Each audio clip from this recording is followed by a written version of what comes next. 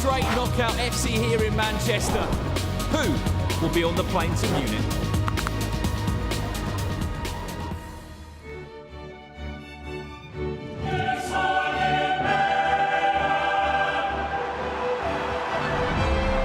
That is truly special.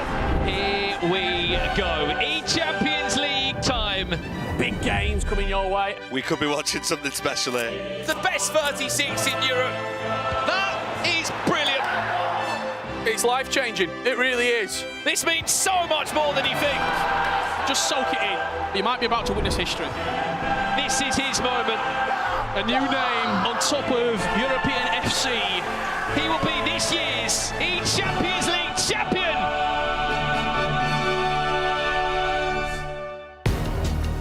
Hello and welcome to the eChampions League. It's the pre-show. It's presented by Justy. And yesterday, 36 players became 24 as we concluded our ECL League phase.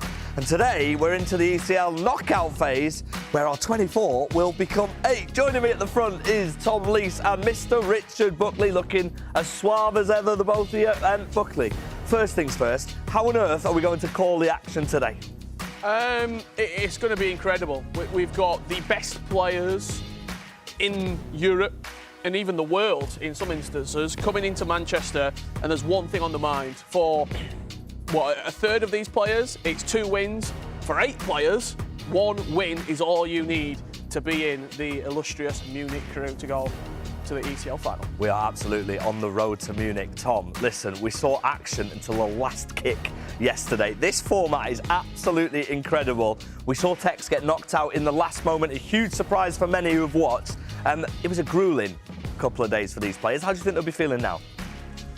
Ready. This is where it really matters. Obviously, we're at 24 at the minute, but it's going to become 8. And I think, yeah, the level's going to go up. You're going to see some unbelievable gameplay today. I mean, when we're looking around this studio and we're seeing all of our players getting ready for this match, it is literally knockout FC now. We are at the point where you cannot afford to lose. Of course, our top 8 from yesterday have already made it through 1 round, so they're 1 win away. But the players that are starting off, they need 2 wins to get to Munich. Yeah, and you're in this really, really fascinating predicament where you've got players like Rosende, who went through on 6 points. You've then also got players who were flying through, thought they'll be in the top 8, and now they've got to recompose themselves. What we're seeing here is some of that top 8, and they look cool because they only know 1 win's enough. They're looking as cool as ever. You know, a lot of them love playing up to the camera. Of course, Anders Vergang, a bit of a shock. He's facing Young today, by the way.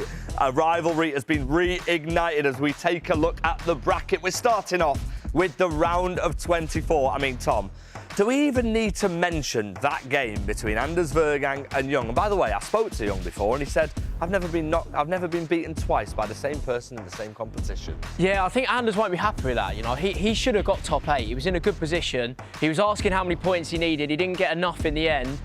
And he's already beat Young. He's done what he needed to do. He's probably thinking, right, I'm over that now. And he's got to go and do it again. I mean, Levy Finn, by the way, he didn't actually lose a game in the ECL League phase. The draws caught up with him and he finds himself out of the top few, which made it to the round of 16.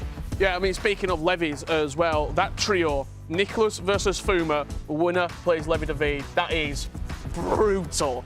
Like, one of 2 of those 3 players aren't going to be making it. That's fascinating. I mean, we're showing the highlights from yesterday, select highlights from different games. Honestly, if we could replay the whole thing again, it would be box office throughout, Tom. Yeah, it would. You see some of the goals there, a nice little recycle. I mean, I think what I like about the players, they're all about attacking. Everyone knows you need to score goals in FC 25 to win games. It's not the kind of game where you can win 1 or 2-0. You have to score 6, 7, 8. And that's what they're going to need to do today. There's no time to be defending. It's all about outscoring your opponents. You've been in this predicament before as a player where you're 1 game away, 1 qualifier away from making the final 8 of the eChampions League. What's that pressure like? I mean, don't remind me, Rich. I lost. Sorry. I lost the game. It is the highest of pressure games. You know, everything you've worked for, all the qualifiers you've gone for. You want that top 8. You want to be the one going to Munich. It was overwhelming for me when I found it. You can see that release of emotion there, how much it means to them. I'll be honest, I struggled with it when it happened to me, but I think you have to step it up, and it's what you've worked all season for. Danny Pitbull, by the way, is in action very soon. He was lying down on his chair. He had his shirt tucked in. He's ready to go. I actually can't wait for extra time and penalties today. Did somebody say just eat? They certainly Right, sorry lad, Shells isn't here. I'm hungry, so I'm about to bring in my takeaway. Taking the Shells roll. Well, yeah, I mean, one of us have got to order it. I mean, if you're watching at home, get yourself a Just Eat. You're going to need it. You're going to be stuck to your sofa. You're going to be watching it. A massive thank you. I am absolutely starving. Thank you very much to Just Eat. we'll get on that later. Yeah, any for us, or are you? I haven't bought you anything. Shells told me not to. Oh, is that how we're all doing it today, yeah? Every man for himself. I'll tell you what, we'll head over to Casey. She's with Levy Finn. Thanks so much, guys. I cannot believe you did not order me any food again, but we'll have to move on. Guys, I am here with Levy Finn. Fantastic league phase over the past 2 days. You went 3-3, but a very difficult route, wasn't it? Yeah, exactly. As you said, I was undefeated, so I'm really proud of my performance. At the end, I didn't get top 8. I'm on the ninth place, just because Allian scored 1 goal more, I think. So it's hard, but that's the format, that's the system. Now I just focus on my game against Resende. And then, yeah, the aim for today, of course, it is to go through the final and go to Munich. Now, talk to me about that last round of games, because us behind the desk, we were stressed. I can't imagine what it was like for you guys playing. You were 1 goal away from being level with Alihan, so it was really close to get into that top 8. But that last round, how stressful was it? It wasn't that stressful because I didn't even know what the result of Allian is. And I was leading 6-5 against RVP until the last attack, I think. So I conceded in the last attack, so I was feeling comfortable to being in the top 8, because I think if I won that, I would be in the top 8 for sure. So it wasn't that stressful because I just tried to focus on my game. And also, like I said, I didn't even know what the result of Allian and Nicolas is. Now, talk to me about today, because you do have Resende in your first game. Are you changing anything in your gameplay? No, I just do like I always try to do. I know he's really good. He's he loses the final in the Spanish league, I think. So he played a fantastic season, I think. But as always, I just try to focus on that game against Resende, try to perform as high as I can, and then I would just of course want to win the game. All right, well, Levy, thank you so much. I'll let you get back to it. Good luck today. Thank you. I believe we caught up with Nicholas 99. Let's check it out. I am Nicolas 99 FC. I'm 25 and I qualified for eChampions League through La Liga finals. That was a tough final because this year we have different and new players, and the level was like a little bit higher. At the end of the day, I won it, so I was so happy that day. I think my performance right now is really good. Last year was okay. I was like 7.5 out of 10, but I think this year I am like 8, almost 9. Nicolas, he's started brilliant. I'm watching Nicolas masterclass again. Nicolas is making it look simple at the moment. That's enough to be in the top 8. I am pressing really well this year with the defense. Also, it's more manual, it's not too automatic, and also I am adapting to the different metas. This is my 5th one. I only wanted only one, but it's because this kind of competition is really tough. To take the win again, I think I need to first play very well, but I think it's just try to do my best because I think the confidence is there and also the level is there. The feeling about winning is I want even more. Hola, hola, hola, welcome everyone to the Knockout Sunday. The thing is, we're on the pre-show, the Just Eat, but I guess the guys have some Just Eat things, because it's always you, Shells. It's funny, FG didn't bring any food for everyone else, but he's complaining at me, but we'll talk about that later. I mean, we'll talk about that later for sure. First things first is Nicolas draft, because the thing with Nicolas, he's always using some kind of different players. So, Shells, take me through it. Yeah, I mean, the thing with Nicolas, he's been one of the best FC players for ever since he's entered the scene, to be honest. And I'm looking at the 2 midfielders, Hullet and Vieira. A combination you don't really see in these latest days of FC, but man, they do the job. Defensively, I don't think you can get a better partnership rather than them two. But on the ball, they're not really the passers, but he's got Harry Kane and Ginola and Beckham with all the passing play styles you need. Harry Kane, I think, is one of the deadly strikers with goal finesse and goal driven, but he's also got silver long ball and silver incisives, which is crazy. Another thing, of course, Gervinho is an interesting pick, but the thing is, I think in the 50, 60 minutes, Rivaldo always comes in, right, Shells? Yeah, I think Gervinho is definitely, he's probably the ball carrier for Nicholas. I think he's very important to get up the pitch, get him into the right areas for his strikers like Harry Kane and David Beckham. David Beckham. David Beckham with goal finesse. Let's see how Nico did, because he's playing now against Fuma. And the thing is, this is a rematch, because they played on Friday. It is a rematch. And on the first day of Fuma, I mean, he had the disappointing day, so he was looking to get revenge. But Nicholas, I mean, it's Fuma going on through with Kaka straight away 1-0. We're going to see that, I think. Fuma heated up yesterday, and I think he has to come with the same energy. And the thing is, Vieira, he's also a great defender, but in that instance... I mean, for Nicholas, Vieira scored a couple headers, so maybe that's the secret trait, Vieira being one of his main goal scorers, but not something we usually see often, but maybe that's the key for his success. Nicolas against Fuma. It's the La Liga FC Pro champion against the E-League 1 champion. Brandon, who's going to bring it home? I mean, that's the question, isn't it? And this is an unbelievable place to start our ECL knockout phase here in Manchester. By the end of play today, we will find out our final 8 that will be heading to Munich on the 28th of May to battle it out for this year's eChampions League trophy. Myself, Brandon Smith, Ryan Pessoa and Richard Buckley will be taking you through this first round of action, which sees 4 games, guys, 4 huge knockout games, but our attention is all on this one here, isn't it, Richard? That's why it's called the Champions League. Hello guys, welcome back to the eChampions League B stream. I am here with the main man, Santu. How are you, my friend? Welcome back, guys. This is very good. This is such a good atmosphere here. I love to be here with you, Shori. Bro, the B stream, we are about to absolutely light it up. Guys, we have got a sensational game here, starting the day off here in the ECL knockout phase. We have got Levy Finn against Resende. Now, this is a really important matchup to tell you guys about at home. The crazy scenes we had to end yesterday, of course, Tex conceding that last-minute goal, which meant Resende kept his place in the tournament. So we've literally got here Levy, who just missed out on making it to the top 8, so you could play straight in that round of 16 matchup to see if you made it to Munich, against Resende, who has snuck in on goal difference, Santu. I mean, we got the first out qualified outside the top 8 and the very first guy in the 23rd position. I mean, if I were Resende saying, oh, I just kicked out Tex. Yeah. I would be like boosted on confidence at high level. Yeah. But at the same time, I know that I'm facing the top 9th. Yes, yes, exactly. And we've got this game kicking off for you guys right now.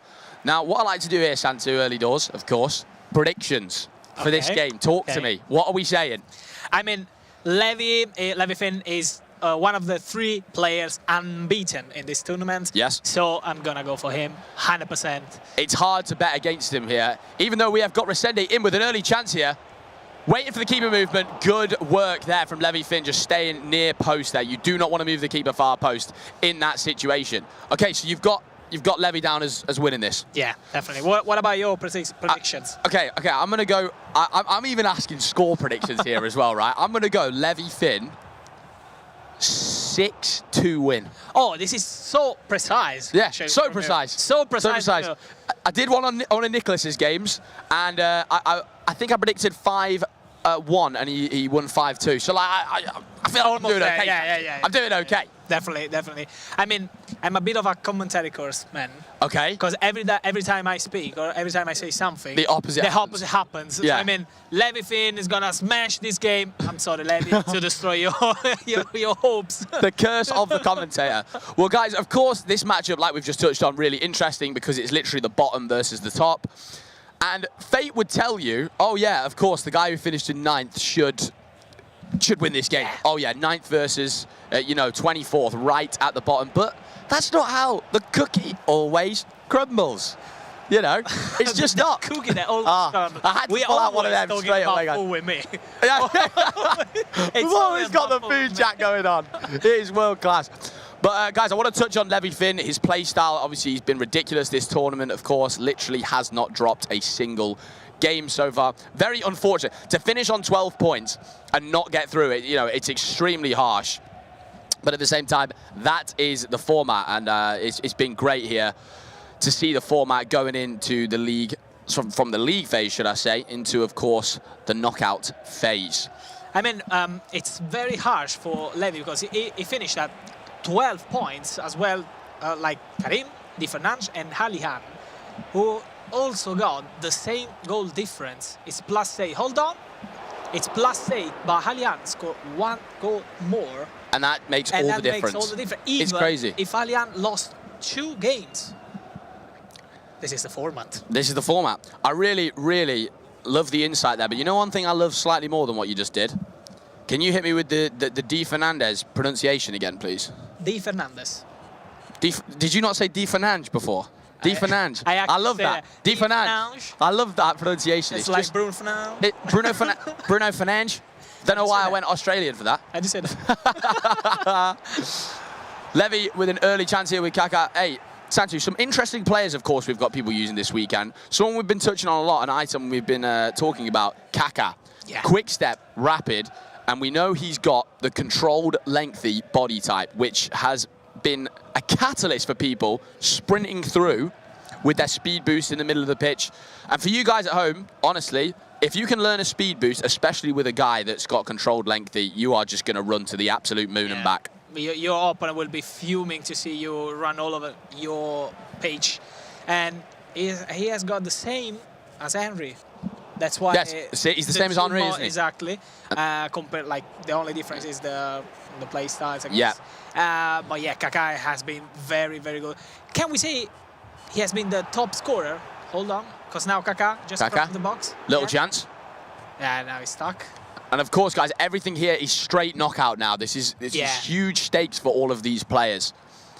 As we see Levy Finn on the edge of the box here. Nice speed boost with Kaká. Marco Levy's shot. It's unreal. Rickard puts it in. This is the first goal of the match for Levy Finn. What a finish. He's trying to recycle that ball every time, but now he's got it. It's fair to say he's taking the bins out today, isn't he? He's doing his recycling. He's doing his work, Levy. Unbelievable start to the game. And a start we kind of predicted, though. Let's be honest. Levy Finn, a man who we are looking as very likely to make the top 8 in Munich in the eChampions League. You, of course, are a pro player. Yep. When you concede a goal in that moment of the game and you press pause, is it just to reset your mind or to do some stuff with your coach or, you know? Yep, absolutely. I think a bit of it all. You take a little pause. I think it's quite responsible to take a pause at times. I think you can sometimes look in the mirror and say, right, if I've not started the game off well, I'm playing a couple passes, I'm rushing a couple passes, driven passes often seem to be the ones where nothing's clicking from the start of the game, that kind of thing. A pause is always good. Yeah, have a little chat with your coach, even if it's just a mental reset that you just need, a little conversation. Sometimes what I like to do is almost not even talk about the game for a second. Like, have a little just breather. How you are. Yeah, just, are you okay? You okay? Yeah, look, listen, it's not the end of the world either way, but the stakes are extremely high. Yeah, of course. The stakes are extremely high, of course. Let's see the Resende's reaction right now, because I felt the start of the game was a bit locked in. Yep. And so we need, maybe this is the thing that will make Resende be more aggressive on game and pace. Absolutely. Now, guys, what to touch on as well, we've got some other games going on, of course, for the start of the round of 24 here today. We've got Nicholas against Fuma, which is another interesting game. Of course, Fuma, who started the first day on an absolute stinker, and I always predicted it, Santu, the whole time, that someone would end up pulling back a crazy streak, and Fuma did so, managed to creep through yesterday. They're drawing 0-0 as we see a free kick going to absolute Africa from Nicholas there. He's just hit that to Rosette. If I'm not wrong, Nicholas has 1 man down. And it's only the 19th minutes of the game. See that? I think you are spot on, Santu. Am I? Nicholas is, I think, guys, Nicholas has 1 man down. Unless our eyes are deceiving the both of us, which would be highly unlikely, I'd like to think. Nicholas has got an early red card in that game, which is absolutely crazy for his chances at making ECL. Oh! This is the equalizer for Resende with a nice shot from the outside of the box from Matthaus. That caught me off guard. That caught me off guard. Oh, I absolutely love it. Crazy. Yeah. What an actual goal. I don't think we were the only ones off guard as well. I have 4 eyes. I tell you something, I definitely have 4 eyes. Look at me. I'm pointing at the glasses here, guys, but it's lovely work from Lothar Matthäus. That was kind of a disguised Stravella there.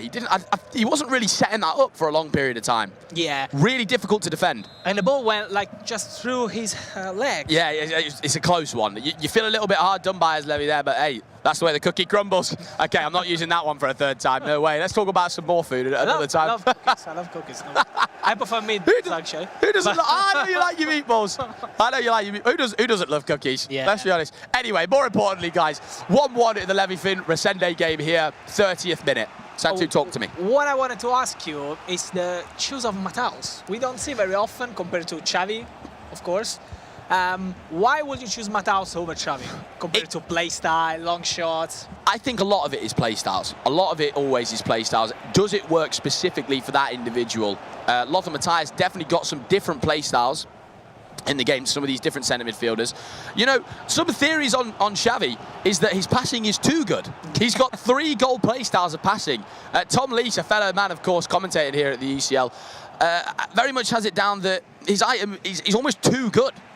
I mean, at passing. When you say too good, it means like it's too much. Yeah, like he'll play a through ball and it's almost too perfect to the point where it's not working, which doesn't really sound like it makes any sense. Maybe we can just blame that on Tom. I mean, I love you, Tom. Because we're not used to that perfection. You know? That kind of perfection. We need Players to having that just a bit. Exactly. Manually. Exactly. And Xavi is too perfect for what we need, actually. For sure. And guys, a little score update around the grounds. Nicholas still 0-0 with Fuma. Ilian Bucci is 2-0 up against Bradley, who of course scored that last-minute goal against Tex yesterday, which was just outrageous. Of course, Levy-Finn Resende 1-1 here. And then we've got Neat versus Danny Pitbull 2-2. So all close games here, other than Ilian Bucci, who, to be fair, has been looking amazing all tournament. A hell of a match, Neat against Danny. Hold it. Because now, hold it. Twisting, turning on the edge of the box. How do you say gullit? Hullet. I'm English. I can't say my pronunciation is absolutely through the roof. I hope it is. I mean, my pronunciation in English is awful. No, you're too harsh on yourself. Resende with a chance for Rivaldo here. Some very, very good defending from Levy there. A couple bounce backs, but hey, that's good concentration from Levy. That is what you like to see. And this is some good attacking. The triggering of the runs is absolutely sensational to see. Your prediction is falling a bit off. It is at the moment. It is at the moment. I mean, and I probably didn't think too much. I always think, guys, these knockout phase games are always so different to the league phase, because the league, people kind of are playing a little bit more free. I've got 6 games to work with here. These games, people have put their safety on a little bit. They're buying another seatbelt and putting 2 on, right? Let's be honest with ourselves. At these stages, the stakes are so high, you know you simply cannot lose the game. You're maybe not trying that extra risky pass going forward a little bit, and that's why you might see a couple more low-scoring games, as I think Nicholas has just gone 1-0 up in his game with a red card. How do you play the whole match at this level with 1 man down? Hold on, because now Regan, but no, yeah. So close. So close. How do you play? With 1 man down mentally, of course, everybody of us play with 1 man down. Sometimes our can play. As we see Levy and Resende very close to getting to half-time here, guys. Yeah, you're right. My prediction was not close at all. 1-1, of course, is not the craziest of halves we've ever seen. But I'm very much thinking someone could get a little goal before half-time here. Kaka. Both just defending each other quite well here. Yeah, I mean, can we say they are not pushing hard in attack? Because they know they could lose a ball possession. Exactly. Could bring that counter-attack. Definitely. Definitely. I think Levy, he's looking composed. He's a composed individual, is Levy. Guys, that will round up the first half finish there. Of course, Resende won, Levy-Finn won. I thought it was going to be a bit more of a blowout at the start. I feel like Levy is obviously tipped as one of the best players, of course, unbeaten in the tournament, as we've touched on many a time. But Resende, he's mentally strong. He's been in the scene for absolute years. Had so many amazing tournament placements. And this is the thing, these players are so good. I don't know how much pressure they even feel. I mean, I don't think it's about pressure. It's about experience, as you've said. Yep. And about on how you approach the match. Yes. Because just to remind, of course, this is the first match of the game, of the day. Of course, if you lose, you're out. Yes. But I don't know if you can give the 100% of you in the first match of the game. Yeah, it's a very difficult thing to do. I think touching on sort of mentality as well, as we see the second half rolling off here. Levy, of course, because he's quite young. Obviously, he's played in a fair few tournaments now. He's still quite young, though. Like, do you think they feel that same pressure? Because, I don't know, as a youngster, I think you're just kind of coming on and saying, I'm just going to go play my game. Whereas maybe when you've been in the scene for a couple more years, even though you've got more experience, you might overthink a little bit more. It's so interesting, the mental side of things that comes into it. And of course, the mentally strong players are the ones who are the top of the top, the best of the best. No matter what happens to them, they're always able to deal with anything that happens. The micro decisions. Yes. You know, that's what makes you That is what makes top all the level. difference.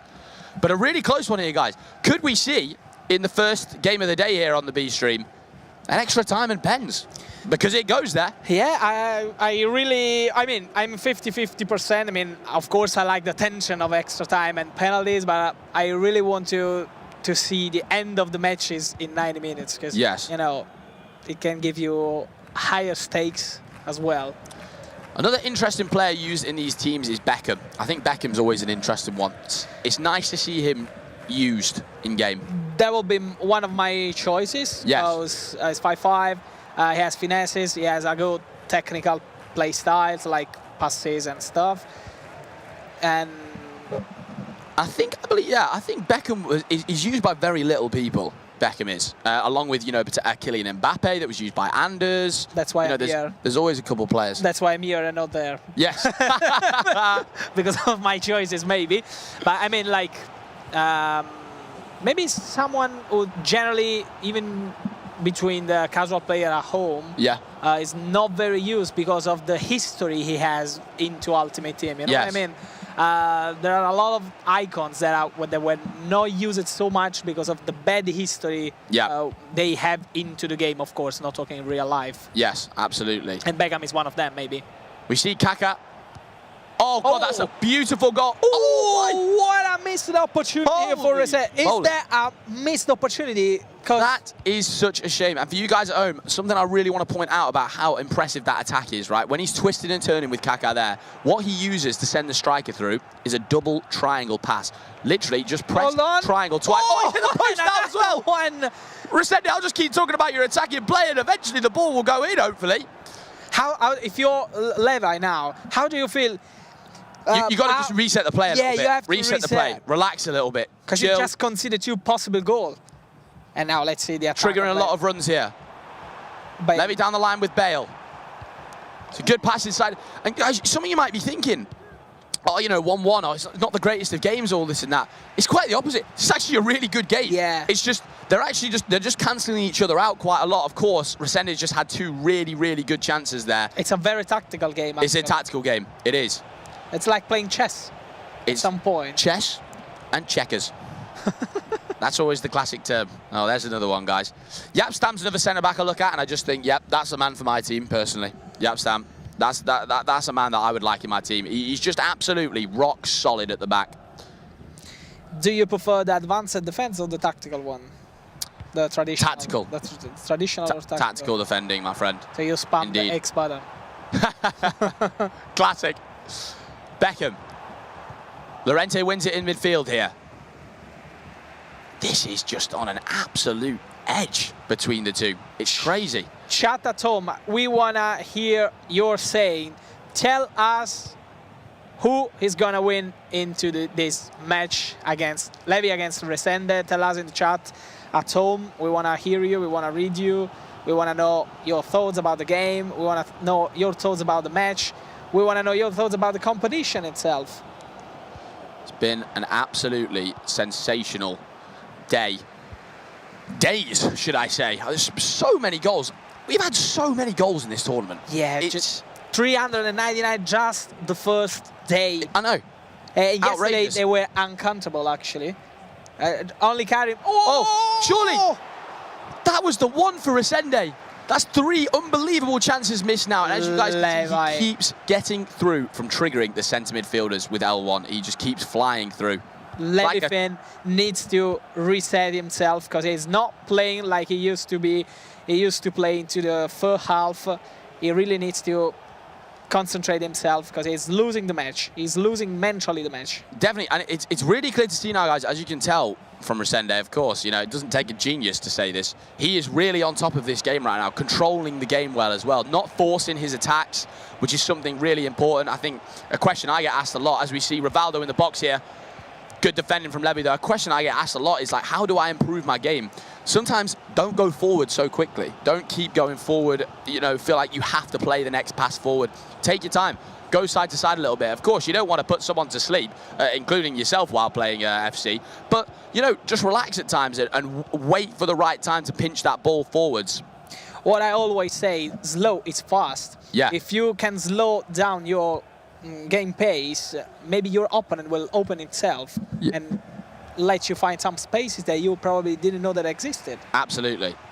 Zambrotta's another interesting choice as well in Resende's team. I don't think he's certainly not the most, like, not in everybody's team.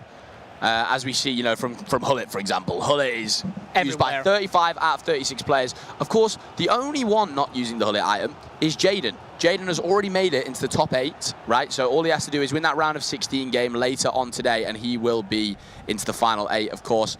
Back to this one here, though. 1-1. It feels like the next goal wins it. It feels like the next goal wins this game. Maybe that's why nobody of the two guys really wanted to push out. No. They are studying each other even at the 75th minute of the game. I think some of my favourite things about FC, though, is I can't call the way that these are going to go. Like, this game, you could have told me this was going to be 6-6 before the game. I'd have said, yeah, I believe you. But not even a chance for a 1-1 at the 75th minute of the game. No way. But it shows the way that the players are cancelling each other out. There's been some really, really good defending on both ends. And I think what I like about a lower scoring game, though, is that when a goal does go in, we're going to see some reaction. Yeah. We're going to see some raw reaction from the guys. I hope to see some raw reaction, maybe a shout out, I don't know, a vamos. A bit of a vamos. A bit of a vamos. I don't mind it at all. Yeah. It's just an interesting game. It's a very interesting game between the two of them. I think what I would say so far is that, someone just needs to let loose a little bit. Yeah. Let loose. But we say that Resende's been great. I think he has been really good attacking-wise. It is. He has been, maybe because he has nothing to lose. Yeah. Could be. Yeah, of course. Levy has been playing maybe slower than we would have thought, Levy. Potentially. Less a little aggressive. bit slow. I mean, he's not an aggressive player, of course. Yes. With aggressive, I mean, more focused on the attack. Maybe has Fuma could be, or Johnny. Yes. We see Johnny out 30 yards, he shoots. Hold on, because now Kaká. Maybe he snatches the shot there. He tried. Really interesting. He tried the driven shot, but he pressed it too much. Too much. No, you're absolutely right. And really interesting to see more from Levy here, guys. He really haven't seen his probably normal attacking play flowing in this game. I don't think he's flowing like a river currently, Santu. No, certainly not. Oh, what a pass here from a nice Kaká. pass into Kaká. Bale with a little bit of space out on the far side here. Some good dribbling, some L1 stopping, but he's just not had the answers. He really hasn't. He's doing too much. He's doing too much. I mean, maybe you... correct me if I'm wrong, at this level, sometimes if you don't find any space, you have to keep it simple. Yes. Just do as simple things as you can. 100%. 100%. And now we really are in territory, guys, of the next goal. You know, throughout the league phase, I could see someone a goal up in the 81st minute and be like, the other guy might go and score 2 and win the game. Right now, the way that these guys are playing, the next goal is going to win this game. God. Thank you very much, Michael Owen. I appreciate that. Rickon, another interesting item that's been used throughout the ECL. Do you like it? Yeah, I do like it. Have you tried it? Playing well. I've not tried it myself, but what I'm watching, I'm liking what I'm seeing. You're gonna do. He's an item I'd like to go and do an SBC. I'd like to go and complete at home. Definitely. I'm expecting a big grand finish here. But also, who is going to complain at some extra time? And who is going to complain at some penalties, guys, here on the B stream? It's just sensational. Do you like extra time and penalties? Playing it, no. Yeah, to be nervous. to watch. To watch, absolutely. Absolutely. It's blockbuster stuff.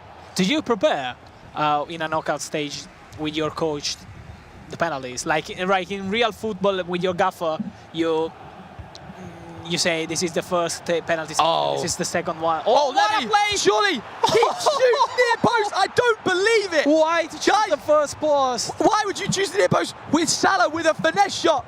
That's my man as well, Mo Salah. I cannot believe it. Actually, he did a finesse shot, but he chose the first pass. Actually, I know that the level is so high of these players during these games. You're always anticipating the keeper movement, but he was through as well. He didn't even have their defender that close to him. Is it a missed chance or a good save from? I think I'm going to call that more of a missed chance than I am. Like, if you move the keeper last second after the person has waited, as we see Levy here. This is the 91st minute here, guys. Kazi got the composure. Levy in. Surely Rickon, one more.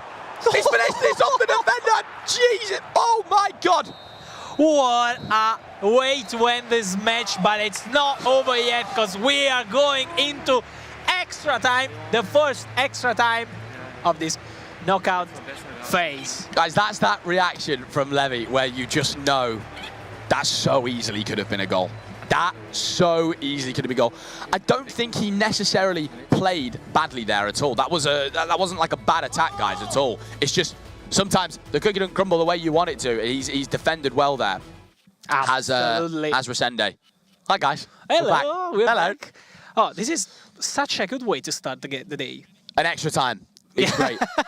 Listen, like I said, I don't enjoy playing it. But you like a bit to watch scared them. extra time. But you like to watch them, yeah. But let's not kid about an extra time winner is the limbs that we need though. Like an extra when you win an extra time, it hits differently.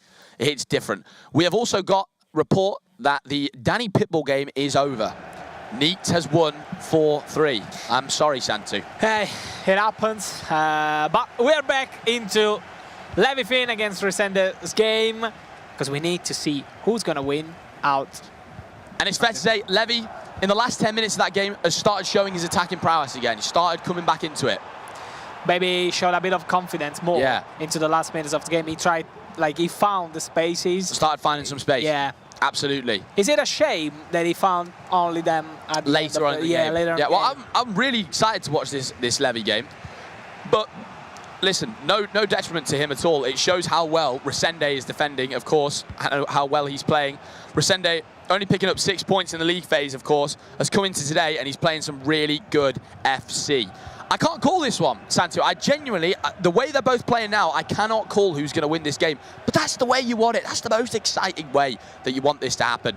I mean, of course, guys at home wanted to see a lot of goals, a lot of actions, but believe me, a game at 1-1 at the 95th minute of the game, it has so much, magical stuff. Yeah, absolutely. Who's got the potion? Yeah. Who's got the potion? That's what I'm asking. Who's got the meatball? Not really, sir. Who's got the meatballs? Who knows? Rickon, a nice through ball played there, but Lucio is sweeping it up at the back. Very, very well. Lucio, a popular choice of player, of course. That item is just a sensational player in the game. As we see Zambrotta dying up the left-hand side here. Now, this is where, of course, guys, we're always looking for that recycle pass. Lorente on the ball here. You always try to search that, I don't want to say cutback, but yeah, of course. You just go with the left back or the left wing or the wingers. Hold on. Hold on. Hold that thought. Kaka. But it's Trivella. Tell you what, if that's a green bean, that's flying into the top bins. Is it? So you keep on searching that kind of ball when you go through the wing. Through the wing, down the line, what a lot of these pros like to do here, guys, in FC. Down the line, don't even run into the box, and some might run into the box, try and play a lock, which is fine, but a lot of the time, run down the line, turn back inside, play that ball into your centre midfielders, and often your strikers open up for that first time pass, which is why a lot of these players at this tournament are enjoying using play styles like pinged pass, tiki-taka, because like punching that ball into your striker is so key, especially with the level of all of these players. We see a Barbo here, that's a goal, and that is lovely. The half drag back pass from Resende there is sumptuous work. It really is. How smooth was that directional nutmeg? How smooth it was. I didn't see that happening. Is that meatballs? Yeah, that is a huge meatball with tomato sauce and a bit of cheese on top of it. But let's see if Levi Finn can keep up the pace and equalize there. I have to say, I was saying next goal wins, of course, in normal time. I think Levi scores here. I really do. Yeah, I think Levi gets a goal here, You're making your mind too many times. No. Keep changing up that prediction, Keep switching it up. It is too easy. It is too easy. Basically, guys, whatever I can do to fit the agenda, No, I'm going off Levy's late chances in that half. I just think I'm loving. From what I've spoke to Levy this weekend, his mentality just seems absolutely ace. So why doubt yourself? Why worry? You've already made it this far into the tournament. Done extremely well to make it through to the knockout phase. But Resende will close out the half here, 2-1 up. And guys, we are 15 minutes away from seeing Resende advance into the next part of the competition, where, of course, he would be in a game to secure his top 8 place. I mean, you know what I'm surprised to look at? The fact that he's one of the 3 unbeaten guy in the tournament, and now he's losing, not creating so many chances, not being an offensive player, even suffering opponent play. Yeah, absolutely. And we said, guys, before the game started, 9th versus 24th. And it's like, well, you back 9th place to win that, of course. Resende 15 minutes away here. Some other scores from around the grounds, guys, as you can see, real quick here, of course. Ilian Bucci looks to have beaten Bradley 6-4. Nicholas Fuma 3-3. That's another very interesting result there with 1 man down. Resende Levi Finn, though, our focus match here on the B stream. Any more twists and turns on the way? I don't think so. Right, I promise you, I will stick with my prediction from what I say now. I think Levy gets a goal back and wins on pens. Wins on pens. Levy gets a goal back and wins on pens. Let's say that if someone else, like any guy who scores, he wins. Okay. So if Levy scores, I like it. I like it. Resende scored, of course he wins. Yeah. 3-1 up. A lot of talk between the coaches going on, between the players here, guys. These are obviously the last moments, probably the last pause that the player's going to have, potentially. You might do 1 extra pause here late into extra time. But this is the last couple of words with you, coach. Are you doing all good mentally, that kind of thing, as we see the second half of extra time begins, guys. If you're now Resende, are you going to try to find another goal or try to keep on ball possession? I think in the back of your mind, you're always just going to keep that ball possession a little bit, but you've got to go for a goal. You get 1 goal here, the game is over. It's literally over. And obviously, Levy in these kind of scenarios is going to have to start overcommitting with players. He's going to have to start running forward, pulling right backs, left backs out of position. Oh, that's outrageous! Oh my sweet! Is that position shooting fault, isn't it? But I need, Santu, I need to see a Trivella there. Guys, that is the situation. Hold L2, shoot, and you will fly to the moon. I'm telling you, you have got to be Trivella, and he might have done, to be fair. He might have, I'm not sure. Hold on, because now Levy, a chance here. Can we see some Levy magic? Henri, speed boost, defender is there, Thuram, and you don't get past that Dream Chasers Thuram item. You simply don't. Talking about the missed opportunity before, oh, hold on, because now Beckham. That's a costly place to lose the ball. Kaka with the finesse. Woo! The keep on, like, he kept on trying to find a driven shot with Kaka, and he keeps on pushing the shot power as too much. With too much power, so that's why maybe the shot went off. Yeah, absolutely. We can see some. And as you can see here, some tactical changes coming in from Levy. who's now, like I said before, he's going to have to commit a ridiculous amount of players forward. Resende taking a real interesting approach, though. Like you said, Santu, oh, is he going to go for another goal? Is he not? He is going for that approach of just ticking down the clock, and I'm telling you, this could come back to bite you. It really could. Cafu. We know. A nice ball over the top. Will he win this header at Barber? That's huge. Right, that's big for Levy. Oh! Nice tactical foul. To call up the pose. Listen, I've got to clap that. Tactical foul given. That's a great tactical foul. I always say, to do the tactical foul, you have to be an artist. You do. You have to be like a painter. Yeah, You know? yeah. All the colours, all the oils. Yeah, it's like, it's an art. It's a proper art. It is Do an art. A tactical foul in the right moment, with the right player. Sometimes players do it so gracefully in game. And guys, if you don't know about the tactical foul, get to know. R1 and X, literally, just hit it with an R1 and X when someone's on the counter-attack. You will absolutely slide that top down, and they'll go fall into the floor. It is a really good tactical piece of play, though, to do, because remember, on a counter-attack, everyone's players absolutely flying forward. You reset your whole team. You get your whole team back into position. Of course, some might say it's a little bit scummy, I guess, but hey, that's football. I mean, it's something that creates skill gap, if I'm not like 100%. So if you can do that, I mean, you can understand what's happening in the game compared to your opponent. Hold on. Tell you something. It's good marking again from Resende, and he gets a little bit more time to tick the clock down here. 117th minute here, late on. Will there be any more drama? Javinho tries to win it high up the pitch. Cafu says, "Get off me!" with a huge ball forward. I don't think he said that. I don't think he said that. Maybe he said something in Spanish. Ah, yes. Yes. You know a lot better than me, to be fair. I don't speak Spanish. Perdóname. Javinho. Could be his last chance here, guys, Levy Finn. He just can't create. He just can't open the door. He's got a free kick, though. Wow, we need to touch on this. Are you shooting? Absolutely, you've got to shoot it. We've got dead ball. You can bend David it like Beckham and dead ball. Bend it like Becks. This is a humongous chance. You do this right, you get some pens. Bang! Ooh! Booth on that far reach plus has clutched up for Resende. One more chance for Levy Finn. This is +1. This is it. This is marbles on the line, ladies and gentlemen. Marquisio, pull it. It's unbelievable. Shot cancel. Oh, my God. And Resende puts it out for a corner, though. He's meant to go for a throw-in. No, this would be drama. He made a huge mistake. He made a huge mistake here. This would be drama. Javinho, one ball. Yeah, Stam. Stam is covering the That's game. it. What a way to win that match. What a way. And let's see his reaction. It says it all.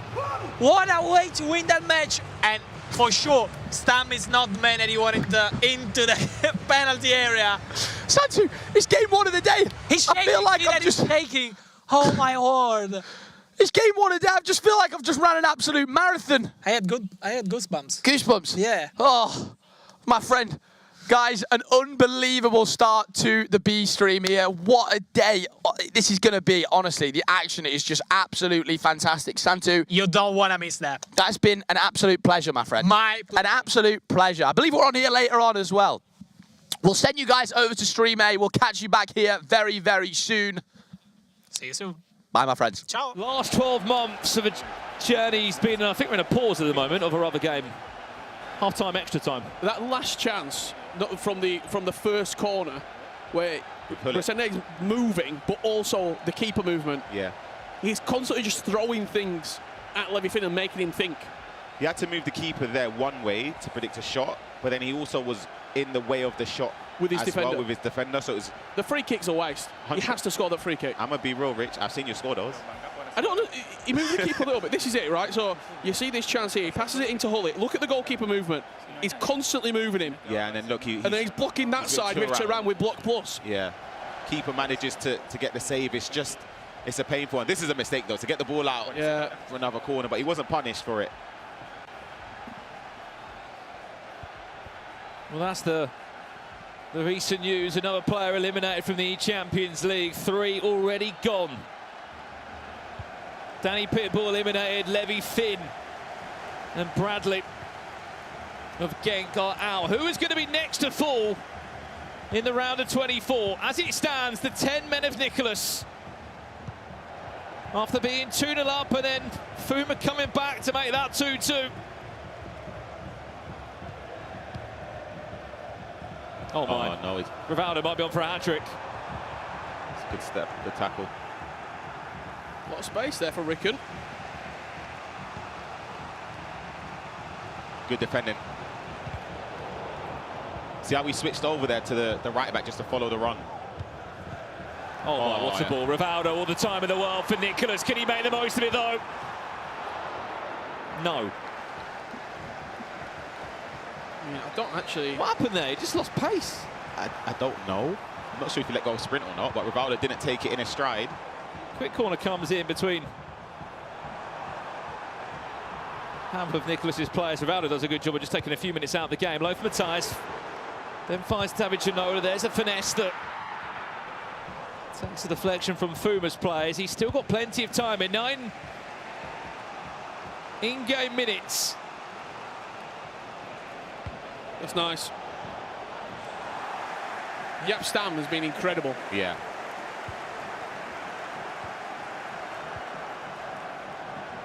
And although we have question marks over him, maybe missing a few important play style pluses. Here's Nicholas again. It's Lucio who's in the way. The player that was actually sent off for Nicholas in the first 11 minutes of this game.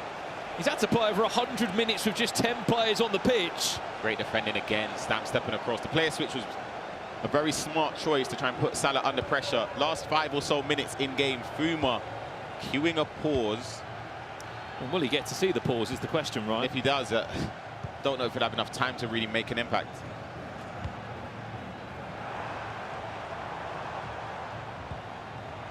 Nicholas doesn't need another goal, just needs to take time out of the game, and he'll be on his way to play Levi de Veerd for a spot in the final 8. This year's eChampions League, dispossessed again, Fuma. How many more times is he going to get possession? Could this be maybe one of the final chances he will pick up the ball? Can he get it right to set us up maybe for extra spot kicks? He had the pass. He had it. He's going to get the subs with an attack. He had that pass, Rich. I don't think he expected the space to open up a little bit. Driven pass into the box could have been an option.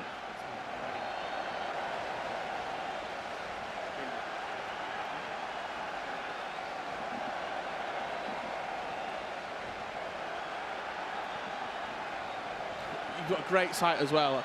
You can see on the stage there, Fuma, just sat opposite, not Nicholas, but like further to the left, his teammate, LJR Peixoto. He don't know what to do. He's playing, and he don't know, he's wanting to watch, he's sort of just lingering around. He's now left off the stage now. That must be awful for him. They were so successful in Paris together at the E-League. Now I might be seeing his teammate and good friend knocked out of the tournament. Here he is now, Fuma. Ricken finds Katka. Just out. Maybe snap at that chance a bit too early. Added time of 1 minute. I mean, we jokes about it, but if there was one player that with 10 players on the pitch for over 110 minutes has seen a result out, he might not have won his last 2 games in the league phase, but Nicholas does enough to send himself into a round of 16. And it feels like we're seeing a bit of a different Nicholas today. Now, you know what? That is a masterclass of a performance from Nicholas. Honestly, to play with 10 men that long against somebody with the attacking prowess as Fuma, I haven't seen Nicholas celebrate. Nicholas won a trophy this year and he didn't celebrate as much as that. Absolutely. Wow. Round of applause to Nicholas, seriously. That means to him to get that over the line. We've got a cracker coming up, Brandon. Oh, we do. I know it's early afternoon, or even early evening, I should say, wherever you're watching from around the world. But guess what's up next? The rematch, the trilogy, you can call it, is Anders Vergang will take on Young for a spot in the round of 16 of the eChampions League. Don't go anywhere. It's up next.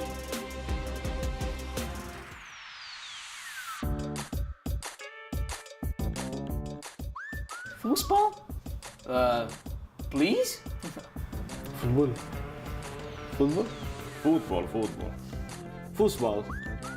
Fußball is football. Munchen. Munich. Munich. München. Monaco. München. Munich. Munich. Yeah. Difficult. Torhüter. I don't know. Goalkeeper. Torhüter. Tournament? First word that came to mind was tortilla. Torhüter. And it's goalkeeper.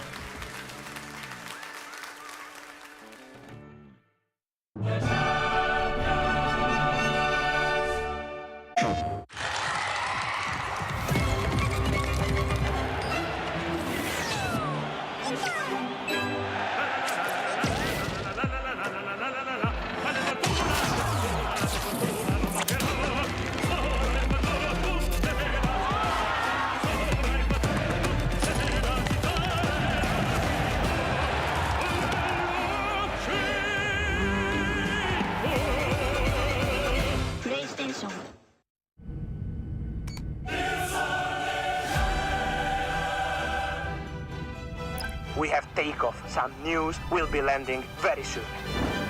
Here we go.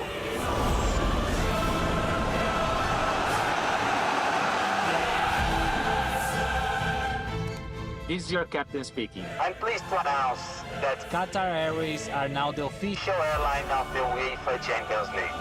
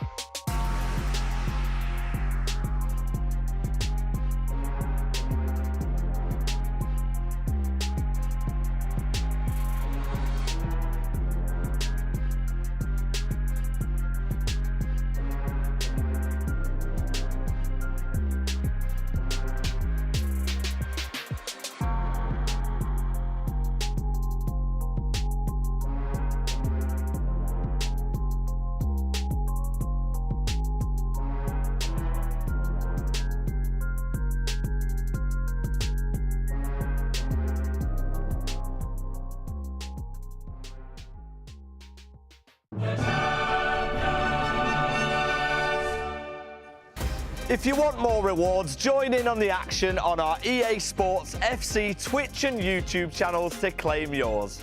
By watching 15 minutes of the ECL knockout phase, you're eligible to receive a 10-match UCL Dream Chaser on loan. Watch an hour and you can claim an 86 x 2 pack. For more information, go to www.fcpro.com.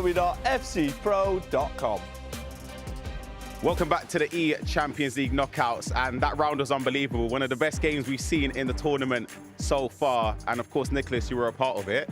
I've got so many questions. I'm going to start off with the red card. Talk to me, what was going through your mind then? I'm so stupid. That was the first thing At least on you my said mind. Yeah, that was a huge mistake. But yeah, at some point it was good because I don't know if when you face a really top player like Puma, you know, you have to play your 100%, but after the red card, I say to myself, like, Nico, now you have to play 200%, and I did it. What was going through your mind when Puma made it 2-2? Were you thinking the worst, or was it more, you have the ability, you've done it before, just keep on going? No, just always thinking positive, like, let's see now and stuff, but no, I was comfortable. I'm going to ask you something. I think I know the answer already. What did you change in that after the red card? Did you change formation, anything, or was it just? I I changed. No, I was playing even the same 4-4-1-1, but yeah, at the beginning was obviously I put another center back, Virgil. Yeah. But at the beginning I played with my striker like false 9. But then in the second half I changed for the cam. So first half was without cam, and then in the second half was without striker. So that was the key for me. Okay, very informative. Of course, you know your match now to qualify for the eChampions League over in Munich. It's up against Levi David, who's one of the best players in the world. You are as well. How are you going to prepare for that game and the moments you have now? Now, let's see. I mean, let's try to think a little bit, because the match before was really intense for me. But yeah, against Levi will be a rematch from the FC Pro Open. He beat me, so that's my rematch. Yeah, for the top 8. So let's see. Yeah, I wish you the best of luck. I'll let you head off and prepare for that game. Let's send it over to the host desk with FG. Thank you very much to Ryan, and a massive congratulations to Nicholas. I mean, he just said it himself, Casey. He made a huge mistake. I mean, what a way to rectify that mistake. I mean, the fact that he was able to win that game with a red card so early on is so impressive. The composure that you need, because the mentality of that, my mind is gone if that happens to me. He was able to stay in this game as we see some of the replays come in. But you see the red card, that could have been game over for a lot of other players. It would have been game over for me, absolutely. Santu, he's through on goal. He's made the tackle. It's a split-second judgment. And when he gets a red card, what are you thinking? You're thinking surely Fuma's going through. I mean, this is the difference between me and them. Of course, that's why I'm here. They are there, and they are top level. You cannot, he said that you cannot be like, let yourself out. You have to keep on point, and you have to win that, because you know that you made a mistake, and you have to keep going on that. Absolutely. Listen, let's take a look, shall we, at the bracket. This is how things stand. We've already lost some players, and a big shock here is a Levi Finn eliminated by Resende. Now, if people have been tuning in all weekend, you'll remember Resende made it through to this stage when Tex conceded his goal in the last kick of the game, Casey. I mean, how's your look, Resende? And what a performance as well. No, he is scraping his way through the entire competition, but it doesn't matter how you got here. He has made it into the round of 16. But crazy, because Levi Finn went undefeated first 2 days, and he is now out of the competition. Now, ladies and gentlemen, we have got an all-timer on the way. We saw it in the first day. Rivalries reignited. Anders versus Young. Right, we've already seen it before. Santu. This is a huge rivalry. We have seen a lot of celebration for both of them. Maybe we will see something else, something more from Anders. We've seen 2 of the celebrations. I mean, I can remember you did one of those on the broadcast on the first day. How do you see this one going? Because 2 absolute heavyweights going against each other. I mean, I believe I was on a story earlier. I said that Anders is making it to the top 8, so I'm going to stick with that one as we see some replays from the last time that they met up this weekend. It was Anders who ended up on top, but he definitely didn't make it easy. Young's trying to stay in this one because it's not just a regular old match. This is a rivalry situation. Lots of celebrations have been seen, but Anders was the one. He knew he could win this one. We'll see if he could do it again. I mean, if you're wondering what the noise is in the background, that's Matty Bonanno, who's also in action, getting himself psyched up, getting himself ready. Look, I mean, I've said it about 100 times this weekend, and I'm not going to stop. UEFA, this new, sort of format is incredible. I love it. I really love it. I'm enjoying it. What a way to start this knockout phase. Listen, it's Anders versus Young. It's the trilogy, shall we call it, and it is coming up very soon. Anders Bergang's about to take on a man who is his arch nemesis. This means a lot to both players, Graham. This one is personal. Young breaks the deadlock. These 2 players, I'm going to go out and say, they don't really get on with each other. And this could be the 4th goal that Anders was waiting for towards Young. He's got no reaction. Young is giving him absolutely nothing. This is the moment we were waiting for. Bergang versus Young. Well, guess what? It's happening all again, but this time It's in the knockout stages of the eChampions League. It's not a group game. It's not a match where they played in the summer of last year. It is a trilogy, though. This is the third time they've Welcome everyone to the Stream B. This is round 2 of the knockout day. As you can see, I'm on my own because Casey is over at the host desk, so she's coming over here, so she'll be here in any second. But we're gonna jump onto the game because we have a beautiful game coming up. I can see Casey just arriving to the match, and we're gonna watch Leandro Peixoto play against Marley, E-League 1 against Premier League. So let's see who's gonna be the one on top. As Casey, as you can see, is just putting her headset on. No, that was a quick run, right? Apologies for the heavy breathing as I had to sprint here, but we're all good. No worries, don't apologize. We have Leandro Peixoto representing Lorient from left to right with that orange shirt. And we have Marley from the Brighton boys representing Brighton, of course, from right to left with the white and blue shirt. And this is basically it, Casey. I'm gonna let you have a second to breathe. Thank you so much. No worries. So I'll keep going. But this is a really good match because Leandro Peixoto has been consistently really good throughout the years, but I feel like he's always just similar to what I was as a player, just one step behind the top players in the world. Ooh, that was great defending. That's the first goal by Mark Marley. As I was just talking about Leandro Peixoto, I wasn't mentioning Marley, but Marley with a lucky rebound, would say, but he makes it 1-0, Rivaldo. Marley, great start to the game here. Marley's an interesting one because he had such a roller coaster of a year last year.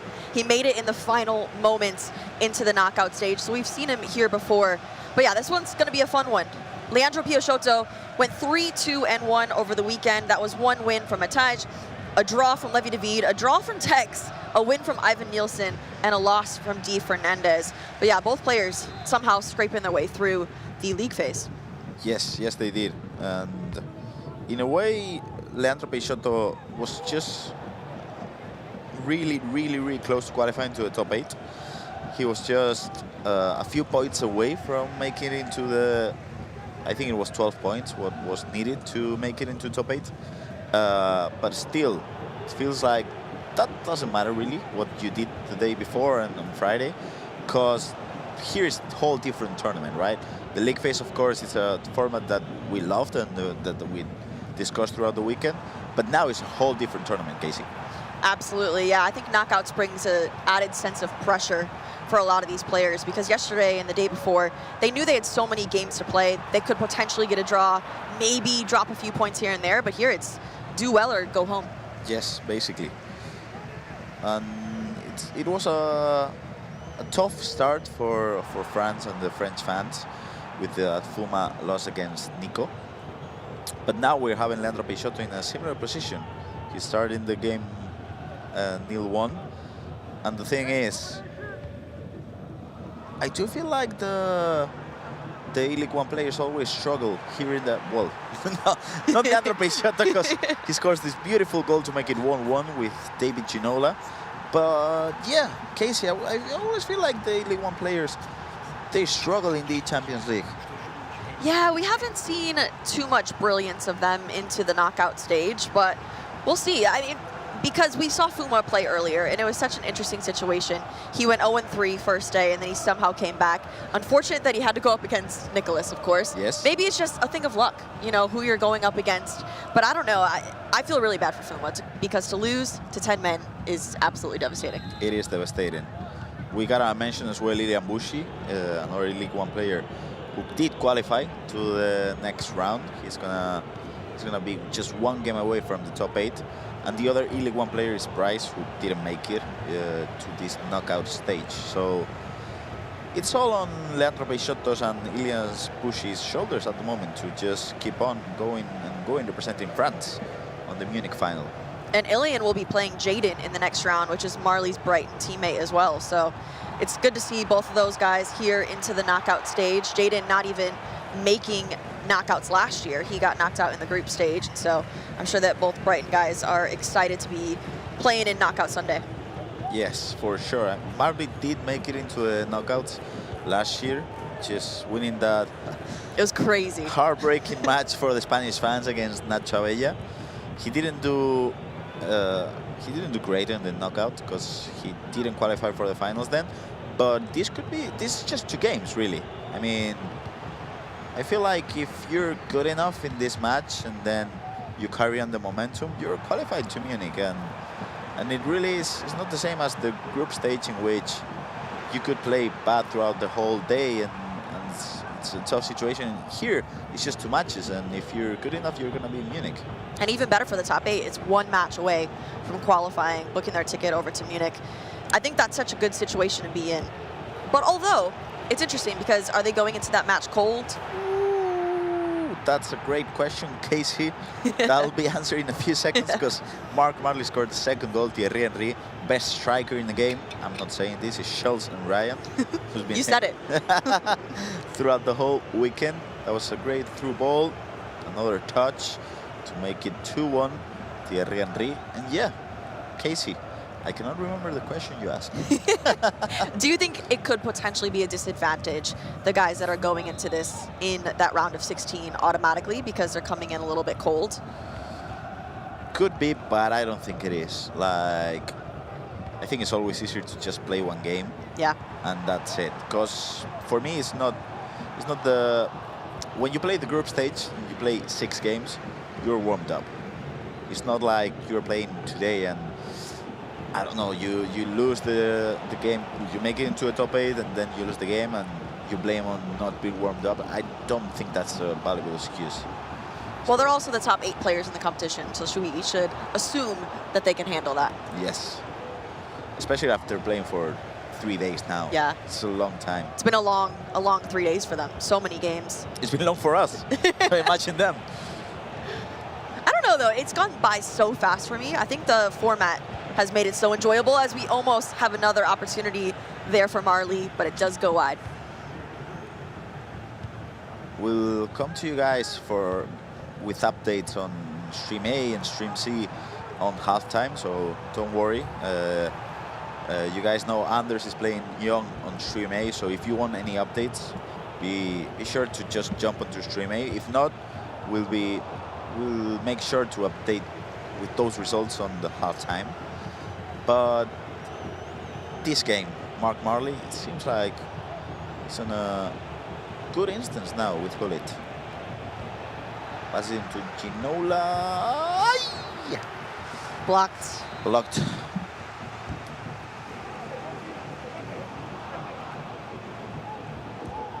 This is a great chance for a counter-attack with Leandro Peixoto. And let's have a look over at... Yeah, we're looking at the chat, everyone over here on YouTube and Stream B. So let us know who you're rooting for in this match. Is it LJR Peixoto or is it Marley? Who is going to win this one? We want to know who you guys are rooting for. We'll be looking for you. I know you have a great Portuguese, so I'm gonna, I'm gonna reply. I'm gonna ask the same question as João Claudio Silva. Qual é a Liga Misteriosa?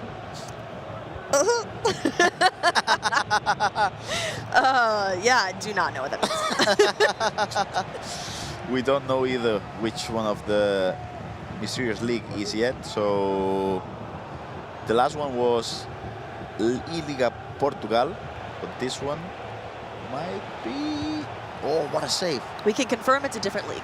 We can confirm it's a different league. Yes. That's all we're going to say now. I'm sure there's probably some hints over on Stream A. Yes, probably. I mean, Brandon loves... He loves a good hint. He loves a good hint. Although I feel like our hint the other day, Friday, was the best. Yes. Yes. And the pastel de nata, yeah, yes. as well. Yeah, that was good. As you can see now, Marley just passing it back to Xavi. He's patient now. He's going for that over the top through ball to make it 3-1. Thierry Henry, the main man, the MVP of the weekend. That's a great goal by Mark Marley. That's kind of the Brighton play, we could call it. They've been doing it for 2 years now. The long over the top through ball to Thierry Henry. To Rivaldo, sorry, who passes it to Thierry Henry to make it 3-1. So strong start from Mark Marley now. And it seems like he's found a great rhythm I feel like we saw a lot of that attacking situation last year where you knock the ball up and then the quick knockdown and then you score. I feel like maybe a little bit less this year. Yes, it's definitely less because that's all both Marley and Jaden did on the EPL. And I don't mean this in a bad way. I meant that they were doing that throughout the whole match and it paid off because they went on to the final. So I think you have to have more variety this year. For sure. I see everyone in the chat. There's a lot of LJRP Shoto fans. And it also is Super Meme's birthday. So happy birthday, Super Meme. Oh, happy birthday. Feliz cumpleaños. Someone in the chat is asking when Johnny is going to be playing. He will be playing the winner of Cristobor versus Bonanno, which is taking place right now. So you have a little bit of time to wait. Yesterday we had so many Johnny fans in the chat. So many. It makes sense. Current ECL champ. And it could be, if Matias Bonanno is able to beat Chris de Boer, it could be same match as the semi-final last year. Right. Which I don't remember if it was 2-1 or 3-2. I know it was. I think it was close. It was a close one with a penalty at the end. Matias Bonanno, he loves this competition, doesn't he? He does. No, we love Matias Bonanno in this competition. It's always great to be seeing him compete. He's done super well in the past. I feel like he struggled though a bit in the league phase. It wasn't as easy as he would have thought it was. He did. The day one was good for him. 6 points out of 9 was really good, but then that Levy match, I think it messed with him. It was a tough defeat. I do think he expected a win that match, and it's a tough one. It goes to show though that with so many matches being played, you can't let one affect you. The mentality has to stay perfectly in tune if you want to stay in the rest of the matches. Yes, for sure, Casey. As we have the official whistle of the referee, 3-1 half-time to Mark Marley, and wow, the Brighton boys, they're turning it up. Yeah, no, they're absolutely turning it up. Marley looking fantastic. I feel like he easily could have scored another goal in that situation, but yeah, very, very impressed. Let's look at some of the scores from some of these other matches Down here. below. All right, let's see. So we got Cristobor winning against Matias Bonanno 4-3. So they play Johnny, whoever wins that one. Obviously, we are watching LJRP Shoto and Marley. Anders currently beating Young, but I believe Young was winning that match. Yes, so he Anders was. has come back. It was 1-0, I think, 1-1, 2-1 to Young. That's a comeback from Anders. And the last game of the day, RBP Legend against Lukonewa, which Lukonewa is winning 2-1. And that will be, if Lukonewa is able to keep this result, he will play Samu Gamer. And I think that's the first time that we're going to see two players from the same league playing against each other. The rest of the bracket, Leandro Peixoto and Marley, the game you guys are watching here on Stream B, the winner of that match is going to play against Karimis Pak. Any surprises out of those scores? I thought Leandro Peixoto was going to win this match. But I do think Marley is playing better now. I agree. I'm a bit surprised by that Bonanno scoreline as well. I would have anticipated him to be winning in that match as well. Yes, but I don't know. Bonanno struggled yesterday, and it's kind of, I think that he always has those key matches, for example, against Levy, against Manu Mashor, against the Team Bullet guys, actually. He always has those key matches. If he's able to win those, he goes on and on and on to top 8, top 4, top 2. But if he doesn't win those, he struggles. I don't know if it's something about the confidence. I don't know if it's the mystica he always talks about, but there's always something. No, he's an interesting one. I love his routine that he has before all of his matches. Did you have any sort of routine before you started off? Loads of them. Yeah? What were those? So the worst one I'd say is that, of course, the teams they'll give you, I don't know, probably like 6, 7 shirts, so you can play with those.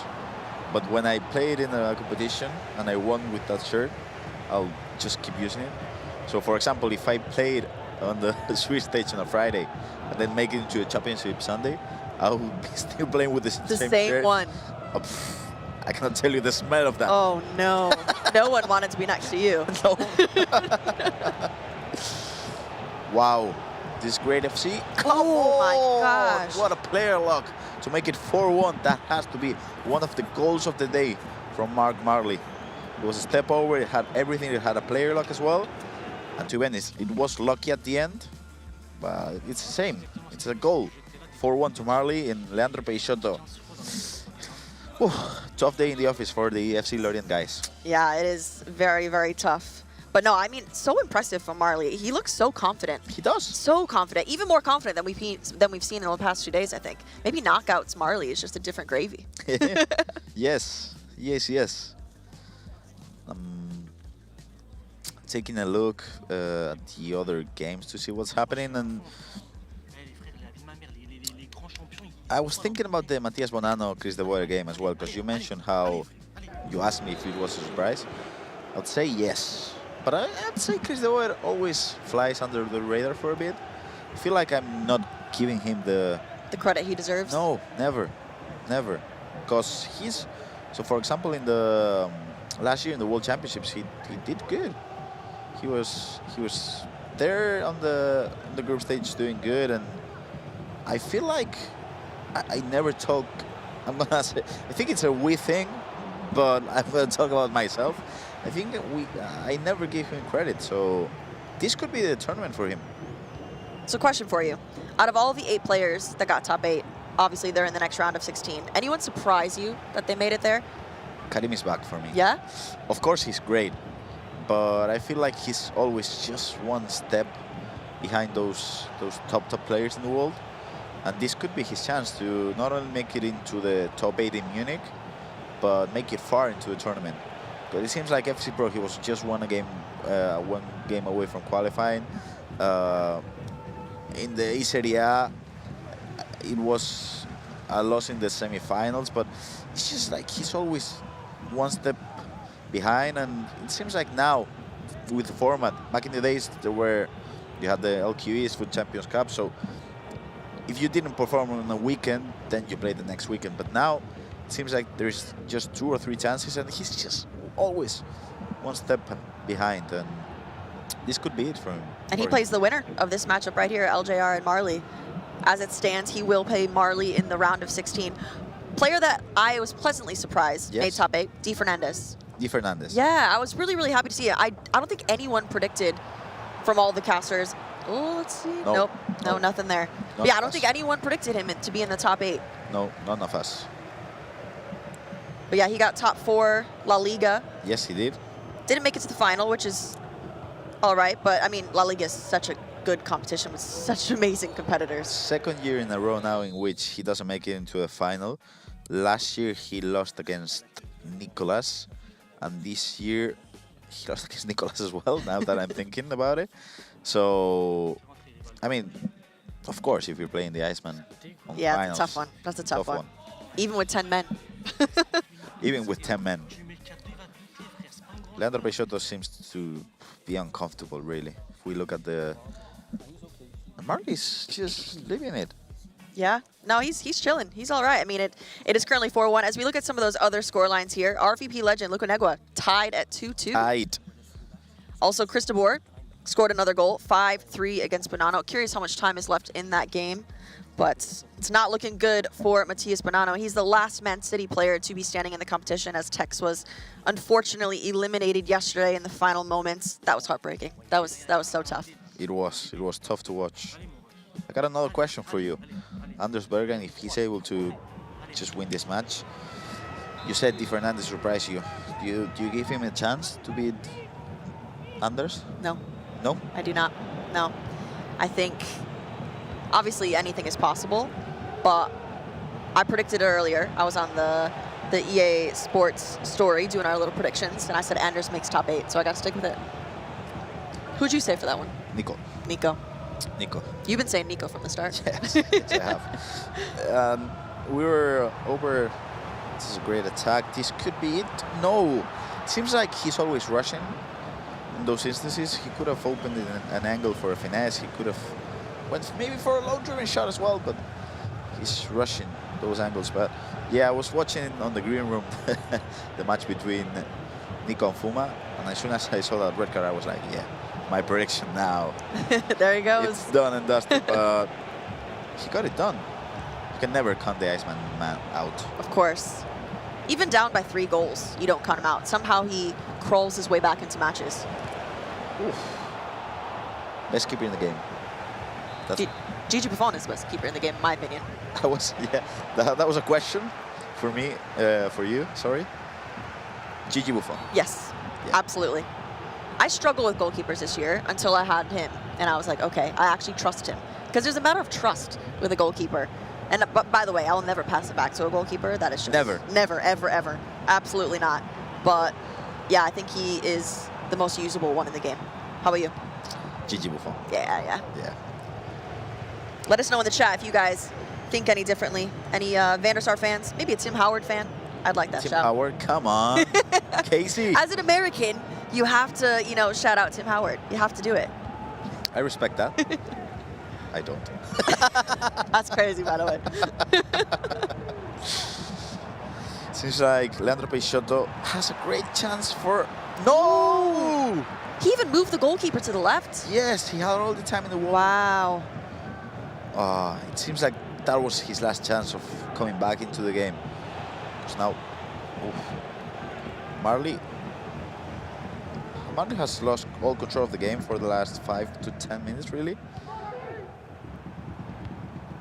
But still, I do feel like 15. I don't know if it's enough time. He needs to score right now if it's going to be in it. No. I feel like he's hesitating a bit. He is. I mean, of course, if you're missing those big chances, you're second guessing yourself. Yeah. Great ball. Oh, I can't get to it. Yeah, but it seems like this game, of course, a comeback could be possible. But unlikely. Unlikely. This is, I mean, we've all felt this in a way, in which you're playing a Foot Champs game, for example. You're playing similar to your opponent, but when he gets into the box, he scores, and you, maybe, I don't know, you're second guessing, you don't got the timing right, something. And I feel like this is something we can all relate to, really. I've been looking at both screens here, and we do have some updates in the other games. It is 5-5 for Cristobal versus Bonanno. Bonanno is officially back into it, and RVP Legend has gone up 3-2 against Luca Negua as well, so some changes over there. Oof.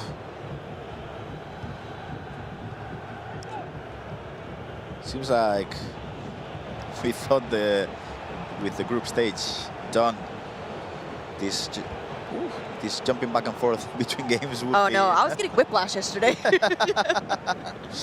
It was fun though. It was. I love this format. It is so enjoyable to watch. This could be Leandro Peixoto's last chance now to make it into the game, but it seems like this is going to be it. Marley's going to be able to keep the ball for 10 minutes now. Of course, Leandro Peixoto can score 1 or 2, but even if he's able to do that, he's not going to be... He's not going to have time to just make it into the next round. As he takes the headset off, he knows. You can see the frustration you get, because he knows, you know, I know. The game is done.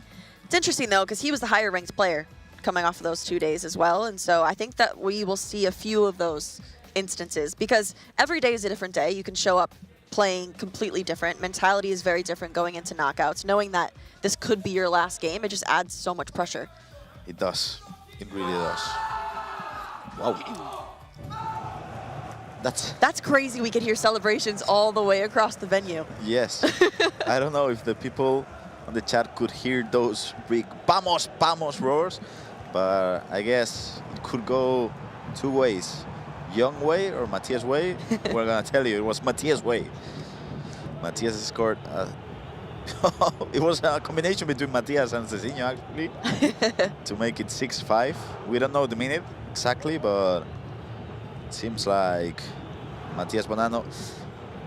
There's something about Championship Sunday, Matias Bonanno. No, it is definitely a very special event for Bonanno. It's funny you say though that it could have been either Bonanno or Young, because these last 2 days, Johnny, who speaks German, has been saying Vamos. So you never know who will throw a Vamos celebration in there. We're finished here on Stream B because Mark Marley just finished the game 4-1. We could see Leandro Peixoto and Diogo Peixoto, both the Peixoto brothers, standing up. So the game is done. That's it, Casey. Yeah, that is officially it. Mark Marley going through to the round of 16. I mean, yeah, I think he was dominant that entire game, but commiserations over to LJR Piasciotto. He had a good run. Very, very good first 2 days. And we'll see him on the World Championships. So his season is not over yet. Absolutely. But thanks so much to everyone over here on YouTube for tuning in. I've enjoyed seeing everyone in the chat, but do not go anywhere because there are more games right around the corner. We'll see you then.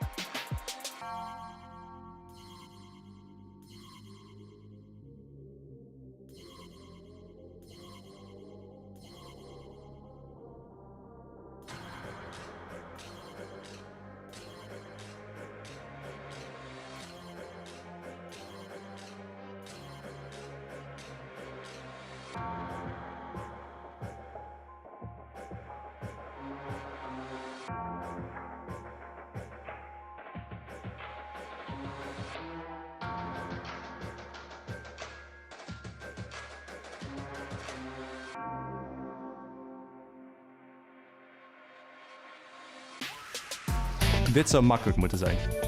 There are 2 base hero items from this league in Ultimate Team. That's difficult. 10 Ultimate Team icons made their name in this league.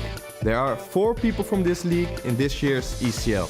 And I am the current champion.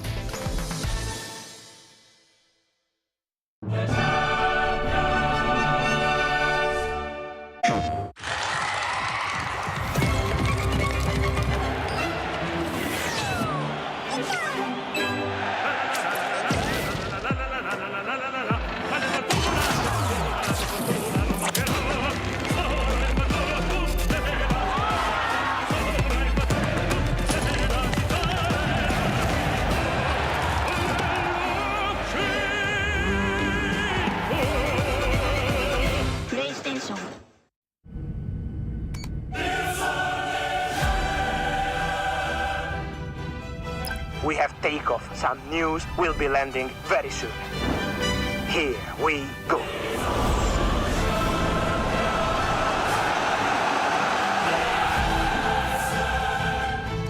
This is your captain speaking. I'm pleased to announce that Qatar Airways are now the official airline of the UEFA Champions League.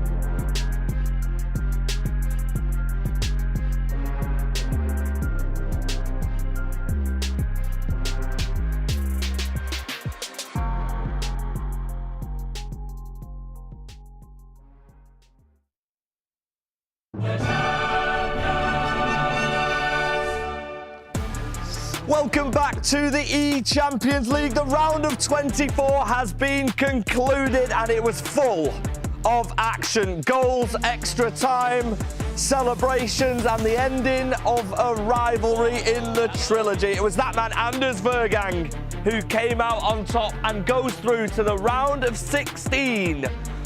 One more game for these players and they will book their flights to Munich for the eChampions League finals. There were celebrations, as you can see. The game meant so much to so many players. There was no handshake. There was a lot of goals, a lot of action, and the man who commentated over absolutely every moment, well, both of you did actually. And we'll go to you first, Brandon. The ending of a rivalry now? I think it's got to be, hasn't it, that they played twice here, and as much as they didn't shake hands there, I can see from Young's side he wasn't happy with the multiple celebrations that were coming at him. You have to say rivalry done there. They played twice in the Champions League. He beat him both times. He is out, but the game that I think me and Shuri most definitely enjoyed a little bit more was that Matthias Banana-Cristobal game. I mean, 15 goals in it. When you're going back and forward in a game like that, you don't even celebrate the goals that much because you just think, well, there's going to be another. Chris is sure about that? Because Matthias Banana went a bit Well, mental. Matthias is correct, actually. Chris de Boer, on the other hand, he scores 87. He's just like, yeah, it's just another goal in the game. And it seemed like just another day in the office in the eChampions League for our commentators as we saw the results previously. And this is the round of 16. We have got our final 16 in the eChampions League. I mean, Mark Marley as well. He joins his Brighton and Hove Albion teammate Jayden in the round of 16. I mean, we've got some amazing highlights to show you guys, and we'll kick things off with this game. RVP legend made it through as well. He did, and look, I think it was a game that we didn't really get to catch much of, but we caught the ending to it. 3-2 in the 88th minute for RVP legend.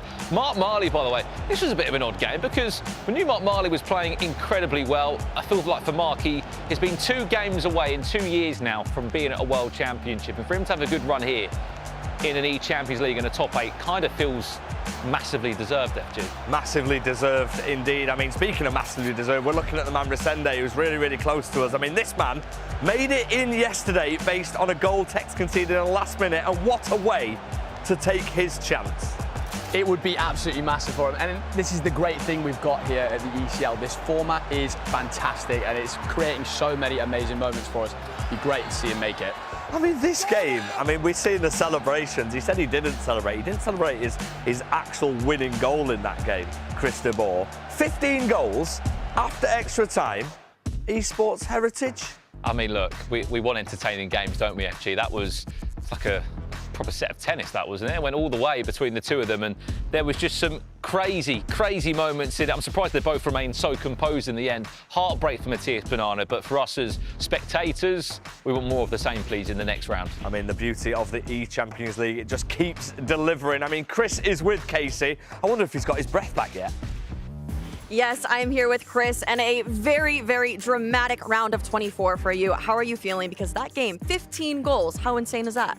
I feel mostly relieved. During the game, of course, it went both ways every time, and I was really nervous at the start. I made a big mistake, went 1-0 down. I was looking at my coach like, oh.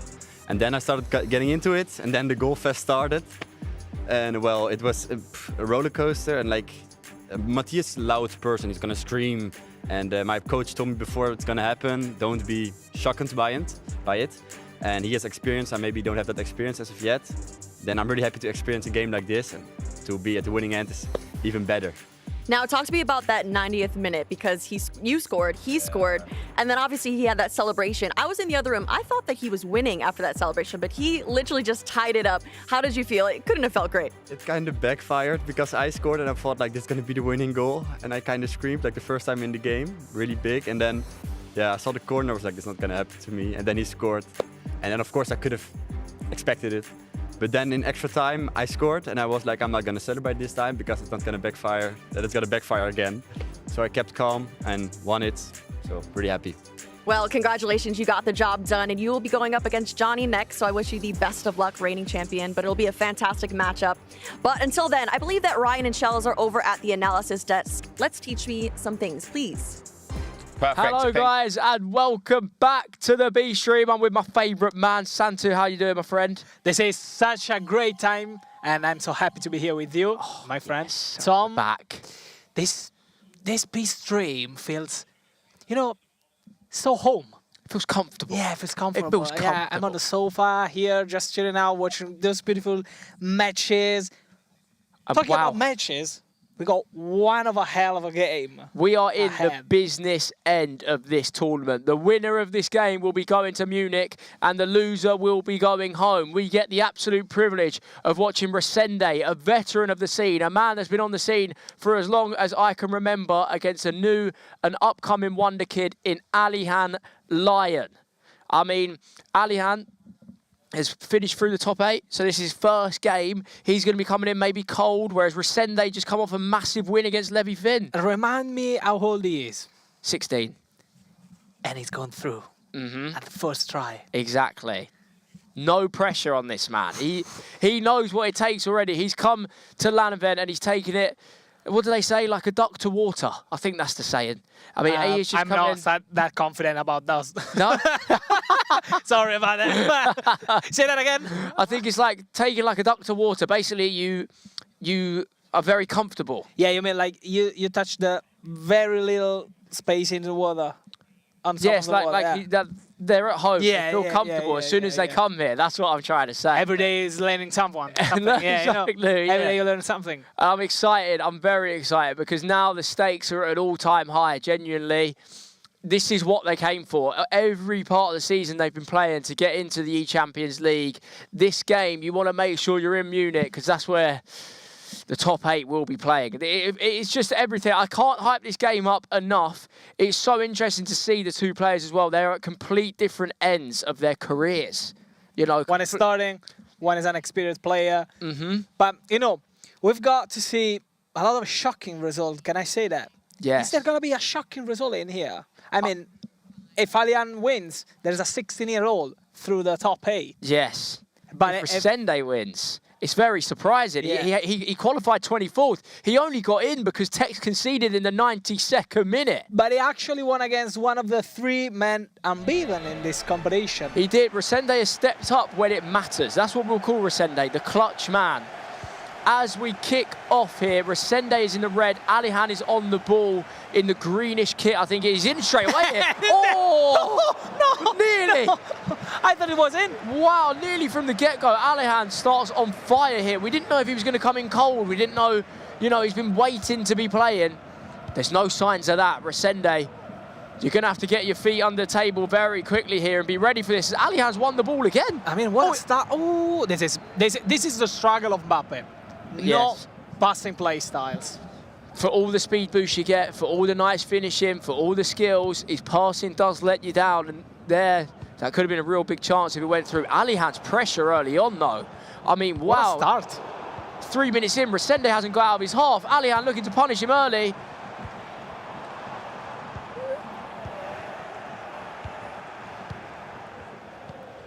And we see Resende now coming forward. Yapstam, he's been an absolute rock for people playing him. We see Alihan using that Xavi and Hullet combination we've seen so many times. It's a great through ball.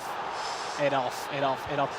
Actually, when you start a game like that, speaking about Resende, does your confidence go so low?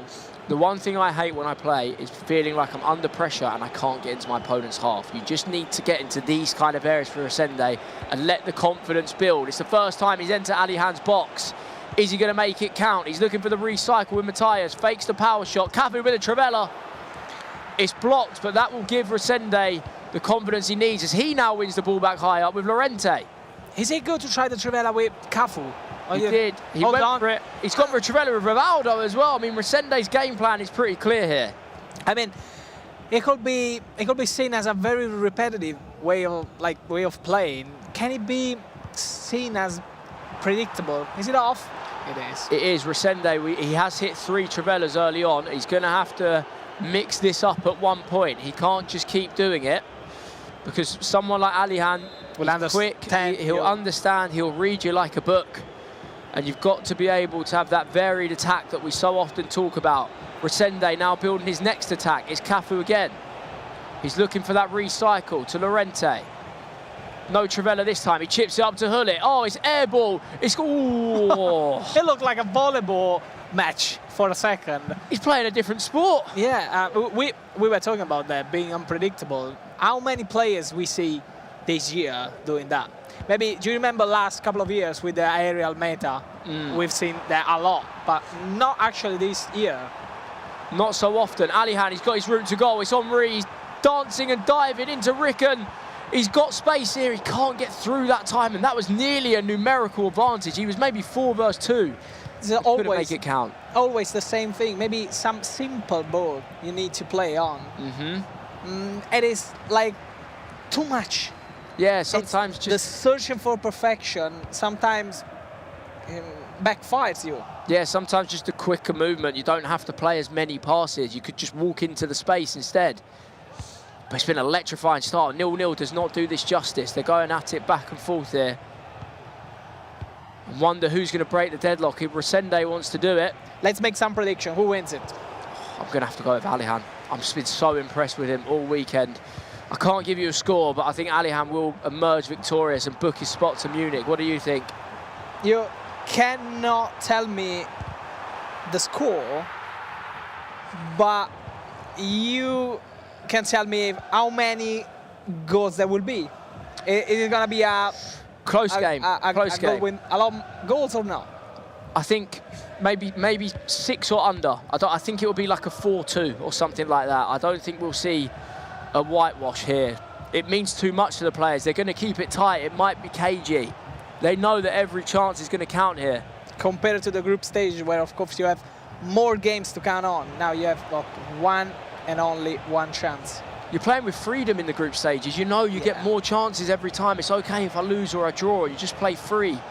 Now it's crunch time. It's crunch time. I love that. You like that one? Yeah. You like it. I'm teaching you all the time. I teach you with meatballs this morning and yesterday, so... We're learning together, my friend. About food. As Alihan is looking to break the deadlock and score a meatball of his own. Ricken into Hullet. He recycles into Mbappe. Mbappe with a shot cancel. Why don't you shoot there? Just shoot, mate. Come on, Alihan. Just press the button. He's just overplaying ever so slightly. Everything has been perfect in the build-up until that final pass. I mean, why don't these guys shoot? I know, of course, I don't want to teach their job, of course. I'm not here for that. But why don't you just shoot? Maybe it goes through. If he doesn't, at least you shoot. He's got another chance to shoot this time. Ricken, Hullet. He's gone for it. He's gone for it. It's been blocked, but Alihan is learning. Why you shoot from there instead of shooting inside the box with Mbappe? Maybe starting to doubt himself in attack, but the important thing is he's creating attacks. Alihan is getting where he wants in this game. The areas you need to be in, these kind of positions where Xavi and Hullet, they can make something happen. It's Ricken into Mbappe. See that? See that? This is the first goal of the match. See what I see. Just shoot it. Just shoot it. You're gonna score. You got Mbappe, not a goal. He's listening. Yeah. He's listening. He might be able to hear us. He's definitely watching our B stream. He is. Definitely he's watching our B stream on his left monitor, of course, 100%. Maybe that's what he's got in his headset, eh? Yeah, Anil, Alian, just breathe if you're watching the B stream. Yeah, it's definitely. There you go. Yeah, there you go. Very, very good start for Alian, applying that pressure. Left-footed finesse from Mbappe, timed green as well. This is something about Alian's gameplay, very similar to Anders. They are mechanical machines. Every timing is perfect. They go forward so quickly. It's attack after attack after attack, green timing after green timing, and it pays off. Resende just taking it slow here because, yeah, you don't want to let Alihan build up ahead of steam. Can we say that is the new generation of players where mechs are just overwhelming every day, every match? They are just so sharp, so quick, so decisive. They all have a very distinct play style. It's very easy to see the younger generation coming through. I mean, Alihan... I mean, we're not old. I feel old. Of course we're not. He's 16. I'm 10 years older than him. He makes me feel old. But I think Alihan is probably the first pro that's come through after Anders, you know, the Anders blueprint of attack, attack, attack. Alihan has taken that into his stride and doing it himself, and it makes for some serious entertainment. How much of a tactical game this could be, looking at the score sheet now? I think Resende has to make it a tactical battle. He can't go attack for attack with Alihan. He's going to have to upset the rhythm somewhere. And that's where his tactics will play a big part as Hullet goes for a power shot fake. Llorente's building on the edge of the box. Alihan's player switching so good in there. No mistakes. But he hasn't been able to win the ball back yet. Rivaldo, an item we've seen a hell of a lot this weekend. Yeah, for Trivelas. But again, no way through. The Alihan player switch, and every time Resende passes it, he's just there waiting to eat him up. And now looking to counter-attack. He doesn't waste any time. The ball goes forward, and it goes forward quickly. Llorente's got him behind Zambrotta at the back post. Alihan recycling. He's going to get that to the edge of the box. It's Xavi into Hullet. I can see it already. Yeah, it is. There it is. There it is. Oh! Is it good defending or a missed chance? Maybe a bit unfortunate, Alihan. Maybe the pass there. I mean, you can tell by the way Alihan attacks, it's very similar patterns of play. He goes forward and he goes forward quickly. He then comes out wide and brings it back inside every time. Xavi and Hullet are working overtime in that midfield for Alihan. And I'm sure if he keeps getting them spaces, that next attack is going to work. But Resende's looking to bring something back with Kaka. Tries the double triangle through ball that we've started to see be a real feature in FC 25. But doesn't work in Resende's favour here. How good is the double top? I mean, it's something I've picked up recently, yeah. Just sometimes he can just bounce over the centre-back's legs. Maybe Alihan needs one of them because he keeps passing it into the centre-back. Maybe Alihan, if he drops a little double X or a double Y and a bounce through ball, it could be what he's missing, but there's space to run into for Resende. And again, I asked that to Shori this morning, the choose of Mataus over Xavi. How do you like that compared to the Spanish ad? For me, I had to pick Xavi. If it was me, I can see Matthias use. I think Xavi's passing you cannot miss out on. He's so good. First time, long balls, through balls, any kind of pass with Xavi, you just know it's going to work. Because Resende's through. It's Ricken! And again! Oh, what a save! Buffon! I didn't expect that, actually. Very, very surprising. We thought Resende was going to equalise. But Buffon had other ideas. Alihan's giving it back. Is Buffon the best keeper in the game so far? Yeah, I mean, from what I watched in the last game, it can't be Howard. Matthias Howard had a really, really bad error to make it 7-7, I think. So I'm going to go with Buffon. I do also like Yashin. I like Yashin, but I think Buffon right now... No Van der Sar, because he has been one of a hell of a legacy. He has. Van der Sar has been the selection, but maybe this is the first title in a while that Van der Sar hasn't been everyone's #1 choice. As Resende, he's got to make sure he plays for last attack here. You don't lose it now. There's +1 on the board. Rickon, the SBC item that we see so often. As Resende is now recycling. A lot of tiki-taka around the box. But Alihan, again, the player switching has been superb in there. Last attack, last chance. He needs to go through. He needs to be quick. And there he goes. Oh! And there it is, the equalizer from Kaká. Ricardo Isaacson dos Santos later. What a finesse and what a build-up. We see why he's used now. We were doubting it at the start of the weekend. Why is Kaká's everyone's striker? The finesse, the 5-star, 5-star means in these important moments, he can turn and get his shot off instantly, which is what he does. And Resende finds an equaliser just on half-time. That is exactly what the doctor ordered. And we will be going in at 1 apiece. This has been such a good build-up, and we are not used to see Kaká as a striker, of course, because he used to be a cam in the real world. This has been such a great impact for him. Oh, it's been amazing for a lot of players. I didn't expect that, actually. I think if you look at the best players across the weekend, Kaká probably is in the top 3, you know. He's been unbelievable. I mean, I think we all just need to take a breath here, because that has been a crazy half. Alihan had a lot of half chances. There was a lot of times he was around the box, and you're thinking, go on, you've got one more pass. He couldn't find it. And Resende, he's kept it tight, he's defended well, and he's got his goal at the end of the half. I mean, he won't be complaining. I don't think... It's been a fairly even game. Maybe Alihan's been slightly on top, but 1-1 is probably a little bit fair, if you ask me. And, yeah, as we said, I predicted a low-scoring game. It's only 1-1 so far. Yeah, exactly. We gotta see a nice second half. One of the players has to step up, and I really think that Alihan, looking at his face, really wants to keep up the pace and keep on going, keep on attacking. He found a lot of spaces, and let's jump again into the second half already. Yeah, is the old-headed experience going to pay off for Resende, or is Alihan's fearlessness? He doesn't care who he's playing. What is going to prevail in this second half? We've got 45 minutes left. Remember, whoever wins this books their flight to Munich. And you're going to see some serious celebrations from whoever does it. But Resende, I want to see celebrations. Looking to punish him. Kaká, oh, he went for the low driven. I thought it was like a pass. It looked like it. It looked like a pass. And then passed it to the keeper. He won a corner. You're not going to complain at that, are you? Absolutely. But Resende really using the wide areas to his advantage, you know. He baits Alihan well. See that use of Matthias for power shot and cancel power shot. Is it a good choice? I mean, if a power shot goes in, it's still a power shot.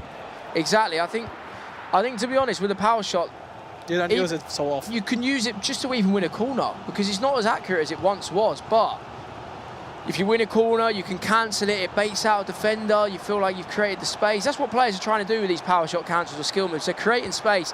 Alihan is in his favourite zone of the pitch here. He loves this right-hand side. Yeah, so every single time. Every single time he does that. He's like a machine. I'd love to see a heat map. Yeah, now he's trying a lot of shot from long distances compared to the ones that he's trying into the penalty area. I mean, maybe his coach told him, stop with the extra pass, get your shots off. No. He didn't listen to the... He's in here. Resende with first time through ball. And yep, Stam. What a defense. Wow. He wasn't listening to the coach. He was watching the B stream. I remember now. Yeah, of course. We told him earlier on to get the shots off, and Alihan has decided for that. How good Stam is. Wow, yeah. I haven't seen too much of him, but he has been incredible back there. It's recovery of the through balls, you know. That's probably the most dangerous attack that people are creating. The through ball has been prominent in everyone's game, but Yapstam, And he's hoovering him up back there. Yeah, and we've seen also that he's got pace, actually, compared to Henry or Kaka as well. Unsuccessful Alihan. I mean, I'm sure he'll come again on the right-hand side. We've seen it enough. He will keep using that area until he exploits Resende's defence. I think when that clock hits 60, you get a new wave of nerves come through. You start to think we're at the business end of the game now. Every goal is going to feel really important, and the players will be aware of that. Even if you're drawing, you know now. Let's see if Resende can go through with a double tap. And now Cafu into the penalty area. Trying to... Was it a shot? I think it was aggressive goalkeeper movement, and he might have gone for the shot late on, but the precision shooting means he shot at the goalkeeper. It could have gone so bad for Alian. This is what I mean when I say about the Wonder Kids. Anders is very similar, so aggressive with the goalie. They don't care. They make big movements with it. And Alihan, he risked it for a chocolate biscuit. Yeah. Again, full. You know it, and it counted that time. Sometimes the risk is worth the reward, because if he did get that ball across, or if he did get the shooting angle the way he wanted, he'd be 2-1 down. So that's what impressed me, how brave they are. What a Alihan mistake. Gives it away. Those are the mistakes that you cannot make here at this top level. No, because as you can see, it's Rivaldo. He's looking to punish Alihan for the mistake. Ball falls back. But it's not over yet. It's not over yet. Double tap again, Henry. Maybe. Oh. What a lucky move. What a lucky move. Alian was about to get punished. Nearly punished there. And I think this pause as well, it adds to the nerves, you know. You do start thinking, all right, we've got 25 minutes left. It looks Speak calm. to your coach, yeah. It looks very calm. You stay in the zone. He's both getting instructions on from their coaches here. The small details could make all the difference. Who did you see more dangerous just outside of the box? I mean, second half, it's probably been Resende. He's had a couple of good spots. There hasn't been too many big chances, to be honest. But Alian, he's loving that right-hand side, but he's not treating him too well recently. I think Resende started to read him, started to be more aggressive, more confident in his defending. He knows now he can go and step to him and win the ball back. But yeah, Resende, ever since he's got the goal, he's turned it round and he's looking good. Are we having an extra time? It could be. Are we going to? I think you're seeing players stiffen up, you know. It's that tight area of the game. They know what's on the line now. So many mistakes here. The goal is so close. You spent the last 2 days playing and you don't think much, you know, you're not really focused, and then suddenly it hits you. This is it. Yeah. This is what I've been playing for. I've got myself to the business end. I mean, Resende's probably just grateful to be here. Oh, there has been such a great space there, not seen from Resende. Resende's probably just, you know, he feels like a cat with 9 lives. He should have been out. And now... Hold on, Regan on the right-hand side of the pitch, coming through the it's ball. Alihan's favourite spot. Recycling the ball. Goal it. Oh, what a missed chance. So many mistakes. You see what the nerves do. The pressure's on, and you start playing different. We've not seen so many mistakes yesterday and 2 days ago, actually. It's a different game now. You're trying to get your ticket to Munich. Who's going to keep their composure? Because whoever does is going to win the game. I'd say something. Who scores first wins. Yeah, you think next goal? Next goal wins. Yeah. Santu's called it. Whoever scored next, he thinks is going to win it. Not going to say he's going to win in the regular time. Oh, you think extra time is on the cards? We'll have to see. Or maybe next one scores first, then there is the equalizer to go 2-2, and then we go extra time or penalties. Yeah, I mean, we just saw Resende. I think he actually got a bit of a pass in. When you pass for too long, basically, they don't work the same way after a while. So yeah. I think Resende just kept holding the ball for too long there, and now the pass hasn't worked, and now he's giving it away, but he has got it back. Resende, you're going to have to attack a bit quicker. You can't keep the ball for that long every time because it will not work. You will get shut down as we see another tactical pause here. But Alian looks so like he's playing in his room at his house. Yeah, I mean, he doesn't show no much pressure, expression, does he? Yeah, he's listening. I mean, I do not speak their native language, so I don't understand, but I do know that Nightwatch is a very good coach. He knows every little detail about the game, and he'll be helping Alian here. But it's going to be a small detail that wins it. It's going to be something really, really small here. You cannot see that, but I'm not wrong. If I'm not wrong, Resende. No, it's Alian. He's looking back. You cannot see it, guys, from home. He's looking back at some build-up play that he's doing 2 minutes ago. Yeah, look, you can see it's a minute detail that Nightwatch is picking up on here. It might be just one little through ball, one bit of space that he's seen. They're pressing and pausing and they're analysing everything, because it could be the difference, you know, if they find something here that works.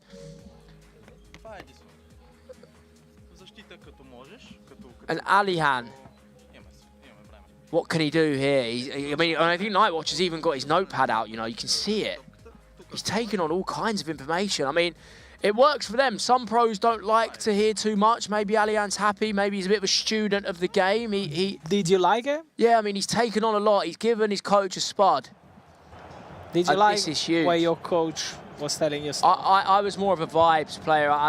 Too much information, I didn't like it, you know. It kind of took me out of rhythm. So for me, I prefer just a little bit of information, try and keep it simple, but everyone's different, you know. Some people might like to find absolutely everything. I like the smaller details before the game and in my practice. Hold on. I mean, Resende's broken the line. Barbo.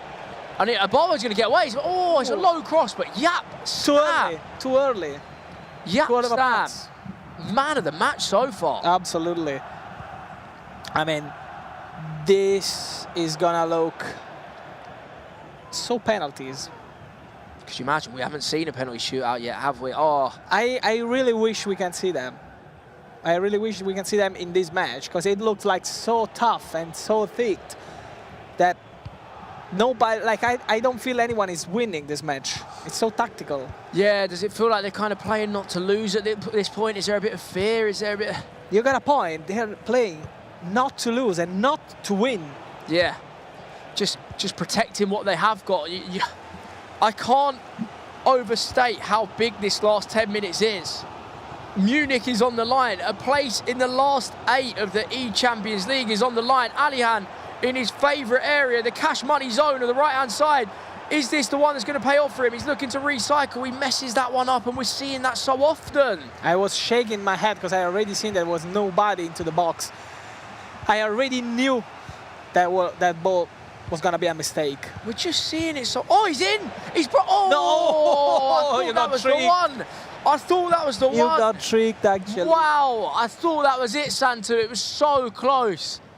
So unbelievably close. Alihan, he's going again with Lorente. It's Henri now. Always in that place. Can he find something? Oh, he tried the shot! He hasn't recycled it's this not time. over. He's come back, Lorente. It's not over. Henri. Oh, we're going to see a goal, Alihan! And there it is, there! 2-1 Alihan! What a goal, what a build-up, he did it! Wow! No reaction. No reaction at all. I got more reaction than him. And I'm not even playing. I'm sweating here. I'm sweating. He doesn't even blink. Resende, you're going to have to do something. You've only got 5 minutes on the clock. Otherwise, Alihan will be heading to Munich. Is there enough time on the clock here? What do you think?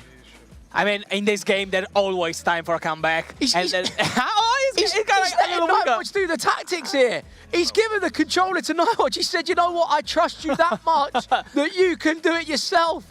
I mean, yeah, he's just wanting some time to relax here. Man, it looked like, I don't care what you do.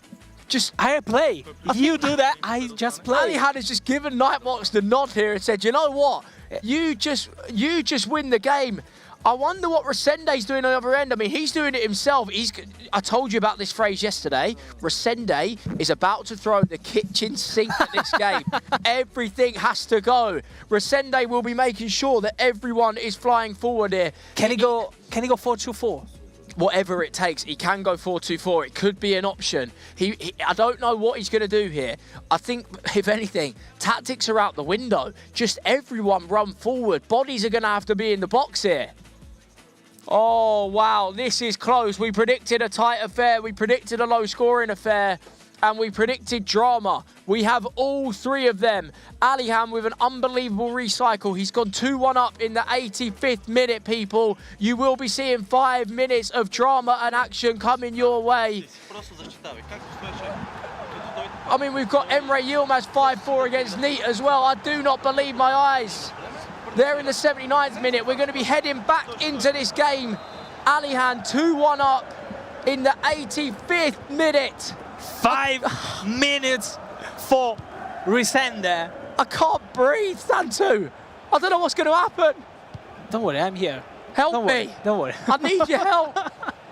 Resende looking to build. He's only got 2 attacks left. Use them wisely, my friend. Rude Hullet.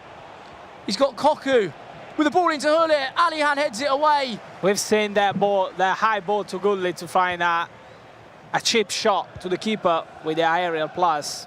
Alihan, keep hold of the round thing. You keep this for 5 more minutes and you will be going to Munich. Oh, that's great for him, you know. It resets the play for him. It gets his team up the pitch. It looks like he wants more. I mean, the best form of defence is attack. Yeah, but, you know, maybe our house playing weekend league. Not here. Oh, he's lost it. Oh, no. Stam again. Yep, Stam, he's lost it. He's lost again. Can Resende force an equaliser and take us to extra time? It's offside. Oh, referee, how much stoppage time have we got? Can he get the last chance? Alihan is watching every replay here. He might be inexperienced, but this is game management at its finest. That clock is ticking. He is minutes away from going to Munich. It's only +1. It's +1. I think he's going to keep it here. He just needs to keep it. He really needs to keep it. Alihan. And he's taking all the time of this war. Alihan, keep the ball and you will be going to Munich. You will be in the top 8. At 16 years of age, he sent it long. I think that's it. Bye-bye to the ball, and that's it. Ref. And it's not over yet. He's playing on. He's playing on. It's offside. He's offside. He's offside. He's off. It's over. It has to be now. Alihan, just kick it long and you will be going to Munich. The ref's going to blow his whistle. And it's Munich. Look at the reaction of Alihan. He did it. Man, wow. You are in Munich. Prepare your luggages because you are flying next week. Pack your bags, my friend. That is an unbelievable display of composure from What a fair Alihan. play. What a nice fair play. A great game from the pair of them. You have to feel sorry for Resende. He's worked so hard to get here, but Alihan Lyon, 16 years of age, has booked his ticket to Munich, and it is just everything he deserves. The composure on display, I mean, wow. Standing ovation from us, that was... Considering that he's 16 years old. Guys, 16... I mean, where were you at 16? Where were you? I was eating cereals in bed. I wasn't going to Munich. What a match. What a match we've seen. And what like the last 2 or 3 minutes of the match were absolutely astonishing. I mean, I would be shaking in that situation, and Alihan managed that game so well. He didn't lose his composure. He carried on playing exactly how he always does. He trusted that right-hand side of the pitch. He worked it back round. He recycled perfectly, and he scored the goal that he'd been trying to score. He stuck to his guns. What an unbelievable game. Alihan Lyon is in Munich. Wow. What a roller coaster of emotions this match was, because the first part of the match was a bit, I don't want to say boring, but, you know, tactical. It was close. Tactical. But don't worry, because we have got so many more games with a lot of emotions into the A stream. So, guys, see you soon for the next match. We'll see you in the A stream.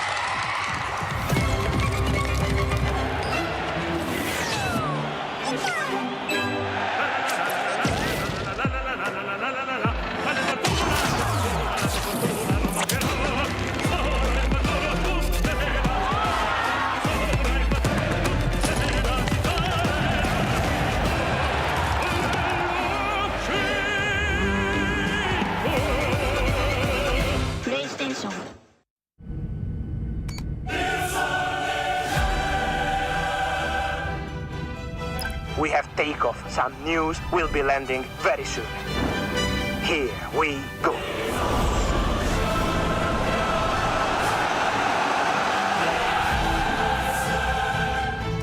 This is your captain speaking. I'm pleased to announce that Qatar Airways are now the official airline of the UEFA Champions League.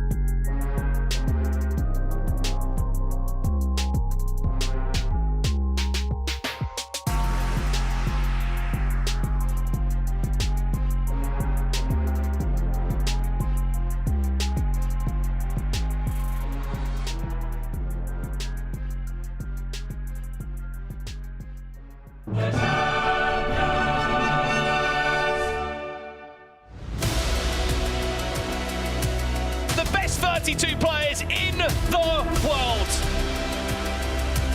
Fighting for the right to sit on the throne at top of FC.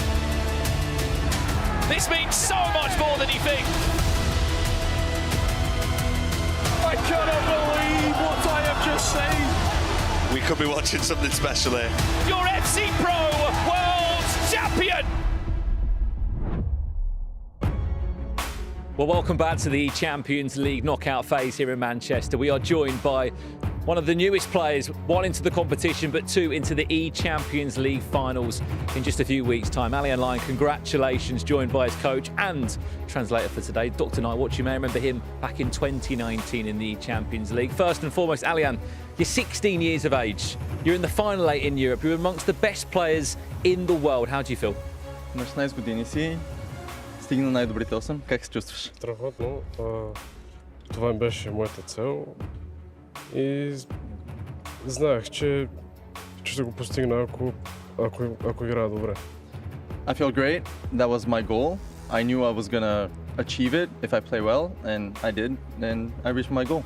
Some people might not know there's a story that is between these two players. It was Dr. Nightwatch, who was the first ever Bulgarian to play in an eChampions League final in Madrid in 2019. You made it to the final. How does he feel now, being the youngest ever Bulgarian and the second to maybe go one step further and win the eChampions League in Munich? Треньорът ти преди 6 години стигна финал Шампионска лига. Как чувстваш да си втория българин и на 16 години да класиран за топ 8? Страхотно. цели? Целта ме е да спечеля трофея. It's an amazing feeling. At the end of the day, my goal is to win the tournament, and I want to surpass his achievement. If he wins the Champions League, will he give us a few more words? Ако спечелиш Шампионска лига, ще кажеш ли някоя друга дума? Повече? Yeah? No. No. He won't. Okay, brilliant. Well, that might be the last we've heard of Alian, unless he goes and wins the Champions League. Congratulations to him. He goes through to the final eight. He'll play Emre Yilmaz on the 28th of May. But for FG, it's back to you. We've got more knockout games on the way. Thank you very much to Brandon. Congratulations, Alian. Cool and composed. He's done his job. He doesn't need to do the interview as much as this. We've seen two players are now on the way to Munich. Emre Yilmaz and Alian, the man that Brandon just interviewed right there. What did you make of that one then, Shuri? He's just a man who just gets it done.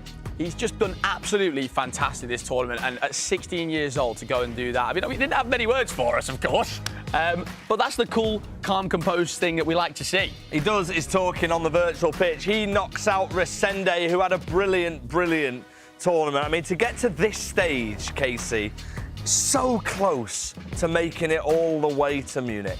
Yeah, it's a tough one, especially going through a grueling last 2 days of league phase. I mean, we were stressed watching it these last 2 days. I can't imagine having to go through all of that just to get knocked out one game before you can qualify for Munich. But still, fantastic effort, and he should be very proud of himself. And Emre Yilmaz, of course, beating I mean, we said yesterday, you remember he was yesterday's PlayStation Player of the Day. We said yesterday maybe we don't give him enough credit. I think we need to start doing so because he is on the flight. Can he go all the way, Case? Potentially. I did not predict him to do that, but no, I've been very, very impressed. There's a reason why he was top of the league phase. He's still undefeated in the competition. He hasn't lost a game yet, so I'd love to see him keep rolling through. He is absolutely on fire, and I tell you what, he's actually had the MasterCard moment of the match. It was his winning goal, Shuri. Talk us through this one. This is an unbelievable piece of play. This is so difficult. The timing of this to the back post, that cross, you can't teach that. You can't teach that. Only Emre Yilmaz has got that in the locker, and it's great to see the smile coming out. But obviously, we had a laugh at him on the interview yesterday. I love to see his smile. That piece of play, the first time through ball, then the cross back stick, is just beautiful, beautiful. It's what, sorry? Beautiful, beautiful. I just wanted to see if he could do it again, and he nailed it. Absolutely love it. Right, listen, Levy David versus Nicholas up next. That's our featured match, but we can't leave out Jaden. Brighton and Hove Albion's Jaden, who's, of course, coached by Zach Moore. We caught up with him. Here's a little bit more about Jaden.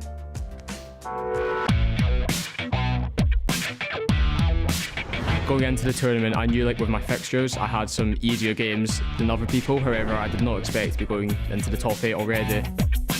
My first game on, I'm always quite nervous and I don't do too well. I think I'm quite a confident player, that when my confidence is high, I play even better. And then going into the second game, once I won that against a pot 1 player in Fuma, I was like, I can win every game. I thought, 9-24 would be very much achievable, but to be in the top 8 and be in the last 16 now, I'm just over the moon. Jaden, 8-5 up. What a day. The way these players practice FC is like, I've never seen anything like it, because the work that I've been doing is probably half as much as what these guys do with the notepads and stuff, so the competition is just honestly on another level. It's probably one of my last tournaments. I've been doing it for 5 years now. I've got a job lined up in September in London, which means full time, and I won't really have as much time to play FC, so I'm just trying to enjoy every minute. 1 game away from Munich, which is quite nerve-wracking. I'm just really, really excited, and yeah, I'm ready to go.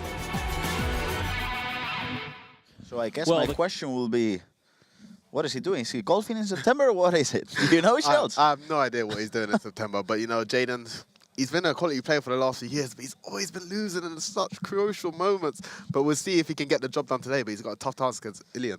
I mean, it's a tough match. We're here joined on Stream B, myself, Gravison, and Shells, a former EPL champion. And I feel like, of course, you're an EPL champion, but we don't mention enough what you did back in 17, right? I mean, I don't really like to talk about myself, Gravison. You gotta. I don't really like to talk about myself. I will. He was a runner-up in the how was it called, the tournament? Pardon? How was it called, the tournament? For World Cup Championships? World Cup Championship, was it? I think at the time. So I remember there was 2 different tournaments. So. Yeah. Berlin, we like to call it. It was good times back then. But now I'm on the broadcasting team, so it's a bit of a new journey, but I love it over here.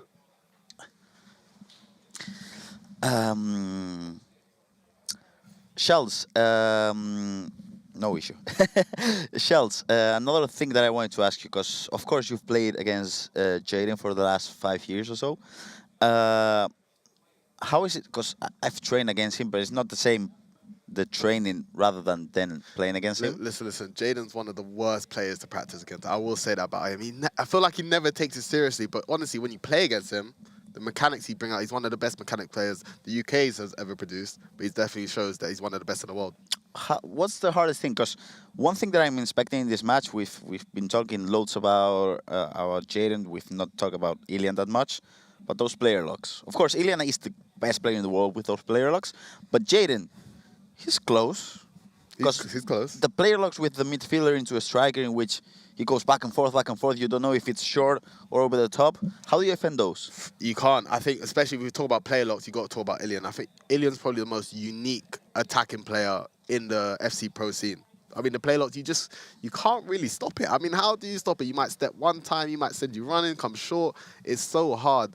But yeah, Jaden has got it himself, and I think these players, they've got all the mechanics in the game, so we're going to see, I think, a lot of goals. Yes, of course. I mean, the one thing with Ilian, I think he's the most entertainment player to watch. I don't think you see any Ilian matches in which it's a not fun to watch game, because it's always goals, great goals with player locks, but then sometimes he's leading the game 4-1, 5-1, something like this, and he just starts conceding goals out of nowhere. So it just seems like Ilian is always, for me, one of the best players to watch, because all of his matches are entertainment. One thing about Ilian, once again, I've played against him a few times. You've got to respect how he attacks, but the way how he defends, it's honestly like he's trolling. I don't understand it, and it's really interesting to see if he can win with his style of play, because I think with the play style, with FC, a lot of pros kind of play similar, whereas him, he always sticks to his own way, which is why I really respect it. But I'll be interested to see if he can win a tournament or take it the next step to win in that style, because once again, you'll say he'll be 4-1 up, but with Ilian, it could be 4-4 straight away. So his defending has always been, in my opinion, his weakest side. But, you know, at the end of the day, you got to score goals to win games, so. You do. Jaden, on the other side, because I feel like his defending is great in compared to Ilian's. I think overall, he's better at holding leads and he's better at defending. But the thing is, you never know in FC, right? You never know. And it'll be interesting to see Jaden, the only player in this tournament not using Hullet. Yes. And he's still one round away from making top 8. So it'll be an interesting story. You know, we're all looking at him saying, how is he not going to Hullet? How is he going to survive? But we'll see if he'll survive. That's a question for both for the chat and for you. If you were playing, or if you guys were playing this tournament, not only Hullet, but your 2 picks for DMs.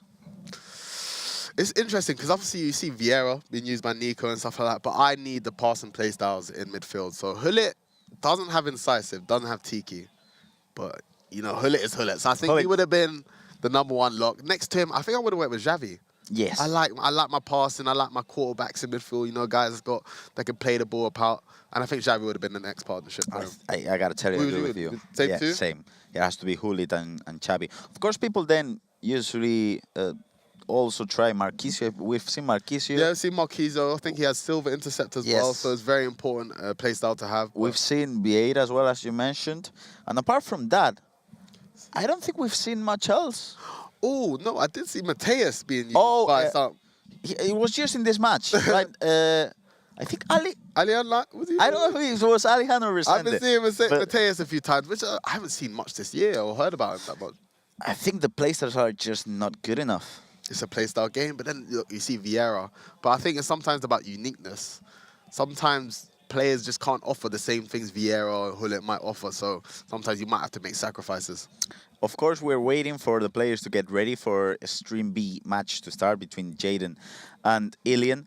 But if you want to keep up with the action, you can jump onto Stream A, because Nico is now playing against Levi for a chance to qualify for the top 8. Of course, Nico, the winner in this competition back in 2022.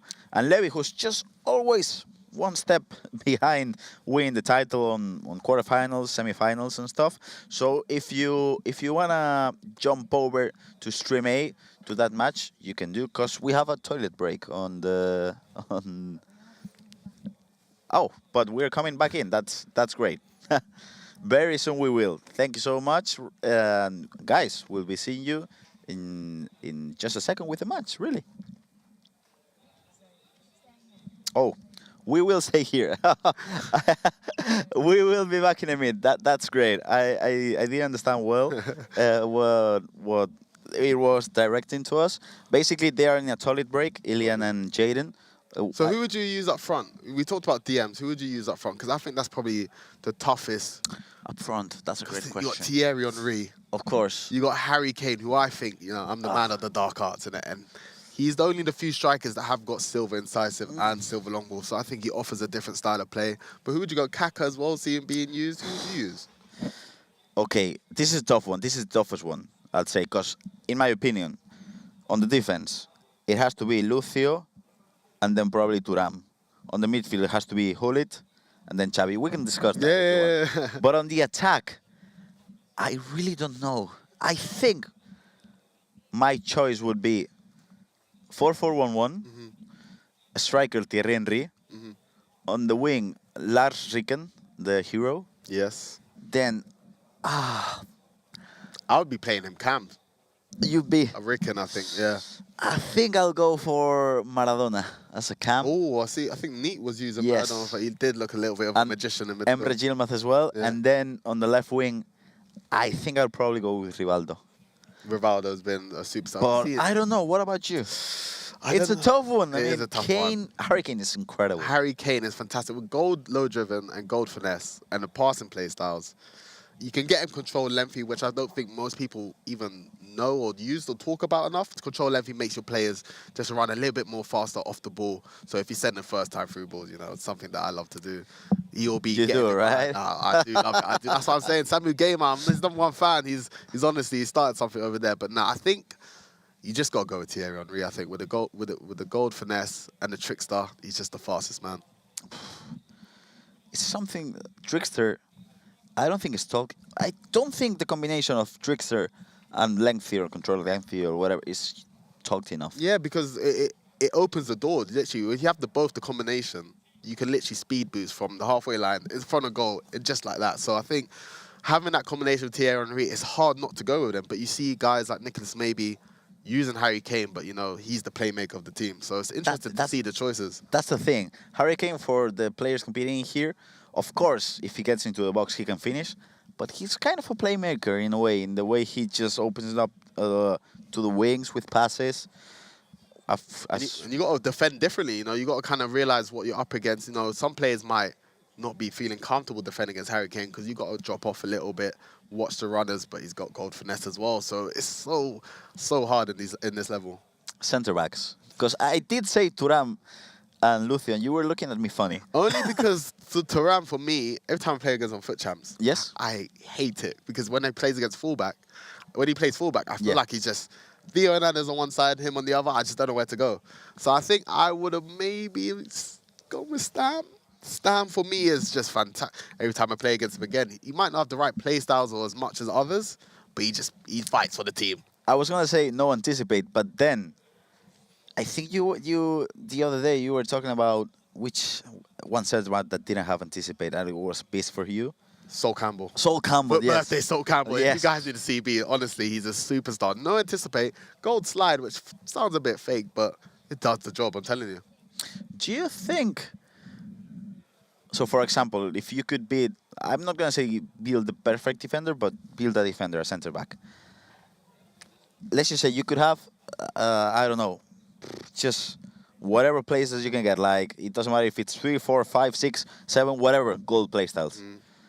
Do you think the sliding tackle, the +1, the gold one, do you think it's better to have it or not have it? Not have it. I think it's one of them play styles you wouldn't ask for it on your player. I don't think you would really pick for it. But I think if you find the right guy, it does come in quite clutch because there's a bit last-ditch tackles where you think, I've got no hope here. But because he's got gold slide tackle, you just stick your foot out and you get the ball. But you see Nicholas earlier getting a red from it. It's a very dangerous game if you want to play, but it's a tough one. It is a tough one. So what do you do? Just a little... might get a knees grey or something. Another thing that I wanted to ask you, Shells, because, of course, you were still competing this year. Now you're doing here the commentary game. This I think that I discussed with Ryan sometimes. When you see the players stressed as they are, and in here the commentary thing, of course sometimes you get the stress because of everything, of cameras and stuff, but it's not the same kind of stress. When you see the players in the 90 minutes or something, and you feel the stress and you feel the energy, do you miss it? I miss it completely, but it's not that I miss it. It's just I have empathy, sympathy for them. Even like, for example, Tex yesterday. Obviously, I speak to Tex. I've known Tex for quite a long while, and you know, I would love to see him always do well. But I wasn't necessarily rooting against his opponent, Assault. But that 90th minute, I felt it. I couldn't even just look at him. It's unbelievable. But I do miss competing. There's nothing about competing.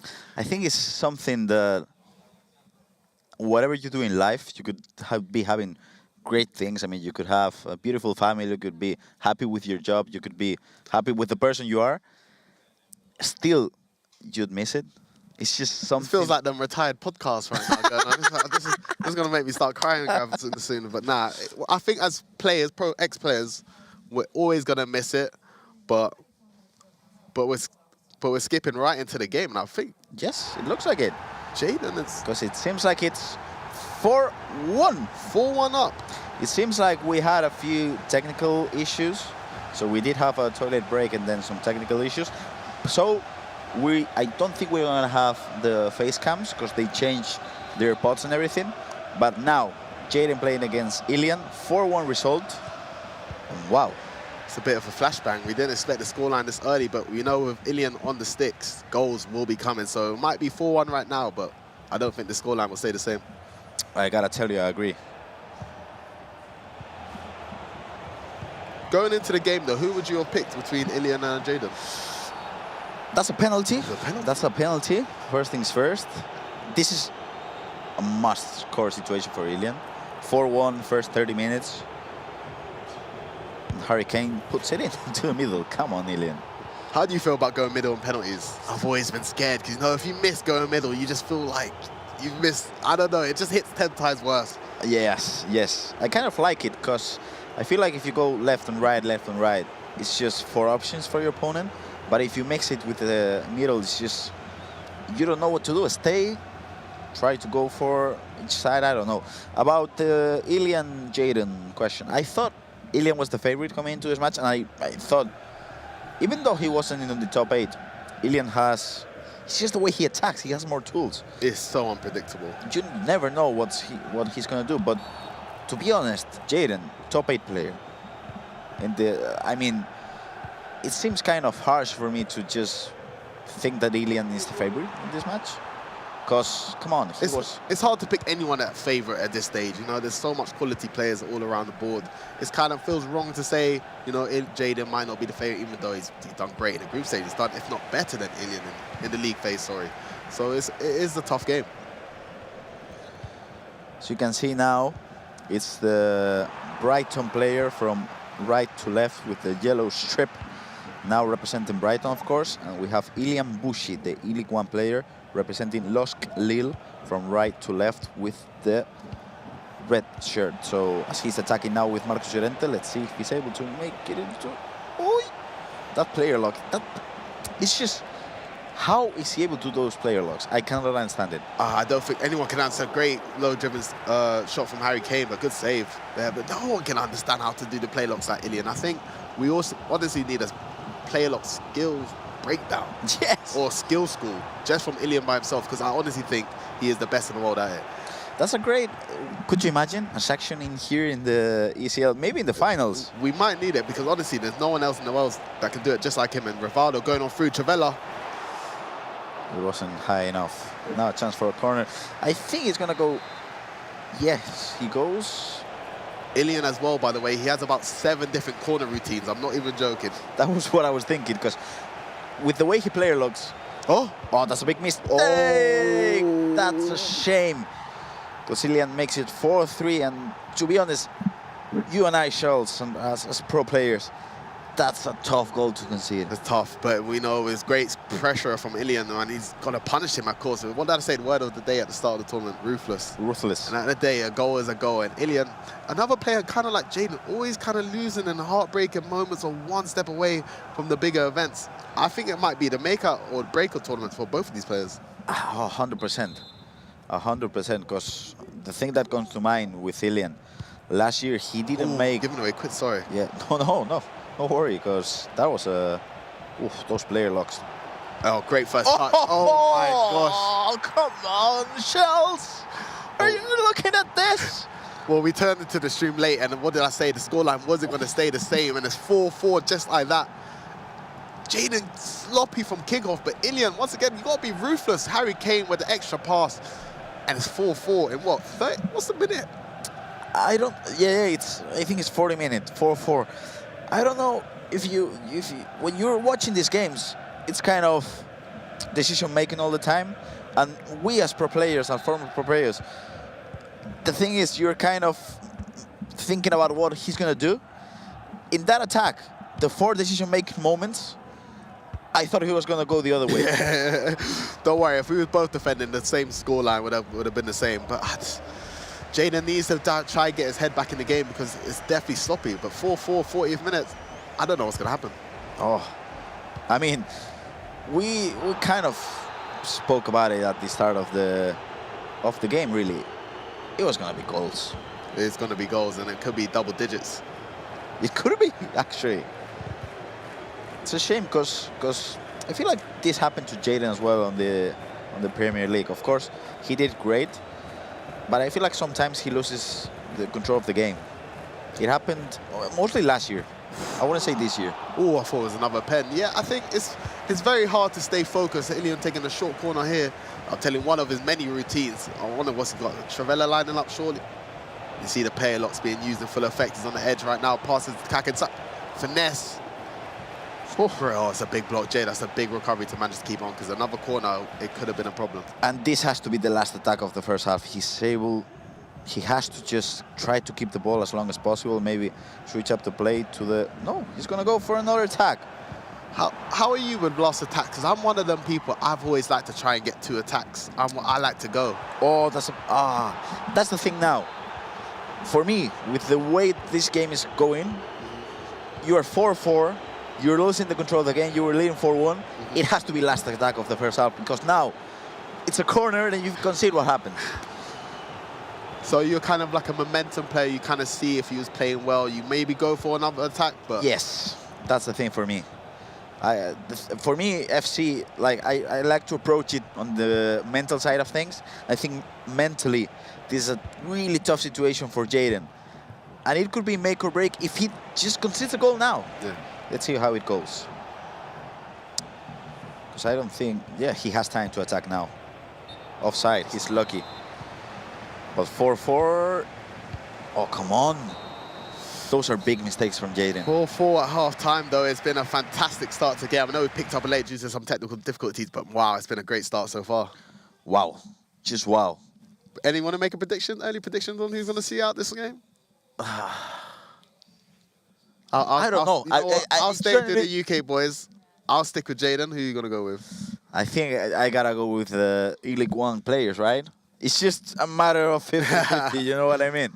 But it's a tough one. It's a tough one because I really, really like the Brighton boys. Yeah, I mean, if you look at the stats here, Ilian has got 57% against Jaden's 43, which is a stat I don't think you really see from Ilian having this much of a possession. But it kind of shows Jaden's been losing the ball very, very easily. Or maybe Ilian's just got a really good squeeze.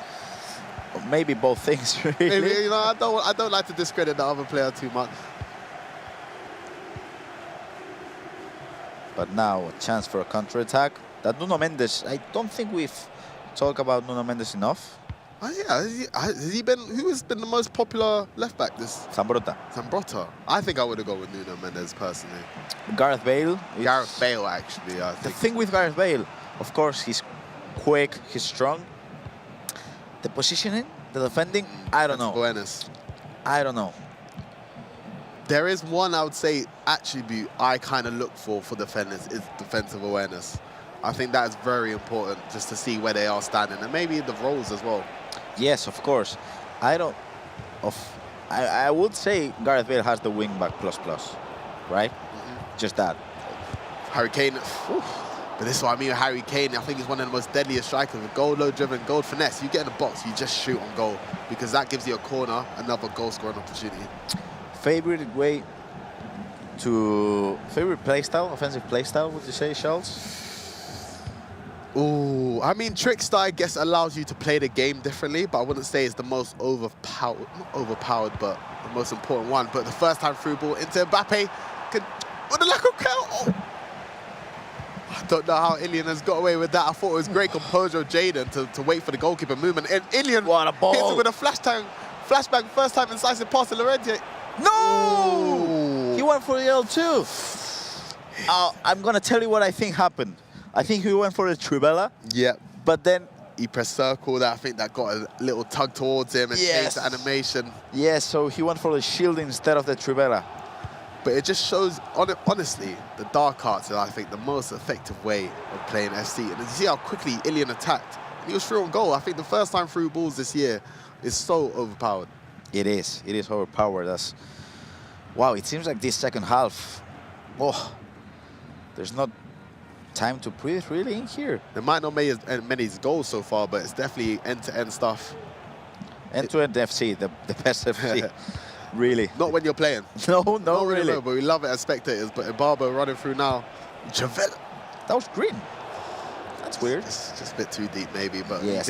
Ilian is a mastermind with Chavelas. Trust me, he's hit me with a few Chavelas in my time, man. It's not fun. Especially with Ibarro with the Trivela Playstyle Plus. I'm sure that's a strong finish. Mbappe. Passing it back to Kimmich. Hullet gets the ball back. Ooh. I mean, those are the instances in which you go for R1X. Expect the pass. Yeah. Tactical foul calls him. I think it's so important to watch these third-man triggered runs that both players are doing because they are the key to be breaking out of the presses of these top-tier players. I think I don't think there's a way to defend those shells, if that makes sense. You can't. You just try your best, really. I think in a full game, your opponent are going to get a couple chances from it. It's about trying to maintain it and maybe get a scoreline before it becomes too damaging. Whoa, those player locks! Oh! Kane for a chance for a Trivela. Those corners routines are not working out, but this could be it, Shells. Yeah, he's got so many, and it's all about having the opportunity to do so. These looks are so scary on the edge. It's more about Ilian making the right decision, but he gives the ball away. And this is easy there. Great chance for a counter attack. Great player look from Jaden to go down the ring. Mo Salah. If anything, it feels like Ilian's playing on the bright side with these player locks. Maybe with the tech issues, they changed kits. We don't know. Maybe, we have no idea. But nah, Jaden's, once again, both of these players got the mechanical abilities to do it all, so I'm not surprised. Wow, it seems like this game could go either way. What a player lock! Oh my, honestly, that was actually amazing because he used the player lock with a Barber to bait it, switched up. Honestly, it's the little things. Wow. I gotta tell you, you were talking about the third man kind of runs, and of course, they make sense. But how do you stop those player locks as well? You can't. Because you gotta. It's a guessing game. You are baiting on those trigger runs, and right? You gotta. Yeah, when the top tier FC players in the world, it's literally a baiting game. It's a chess match. It's all about trying to trick your opponent, trying to make it funky because you can't be predictable. Once again, with a third man run, look at Ilian tracking it early there, but he's played him onside. Look at that cross. Great defended. Yeah, I mean, Jaden's getting a lot of space, and the incisive pass is very hard. Ilian's got to be very careful on how aggressive he wants to defend because Jaden's getting in a dangerous space, but Ilian's recovering very well. I will give him that. He's recovering very well. So that's a 4-4 result. The thing is, I'm thinking now, because it's a 4-4 result, I was just looking at the stats. That's 17 shots for Ilian, 6 shots for Jaden. But the thing is, Ilian's finishing has not been great, really, because he's had many chances. Yeah, I think he's just been maybe a bit rushing. I wouldn't say he's missed any sitters, but, you know, maybe a little bit more composure, taking an extra touch to set himself up, or maybe a green time finish somewhere, the scoreline could be different. But Look at this. It's 4-4 Harry Kane with a touch finesse. Oh, come on. We speak about Ilian's finishing, but there, Harry Kane puts him 5-4 up, and that's why I'm telling you, Harry Kane's one of the best strikers in the game. It was just the way he built it up, the play. I mean, it was a great press, but look at this. Pass, pass, pass, and the shielding. And that was all AI. Like, you cannot do anything with Harry Kane in that situation, but it's just the body type. He just went, it was too strong for Lucy, really. Yeah, the body type definitely helps him out, being 6'2", you know, it helps him out to just shield off the defender there, but Harry Kane with a gold finesse puts Ilian 5-4 up. I mean, Jaden's been a bit careless with the ball. I wouldn't say he's been playing bad. I know the stats says otherwise, but he needs something to change, otherwise Ilian might get another one.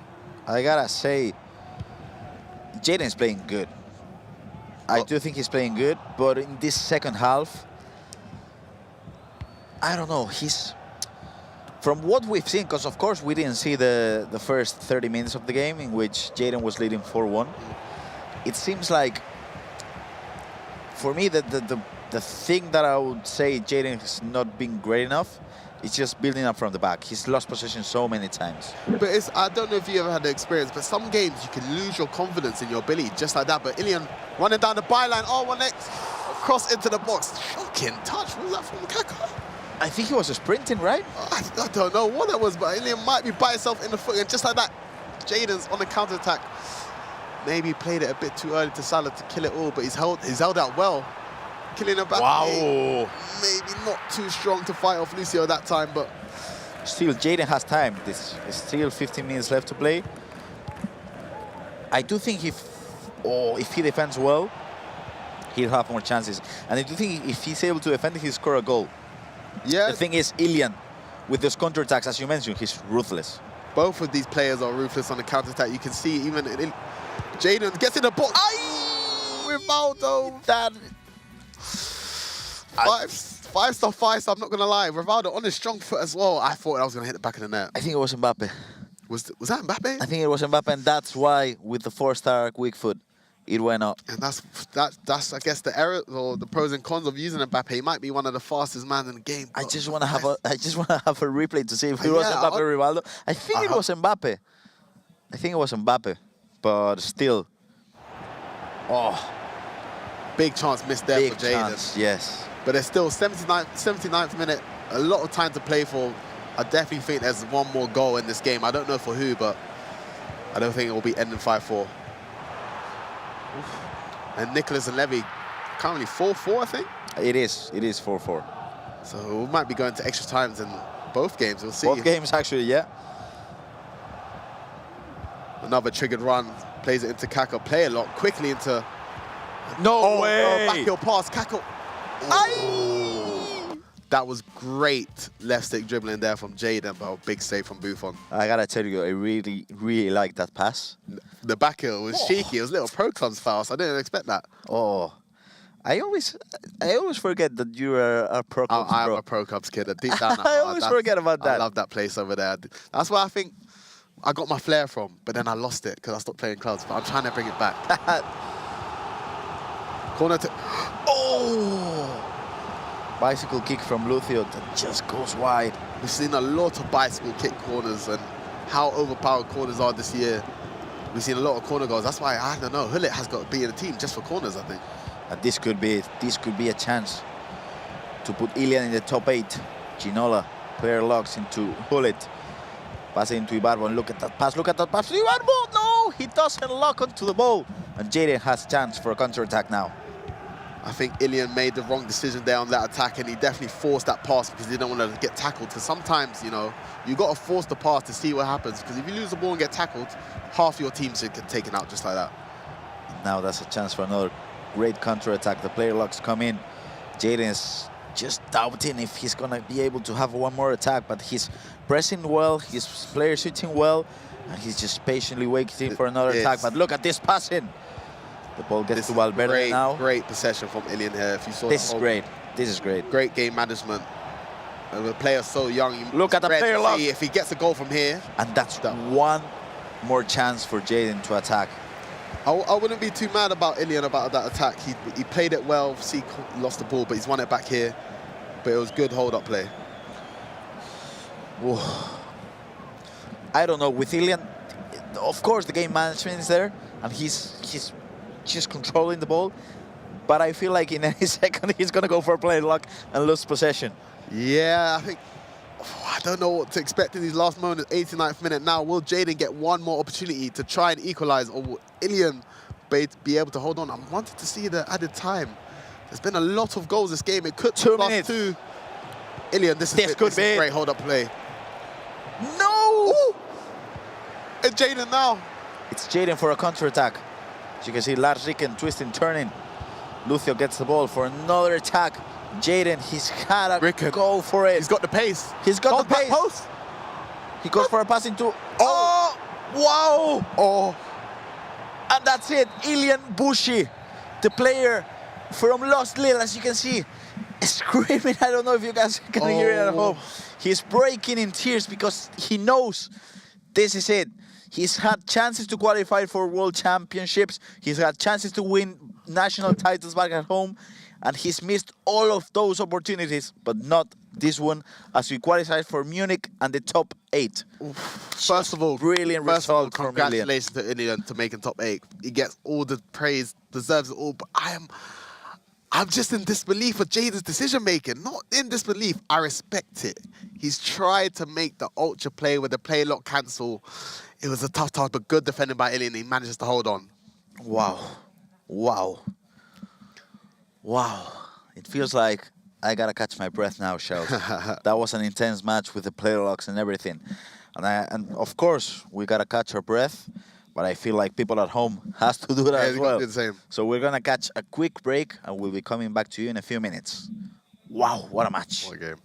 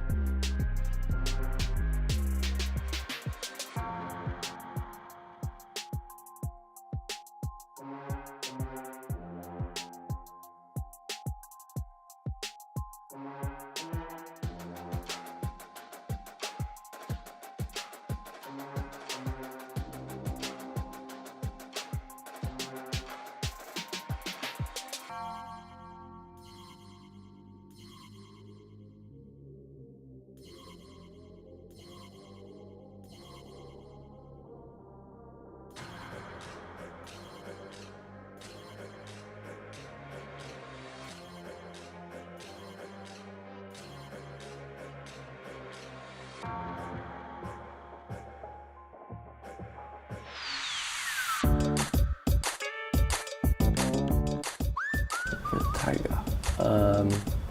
Tigers. Right back. Defensa. Défenseur.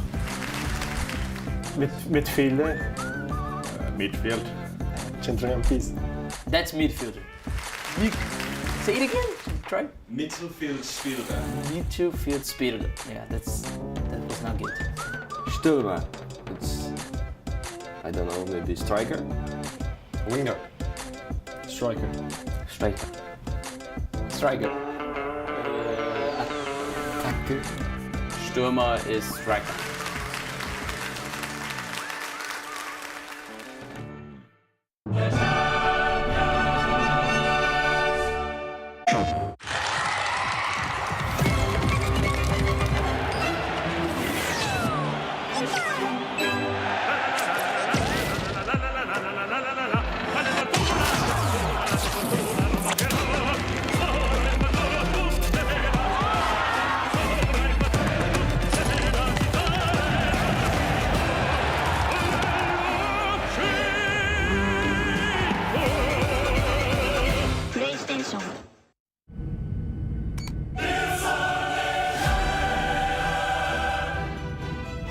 We have takeoff. Some news will be landing very soon.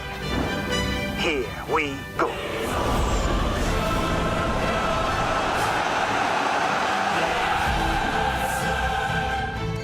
This is your captain speaking. I'm pleased to announce that Qatar Airways are now the official airline of the UEFA Champions League.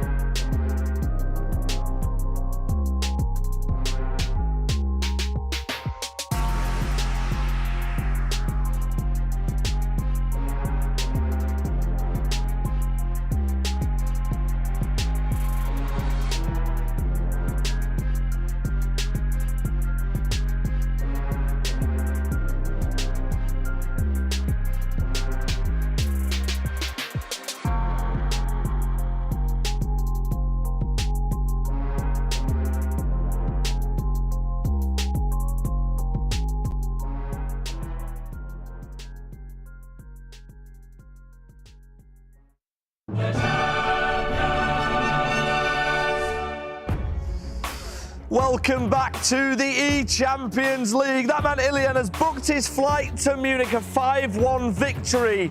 His opponent Jaden was 4-1 up, and unfortunately he bows out of the competition, as does the man on the screen as well, Levi David, beaten by the inevitable Nicholas, who sets up a mouth-watering tie between Ilian and Nicholas in Munich.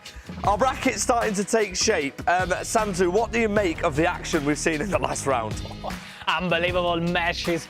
I mean, a lot of goals, a lot of emotions. We've seen Moshi have like a great emotion here on the stage. Unbelievable matches. One hand in extra time. Too many emotions even for me as well. I mean, even Shells has not stopped smiling because, listen, Shells, we're watching FC of the highest quality. The stakes are so high. Let's take a look at the results, shall we, of the round of 16. We've still got some matches to come. But these players, Emre Yilmaz, Ali Anlin, Ilian and Nicholas, have booked their places in the grand finals in Munich. And I mean, yeah, as you can see, every game's been decided by one goal, so it's going down to the wire every single time. And man, you got to give congratulations to all players qualified so far, but it's been heartbreaking losses for everyone as well. Yeah, absolutely. We'll take a look at some of the highlights from that last round of fixtures. If you're just joining us, where have you been? This weekend has been absolutely sensational. We mentioned Jaden, he was 4-1 up, but what a comeback by Ilian. Yeah, I mean, I was watching the game on the B stream, and Jaden, I didn't think he'd have it, but Ilian with the play locks, he's so lethal going forward, and Jaden just couldn't hold on. But Ilian, look at the reaction, he deserved it. He's always had the heartbreaking losses, but he deserved to enjoy this one. Shells, I just want to ask you as well, the level of play we're seeing here as an ex-pro, am I calling you an ex-pro now? Are you retired yet? Yeah, nah. I don't want to get that title yet. All right, not yet. He's still a pro, but listen, this is the highest quality, isn't it? Yeah, I mean, this is the best of the best, as you can see, but this is where it comes to a new scale, a new level, because it's all about the mental side as well. I was just testing you there to see whether you were an ex-pro. We've just confirmed he's back, he's competing. Let's talk about Nicholas as well real quick. We can see the bracket. I mean, if I had to pick, have we got potentially one of the winners already? Emre Yilmaz, Ali Anlin, Ilian, Nicholas? Who are you backing, Sensu? I'm not begging anyone this time, but of course, Emre, top of the leaderboards. Nicholas has been has done a huge comeback, and he just beaten one of the 3 guys unbeaten in this competition. So yeah, very safe answer. And a win with 10 men. You got to give credit. Yeah, Nikhil might be the guy to watch. A massive victory earlier on in today's show for Nicholas with 10 men. Now we're going to head over to the analysis. I've just asked you, Shells, if you've retired. Ryan Pessoa, what are we saying, mate? Bring the back band together. Yeah, I don't know about that one. I'm not too sure about that, but I'm joined with Gravison at the analysis desk. We saw some crazy games in the previous rounds. We were both looking as well. It's only been 1 goal separating all of the players in those games, which is crazy. It just shows the level, Gravison. But you know, I like to throw bold predictions. Johnny, now we're going to break down his draft, the way he plays. I do feel like it's not going to be 1 goal. It's going to be more. Who though? Who's going to win it? Johnny. Straight off the bat, he's given a prediction off the bat. You can see the draft Johnny has selected. We've seen him play throughout this tournament so far. Been one of the most consistent players, not just this year, last year, of course, winning it as well. Who would you say are the key players in his team? For me, key players with the way he plays, it has to be Zico and Ricken because of the incisive pass. But I do want to mention 2 players that not being used as much, but they're key for him. Roberto. That's 18.8 million coins, so that's a whole part of the budget. And Maldini, I don't think that's an interesting one. I feel like that, out of everyone in the team, I think Maldini and Nuno Mendes are the choices where I think, there could be other options that he would have gone for. But let's take a look at some of his highlights from the eChampions League this year so far. Of course, he played against Tex in that opening round, and he was flawless. This was the ball roll into the Trivella. Wow. Opened up the angle. You like those, right? I'm a massive fan of a Trivella. Any sign of a Trivella, I'm here for it. But you spoke about the incisive pass there and how important it is, but also the crosses, everything. Well. He's such a complete player, Johnny is as well. But it's not going to be an easy game because he's up against Chris de Boer, who would be flying high after eliminating Matthias Bonanno. But Johnny, does he have too much for him? I don't know. It seems like every single time Johnny is inside the box, it just goes in. Like, he never misses. He might have, 5, 6, 7 shots per game, but they're going in. Yeah, absolutely ruthless player, but we're not going to hang about for too much longer. The thing that I want to mention now, we had 2 former ECL champions who are going to be in the finals in Munich. Will we get a third with Johnny? I guess we'll see it. Richard Buckley, #boys, take it. Thank you very much. The champions here, Johnny, reigning and defending each. Hello, everyone over on the B stream. It's great to be back. I'm alone on the couch for now, but I will have a very special guest here shortly. I'll let you guys guess who that is going to be as he makes his way over. But we have a jam-packed game here in this next round. It is Mark Marley versus Kareem is back. All right, here we go. We have Kareem is back in the black kits and Mark Marley in the white and blue kits. I'm excited because Mark Marley, obviously coming into this competition here, he won his first game against LJR Peixoto. I was actually with you guys over here on the B stream as we watched that one happen. But Kareem is back, was in that top 8, so he is already locked in that spot here. So this is his first match of the day. We'll see how he's feeling in this Sunday knockout competition because the stakes are high, lots of pressure on here. Also, Mark Marley, interesting one, his teammate, Jaden, just got knocked out of the competition. Will that mess with his mindset? I know that they're very good friends. He was probably hoping that he was going to win that one, especially going out as we have a goal-scoring opportunity here for Mark Marley here in the 6th minute of play. Fantastic start. Kareem is smiling, but it doesn't seem like he liked that situation there. But we'll see if he has an answer for Mark here as we see the replay come in. Hullet across the goal. Interesting bounce there, but Hullet was able to lock that one into the back of the net. Puts him up 1-0 here in this round of 16. Great start here for Mark Marley. And as a reminder, I do have the chat open, so anyone who has any questions in the chat, anyone who wants to let me know who they're rooting for. I know that this chat has had so many Johnny fans. That game is happening, Cristobal versus Johnny, over on Stream A. So you'll be able to tune in for that matchup there.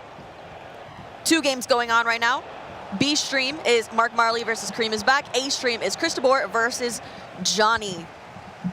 And I finally have my other co-host here, with Ryan. Welcome back to the B stream. How are you feeling? Yeah, better late than never. I missed the goal. You did? I was running over Mark Marley leading. 6th minute. Ruud Hullet, easy goal-scoring opportunity. He looks good so far. Yeah, absolutely. It'll be a fantastic route as well because he would have eliminated LJ and also Kareem is back, who is someone from when I played as well. Crazy underrated player that scores a lot of goals. But yeah, for Mark Marley, I feel like he's deserving of this opportunity. Pass across goal, Henry tapping. 11 minutes in, he's flying. He is absolutely flying. I was chatting earlier whether or not Jaden getting out of the competition will mess with his mentality at all. I know he's probably super bummed. They're good friends. Doesn't seem to be affecting it too much. Yeah, I would say no, despite them being good friends as well. Mark Marley knows this is an individual tournament. ePrem's one thing, eChampions League is another. You have to be selfish, you have to root for yourself, and he's a step away. He would feel like his season was cut relatively short in the sense that we didn't make the World Championship. He would feel like this is the moment to kind of show everyone, in not just in ePremier League. We know how good he is in the UK in terms of his performances over the years, but European stages, he hasn't really done it. So for him, I know it's a bit of bias, I'll be honest, but I really hope Mark Marley does well. Same. Last year was so dramatic with him getting into the knockouts as well. Last-minute goal-scoring opportunities, a lot of stress there. But he's going to want to improve off of last year's performance going into this year. Yeah, 100%. That drama as well last year against it was so stressful. Nacho right? Yes, I remember, yeah. Yes. The thing is, he doesn't really celebrate Mark Marley. It's very rare you really see a lot of emotion out of him. But he's just been so close in terms of getting to that final stage every time. And the same with Ilian Bushi. Maybe it could be a sign of things to come. Maybe they break that bad spell. Oh, that's lovely. That is lovely from Mark Marley. Decisive play, 3-0, 16 minutes in. He's cruising. He's absolutely cruising. We were talking about it earlier, whether or not coming into this one, being off a game, missing a game, you come in a bit cold. Maybe that's what we're seeing here for Kareem, because he did so well in the league phase. Him coming in here in the top 8, obviously skipping a game here. Mark coming off of a heated game between LJR Peixoto. I don't know if that affects anything. Maybe. I feel like, as you say, getting caught cold is always, or has been a thing, because you got to think, you're playing against someone that has just won a game. Even if you haven't lost, you're still kind of cold because there's no practice that you can do to replicate what it's like to be on stage. The pressure's just not the same. Yeah, and Marley coming off a fantastic win against LJR Peixoto. I believe it was 4-1 as well, so he should have that confidence coming into this round of 16 matchup. But lots of time to be left to play. We'll see if Kareem is back has an answer for Mark here. Yeah, as I said, he's someone that scores a lot of goals, so you can't count him out too early. And we saw in the previous game with his teammate, Jaden was also in a position where he was up by 3 goals, ended up losing. So you kind of, maybe that benefits Mark because he knows now you can't be too complacent because you never know what can happen. And we'll try to keep you guys updated if you're trying to see both games going on here. Johnny is currently up 2-0 against Christobor in that other round of 16 matchup. That stream is over on Stream A. You'll have the opportunity to watch either one of them. You know what? Pull up 2 tabs. Watch both at the same time, but we'll try to keep you updated. Yeah, onside, pass across the goal. That's a way back into the game for Kareem is back. I was just taking a look at some of his games in the league phase. Beat Jaden 5-1, D. Fernandez 6-3, lost to Johnny 5-3, lost to Fuma 5-2, beat Kosu 11-1, and then beat Brent 10-2. So he scored 37 goals, conceding 17. So as I said, those goals, unbelievable. But then on the flip side of it, Marley ended the league phase -5 goal difference, only scoring 21, conceding 26. Some tough games, though. He played Christobor, Alihan, Anders, Brees. I know that he had a tough weekend, but he's a great... and Resende, honestly. He could... That's really tough. There's a world in which he could technically have played 3 players that have made the top 8, if all things fall into place, which is unbelievable matchmaking. But it's no easy game. No, not in this stage. Nah, no chance. I see everyone in the chat. I see Big Stuff rooting for Marley. We got some Kareem fans in there as well. Big fan of Big Stuff. Big fan. Scott's great people, honestly. Oh, look at that, Mo Salah. He's been doing that in every game. Even done it against Anders, because I commentated on that game, where he's so direct down the line. And then when you're defending it, you're kind of thinking, surely not. He's going to stop, right? Oh, cleared. And he just keeps going. Keeps going. Yeah. Carries on running, so you end up cutting back, and Rudy Hullit's going to win it again almost. It's a mistake, you know. Look at that dribbling with Rudy Hullit. Doesn't have the nimbleness, though, to get the space. I like it, though.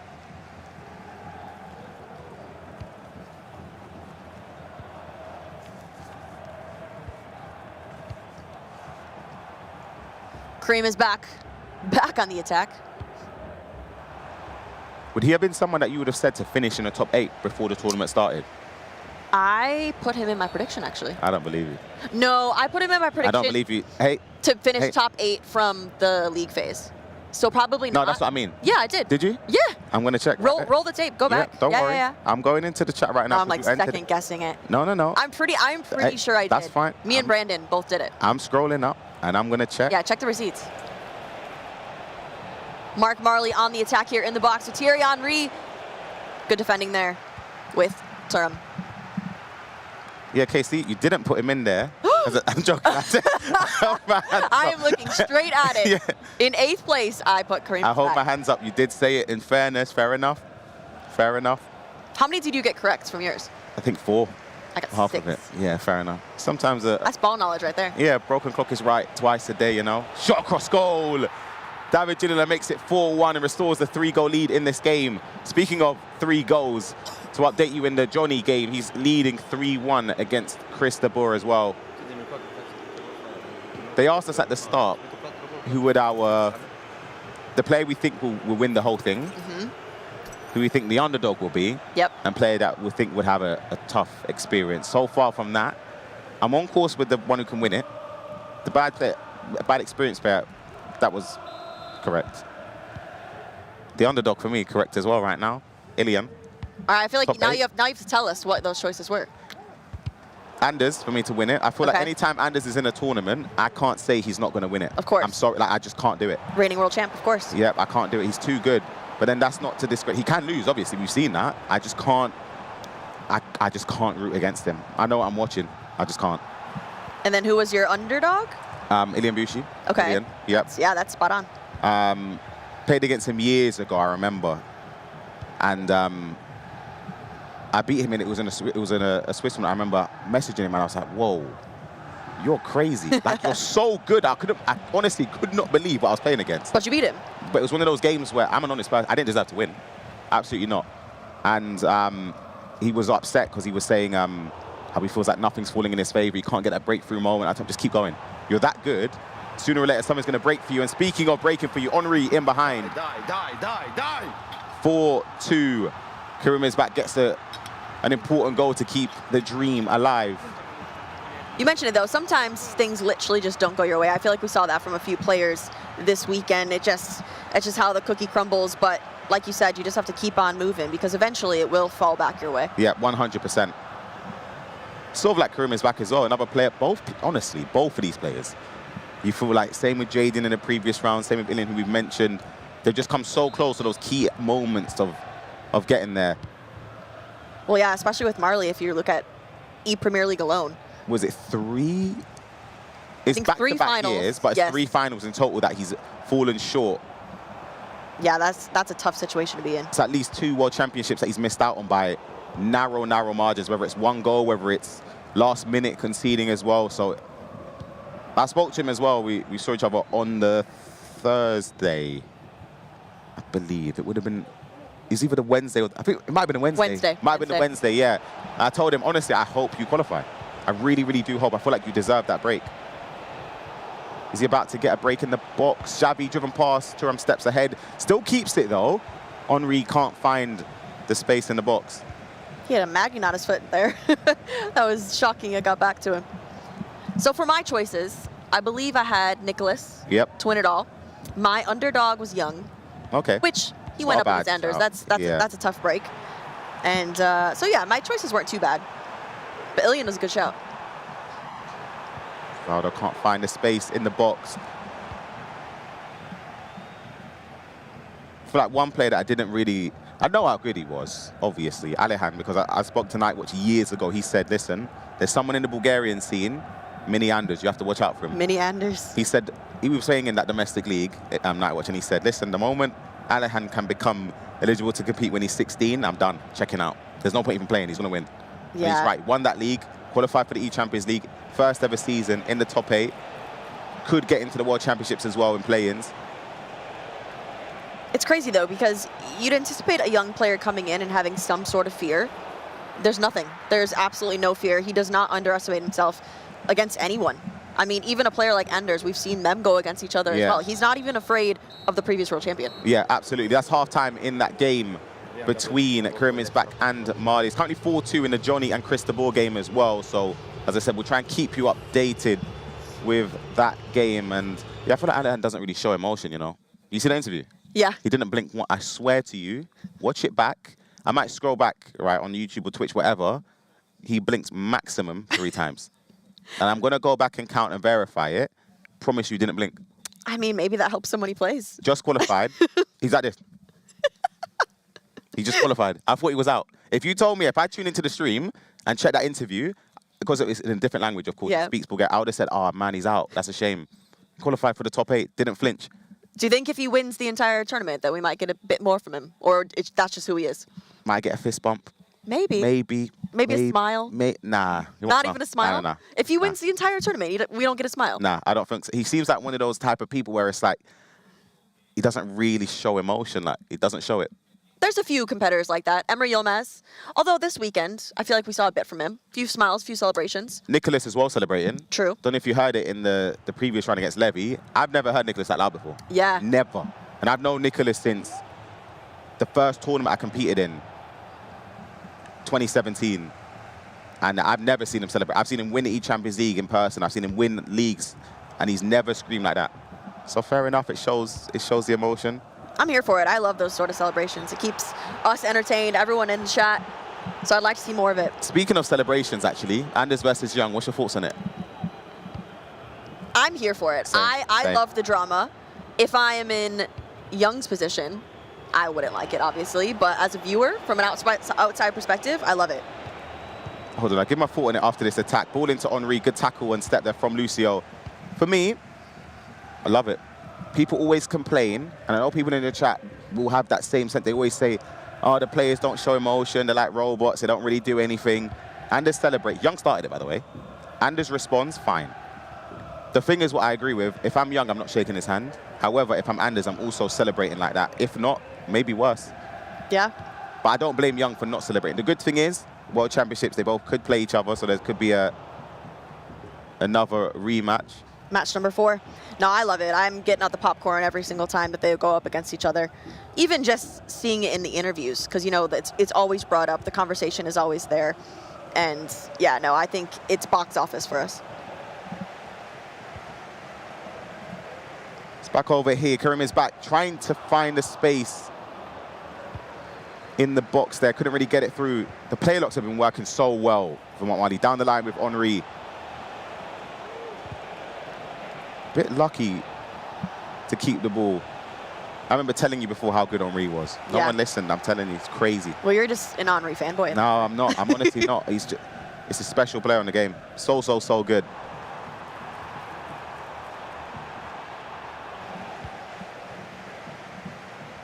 Still a long time left in this game. 2 goal lead is never safe in any game. I wouldn't even feel safe 85th minute 2-0 up. Oh, absolutely not.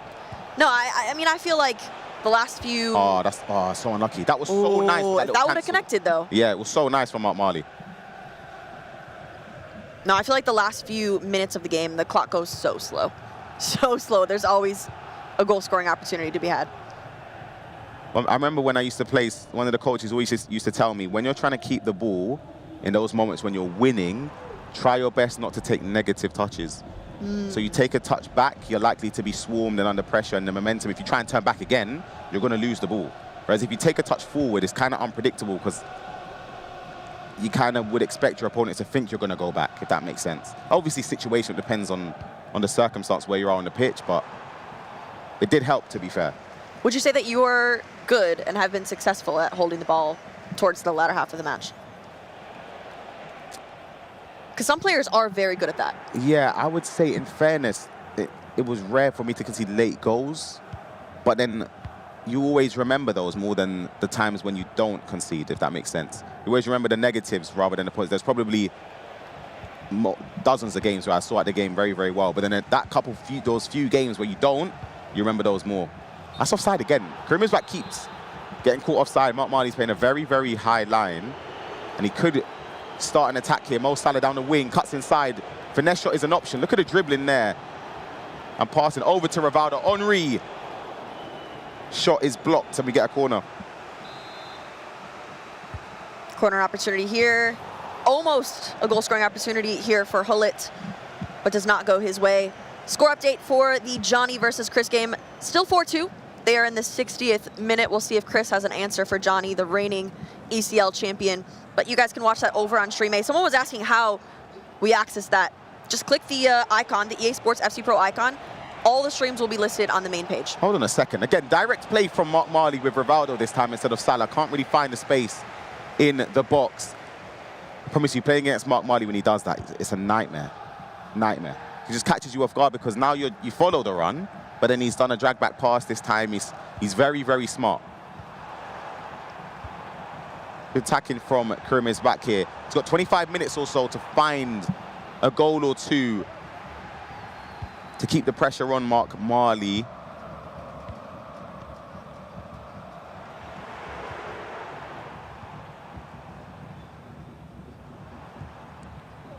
Dribbling from Kaka. Player lock down the line as well. It's good defending. Good defending. Very good defending. You know what? Mark Marley's done so well with his player switch in this game. Look at Salah, watch. Now because you're going to have to respect that run, but then you've got to worry about Hullet. And let's see, is he going to be as direct? And he is. Do you see what I'm saying? Yeah. Overstepping it. It's a great play from Hullet. He's going to look for Henry in the box there, and another great piece of defending from Karim is back. They've sort of nullified each other throughout the last, 40 minutes in total? Nice, that's a good touch. Kaka in behind, he's got the finesse shot angle. And that is a perfect moment to get back in the game. Pause cues that as well for Karim because he knows there's time.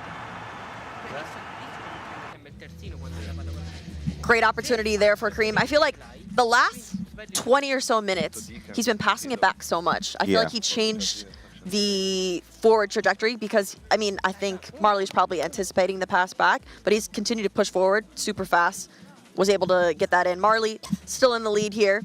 Doesn't look too nervous, though. We He never see does, too much though. nerves. He never Yeah. does. He don't really show him up. I promise you, watch. If he wins this game, you get a little spud to the coach behind. That's it. That's it. I don't think he'll make a loud... honestly, I would love for him to do it because he deserves to. It's a key moment in the season for him. I think Karim is back. If he wins this game, then you're going to hear... We'll hear it from here. I promise you that. I think so as well. But there's still 18 minutes left. And Mark Marley's giving the ball away, very direct as well from Karim, firing the ball into Henry. And this beautiful turning and the keeper movement prevents an equaliser straight off the bat. One thing what I did see as well in that previous round with Jaden and Ilian is that it was quick moments where Jaden, Mark's teammate, gave away goals. And he was up by 3. Similar story here, up by a few goals, and then you end up conceding a couple. These moments are so nerve-wracking. Karim is back on the attack here. Little Trivella. I feel like maybe it's just me that's a Trivella fiend. Like, I'm firing that. Big Stuff thinks he's going to pop off if he wins. You think he will? Oh, Yeah. see, I would love that. Because honestly, I would love it. Because I need to see it. Yeah, we need to see He some deserves emotion. to celebrate something. I'm so sorry. Karim is a massive fan as well, but Mark Marley, I just want to see him succeed. Because he's been through a lot. Or he's just run off the pitch. They were saying make those mistakes. they were saying I'm the jinx on in the previous You're game. the jinx. I'm the jinx. Anything I said, honestly, the opposite happened. Like Oh, if I no. said, oh, Levi Davide is going to see out the win, Nicola scored. Straight away. All right, so now you got to start saying stuff about Karim if you No, I wouldn't be upset with Karim, but both great players.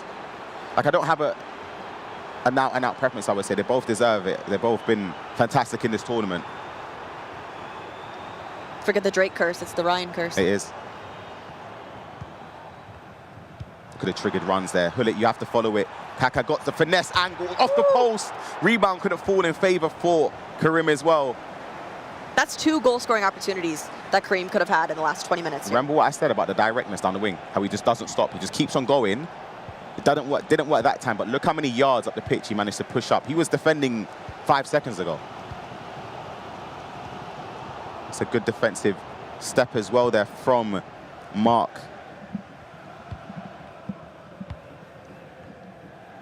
Shout out to Mr. Dory in the chat. Guys, if you're watching, let us know where you're watching from across the world. I did this yesterday, and it's still fun to see all the different countries you guys are in. Let us know. Mawali tried the speed boost. Gives possession back to Karim, who we know is very, very dangerous. You don't want to give him opportunities at all in this game, especially as the clock ticks on.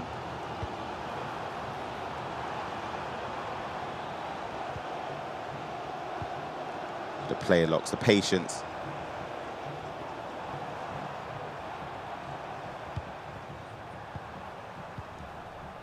I thought he was through. Just about.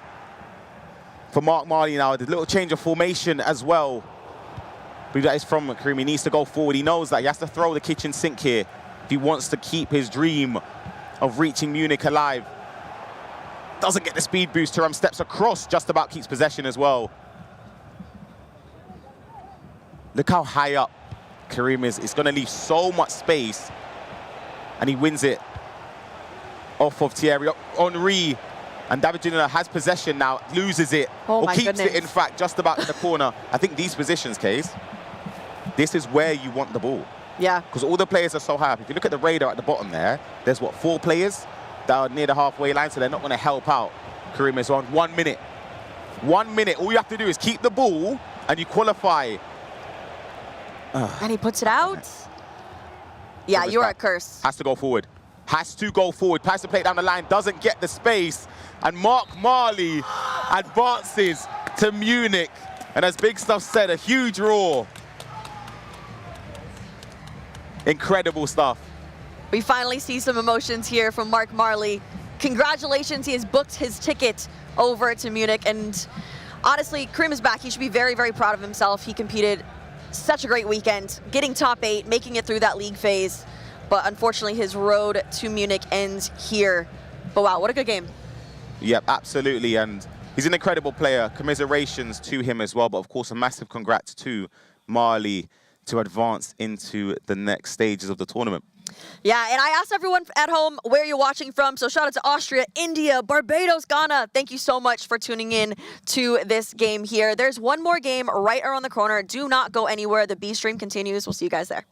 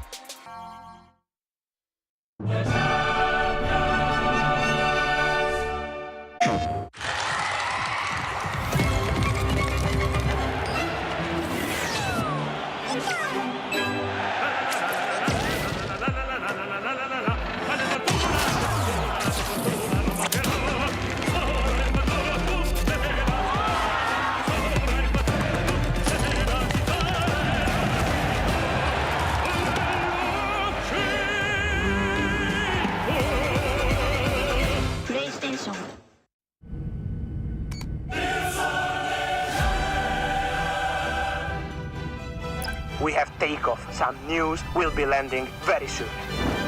Here we go.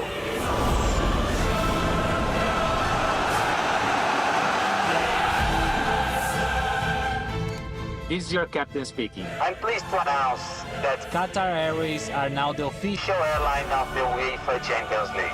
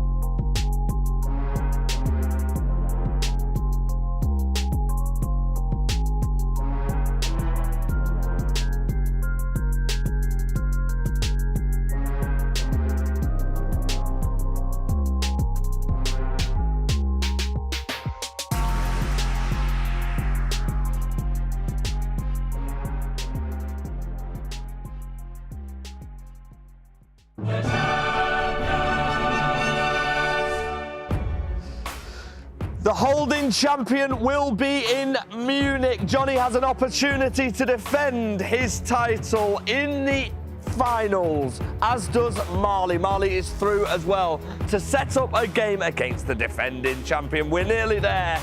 We've nearly got the final 8.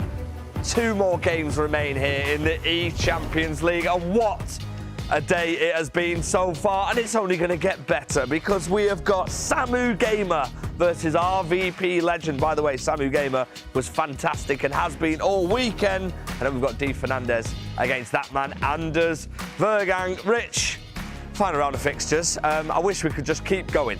Yeah, I mean, when you actually just look at some of these fixtures that we've got lined up, they're actually incredible. Like Mark Marley versus Johnny, cracking game. You expect Johnny probably to do it, but Marley's been defying all the odds all throughout this tournament. Ilyan Bushi versus Nicholas. I'm actually going to say that's my pick for the best game there. I think the level that Ilyan has shown in this tournament is right up there, and Nicholas is just inevitable every single time. And don't forget Emre Yilmaz against Ali Anlian. We heard from them both before. We've heard from them. Emre yesterday, PlayStation Player of the Day. Are we at the point where we're going to try and pick a winner yet? Or are we still going to wait for the next round of fixtures? I think we have to wait, because you could argue that if Anders Vergang makes it into the top 8, he's everyone's favourite. You've got 3 ECL champions in there already in Johnny, Emre and Nicholas. You've got the FC Pro Open champion and current world champion in there. This is going to be 8 of the best players that we could possibly put on planet Earth in this tournament. And here's some highlights as well from the last round of fixtures. Mali was fantastic. We've seen so many goals. We've seen so much emotion as well. This is what it means to our players to make it to Munich. They are closer. They're still so far away. Johnny, a man who's done it before, the defending champion, has the opportunity to defend that trophy in Munich. What a performance by him as well, but it took extra time. No, it certainly did, and I think for Johnny, there were quite a few moments in that game where I thought he was going to lose against Cristobal, and he sort of showed a different side of Johnny. He's been running through players game after game after game, and now he sort of showed that experience, that championship mentality to see the game out, to get in front and make sure this ain't slipping.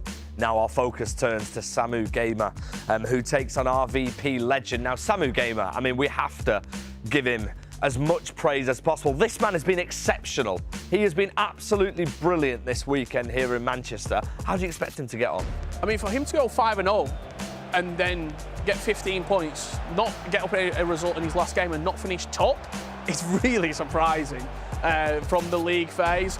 He was beating players like they were amateurs. Like the 8-0 win against Kaikara, I think, put in perspective for me that this guy is a real contender. He might only be 17 years old, but having won the Serie A title earlier on, he's already got a championship to his name.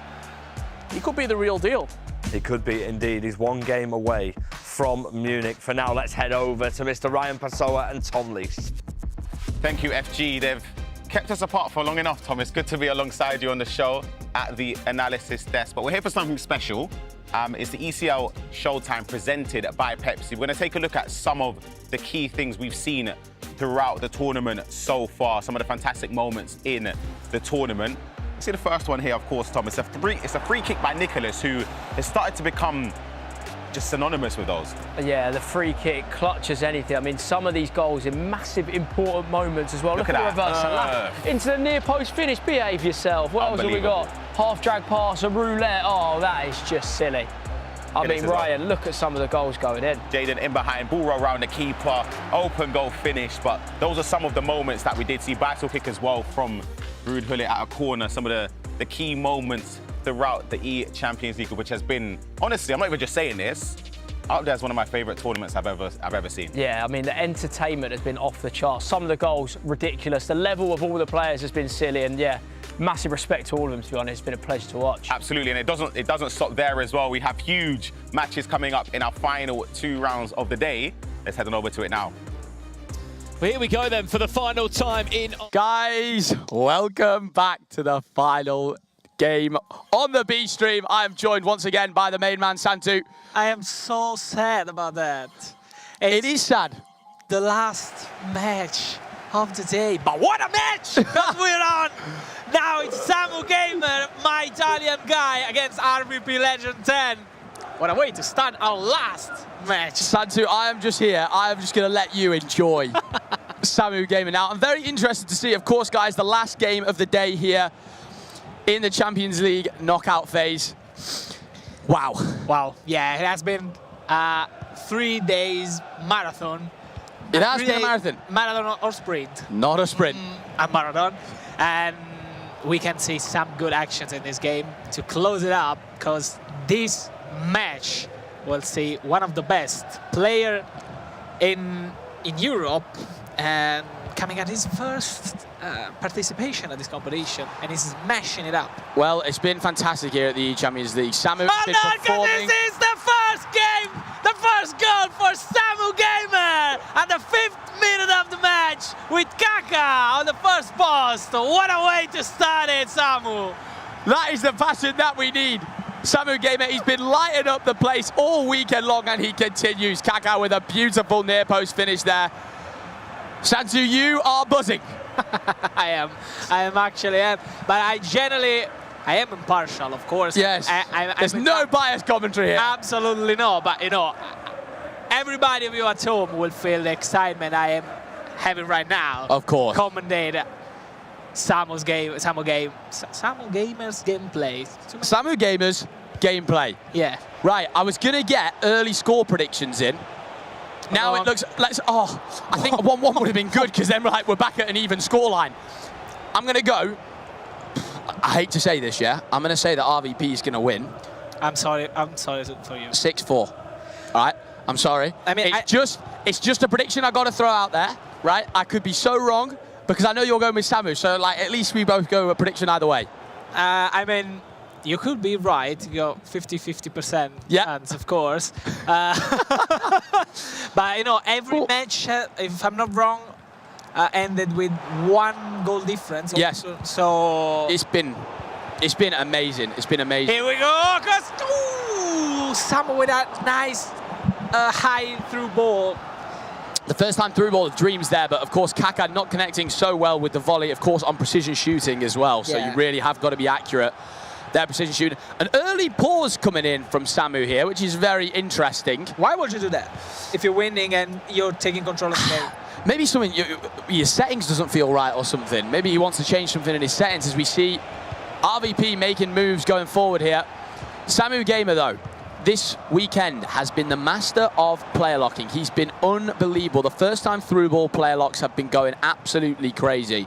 I'm sure what helped him get to the eSerie A championship as well. Absolutely, yes. He smashed that competition 10 days ago, and now he's trying to repeat himself here in the eChampions League, trying to go through and book his flight for Munich. Hey, book his flight. It's been one of my favourite sentences of the day, booking the flight. He actually called the pause and threw the ball outside on purpose to change some stuff on the settings. Yes, it must be something with the settings. Yeah, he's changing actually the He's having a look. right stick. How do you say that? The right stick. Sensitivity. No. No. Not only that. Well, like ball related or other player related movement. Right okay. stick. I see what you mean. I see what you mean. I don't know in English. Sorry, guys. I am Italian. Let's talk a bit more about Samu. Yeah. How impressed have you been with him this weekend? I'm not gonna say I'm impressed because you expected it. Yeah, I mean, I follow him since a couple of years. I know what he's capable of, so I'm not. The thing that I'm surprised of is his confidence. He's a machine. When I look at him, how he plays, I see Anders. Yes. Yeah. And everybody knows how Anders is a machine, how he repeats mechanicals and stuffs, and Samu is that kind of player. Yeah. Scoring some crazy goals. Yeah, scoring some absolutely outrageous goals. Scoring so many goals as well. I think one of his games he did score 8 goals. As we get back into this game, Samu Gamer 1-0 up early doors here. Remember, guys, the winner of this game advances to the final 8 in Munich for the eChampions League to see who will get crowned as the champion. Now, RVP, though, we can't underrate this man. I feel like he's gone under the radar the entire tournament. He really has. Was it an underdog? Can we say he was an underdog? I don't... Probably yes, an underdog. He's probably not someone who's on everyone's minds to win a tournament or to advance extremely far in a tournament. But RVP, he's been good over so many years of FC. He's been consistently performing, and I think the guys who consistently perform, you have to salute. You have to say well done. To do it over so many versions of the game, I think is. More important. You hear about some players who maybe play well for 1 year or 2 years, and then they disappear. Then they move on. I think the consistency, it really shows the fundamentals of being good at FC. Absolutely. And this is what... Oh, look at that. Look at that first touch pass. Because Kaka is 1v1, and again, with a low-driven shot, it makes 2-0 for Samu Gamer. 2 goals scored from Ricardo Isaacson dos Santos Leite for friends. Ricardo... I'm going to stop there. The name's gone off. I'm going to stop there. I can say Ricardo. Isaacson dos Santos Leite. Ricardo Isaacson whatever. Let's move on from that, shall we? Guys, the low-driven finish from Kaká, or should I say Ricardo, unbelievable. And, you know, Samu's done there what he's done all weekend long.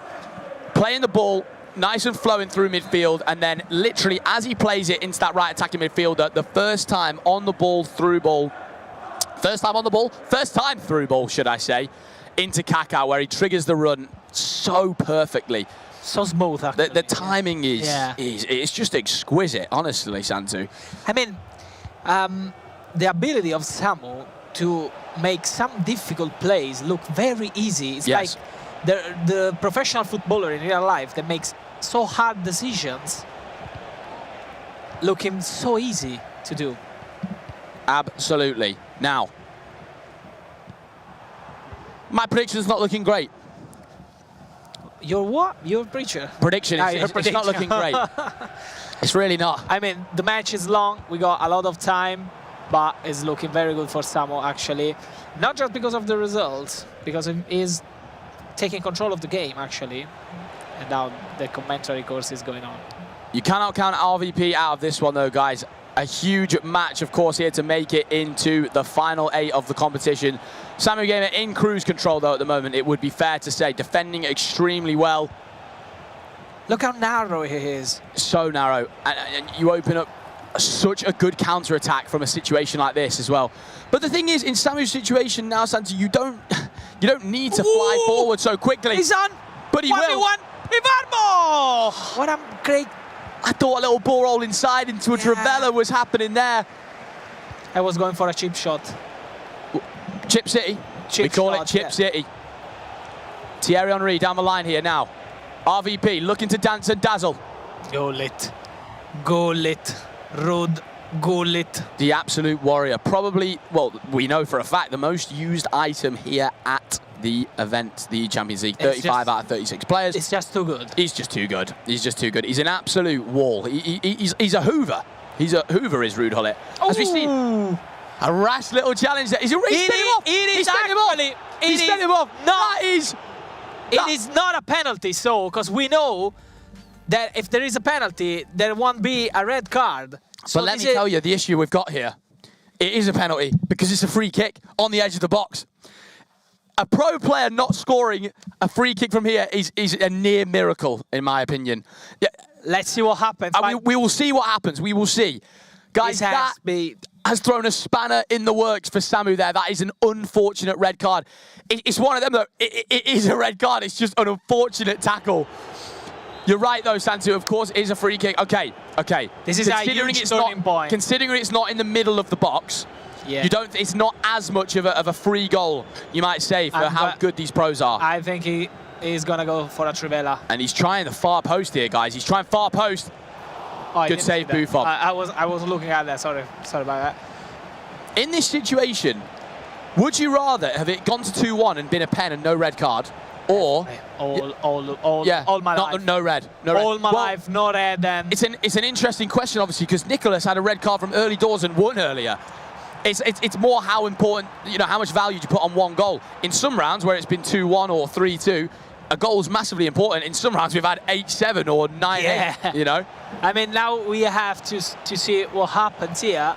And I tell you what, and there it is. The mental game now for RVP has completely switched up. How the game can turn on its head, guys.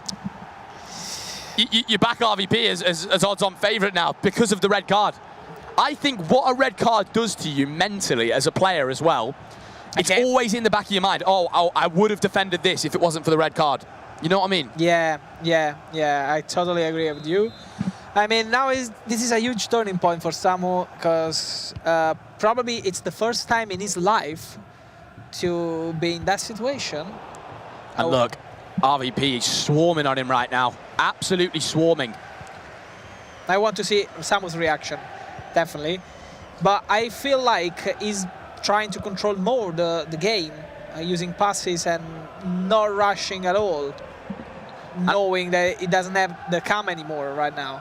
I think important to note, I believe, guys, Samu has chose the player not to use, which is, is quite likely, as the cam. The cam is he's now not playing without a cam. It's literally 2 CMs and then a striker and a left wing and a right wing. He doesn't have that man to connect the dots, which is extremely difficult in a game where that midfielder can be such a catalyst with through balls and setting up attacks, flowing the attacks. Not even only for the attacks, because the cam in the first defensive line is the first defensive line actually countering the build-up of the opponents. Absolutely. RVP knocking on the door, but no one is there. Ginola with the technical dribbling. He's been a little decent player this weekend, has Ginola.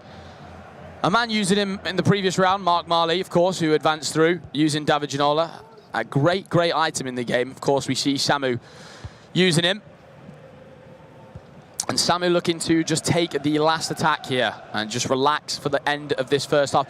Not an absolute disaster. I don't even want to say last attack. I think he's just keeping the ball. You think so? You don't think he's going to try and go forward? I'm not sure. Well, look, he's made a mistake there. Yeah. And RVP wins this back. Samu, are you just going to keep the ball or are you going for it? No. He's giving the ball away again. This is costly. This is costly. RVP has to go forward now. With the clock advancing to half-time, you must go forward as RVP now. Have to. It's Henry, ball into Ginola. Henry, twisting, turning, dancing. I saw the lacking of the 5 stars skill. He tried to do the reverse elastico. Trying to reverse elastico. With Henry. Wow, guys. Wow, what a first half. I actually, I'm surprised because I didn't expect that in the last match. I did not expect a red card to be coming out again. It always adds spice, though, in this game, guys. I do love a red card. It's just, I don't know, just to see the way that a player adapts to the situation. You know, if Samu comes out of this wins the whole game, you've got to tip your hat to that. Like, this is the commentary course. This is the commentary course. I've been really good at it today, guys, to be honest. There's a reason it's a thing, to be quite honest with you. But, I did go with RVP winning this game 6-4. Don't know if we'll get that many goals, though, but with the red card, you never go. Never go. You never know. The floodgates can just open. The floodlights are on. I don't know. Some tactical changes here for Samu. Yep. He's switched tactics. He's still in that 4-back. Is it 4-4-2? Or 4-2-2? I think he might be. No, yeah. 4-2-1-3 without the cam. That's what it looks like to me with the wingers where they are. I tell you what, this fullback's on though. This fullback's on. It's Nuno Mendes. Down the line, a nice little fake inside there. He's trying to recycle that ball. Recycling the ball. Hull it with that run into the box. There it is. There it is. There it is. Barbo. Yes, Samu! It's 3-1, and again, with the man himself, Ricardo Isaacson dos Santos Leite.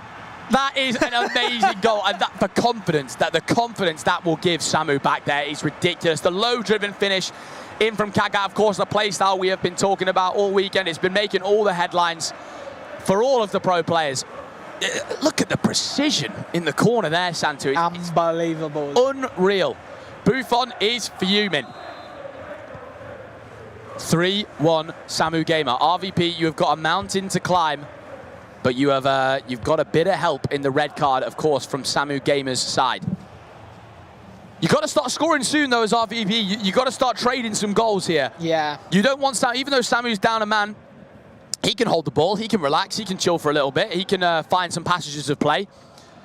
I mean, he needs to.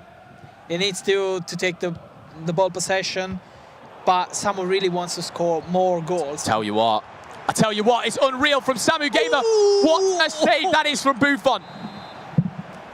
Missed an opportunity here, but it's not over. He's game-changing.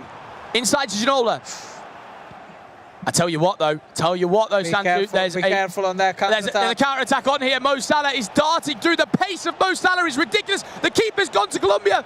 I can't believe it. I do believe instead, because he knew that he was trying to do the ball roll and then finesse, and then he moved so aggressively, the keeper, to trick him to shoot into the first post. Oh, but I think if he takes that shot straight away, the keeper's too far over. maybe a bit of a lack of judgment there. I don't know. Another chance in from RVP, though. He's going to try a ball roll. Trevella, no. Finesse, I definitely meant to say. Guys, we hope you're enjoying this, though, this final round here to see who makes it to the final 8 of the eChampions League here. Mo Salah. Ooh. Another interception. That Ruud Gullit is playing like crazy. He's an absolute one-man army. He's everywhere. Llorente darting through. Samu Gamer just looking to tick down this clock as much as he can, even this early into the game. Bit of recycling. A ball into Ginola. And yeah! He's offside. Ref, come on, close an eye. VAR decision. Yeah, but again, what a counter-attack for Samu. Samu's been amazing in this second half, actually. He's been amazing. Did have one chance, of course, RVP. Didn't take it, and that's a chance that could definitely cost him. And he really doesn't care about the red card. No, it looks like he's playing with more confidence now. First half, it looked a little bit interesting from after the red card. Could the red card give you more confidence because you have to stay more concentrated into the game, knowing that you are one man down. Totally, I completely agree. And also, as the opponent, when you're playing against someone who has a red card, in your head you think like, oh, I should be going and scoring. Yeah. Like you think, oh yeah, an attack will open up, a spot will open up. We saw from earlier, Nicholas wins a game with a red card early, 0-0 against Fuma. You know, the attacking prowess of Fuma, it shows these players, they can adapt to any type of situation. You know, 9 men, we'd be having a different chat. Yeah, At 9 men, you'd say, okay. But Samu with some great recycling, and you know, really interesting to see the formation set out from RVP here. He doesn't waste any ball at all. His attackers, of course, staying extremely high up. How he defend that. He's probably defending better with Blanc compared to Thuram. And wow. Wow. Nice defending again with the Anticipate Plus with Blanc. What a defender Blanc is. We actually didn't see him quite a lot because of the supremacy of Thuram and Lucio and Stam, of course. Yep, absolutely. I think my favourite defender out of all of them, though, has got to be Thuram. I think he's my favourite. From what I've watched. Yep. Nice. Tactical foul. Nice. The art of the tactical foul. We spoke about that earlier today. We have also got Anders in the other game, 4-0 up. So Anders is absolutely flying. Anders has secured his spot, looking like into the top 8 here. Back into this game. It was a bit of relaxing. Yeah, just chilling. So far, no, it's fine. It's fine. I cannot blame you at all, Stan 2. Guys, I tell you something. This would be a. It wouldn't be a choke. It wouldn't be a choke from Samu at this point. Not when you've got a red card, but 3-1 up. You're backing yourself at that point. Even with the red card, I do think he's backing himself. Are you changing your prediction? No, I can't change. I'm not allowed to do that. No, I'm not allowed to do that. I'm still thinking RVP's going to win 6-4. Actually, no. No. Quite simply, that is just not happening. Now, we have got a free kick from RVP here. Surprised to go short, even because you could just win a corner from shooting from there. But again, Samu, it's the 70th minute now, guys. This is going to need an absolute masterclass of a performance from RVP, and he's just not had enough in this second half. Ababo. Oh, what a move. And in free here. I think that direction on that. There it is again. The art. How many times are you going to watch him? The art of tactical foul. I mean, the directional nutmeg is so smooth. It's one of a hell of a skill move that I generally like to do, even in real life. In real life? Yeah, in real life as well. You're a lot more skillful than me. I'll tell you that for free. I have 4-star. I'm 4-5. You're 4-5? Yeah, but I can make elasticals, but I cannot say I'm 5-star skill, but I can make elastical. Okay, well you're a 5-star skiller then. Just for one skill. A very close miss there from RVP. So, I mean, if that went in, we're having a completely different conversation here. And Sam brought it in with a big win. Not about my skills. Not talking about your skills. I think your skills are great. Thank you. You never seen me play football. They sound fantastic.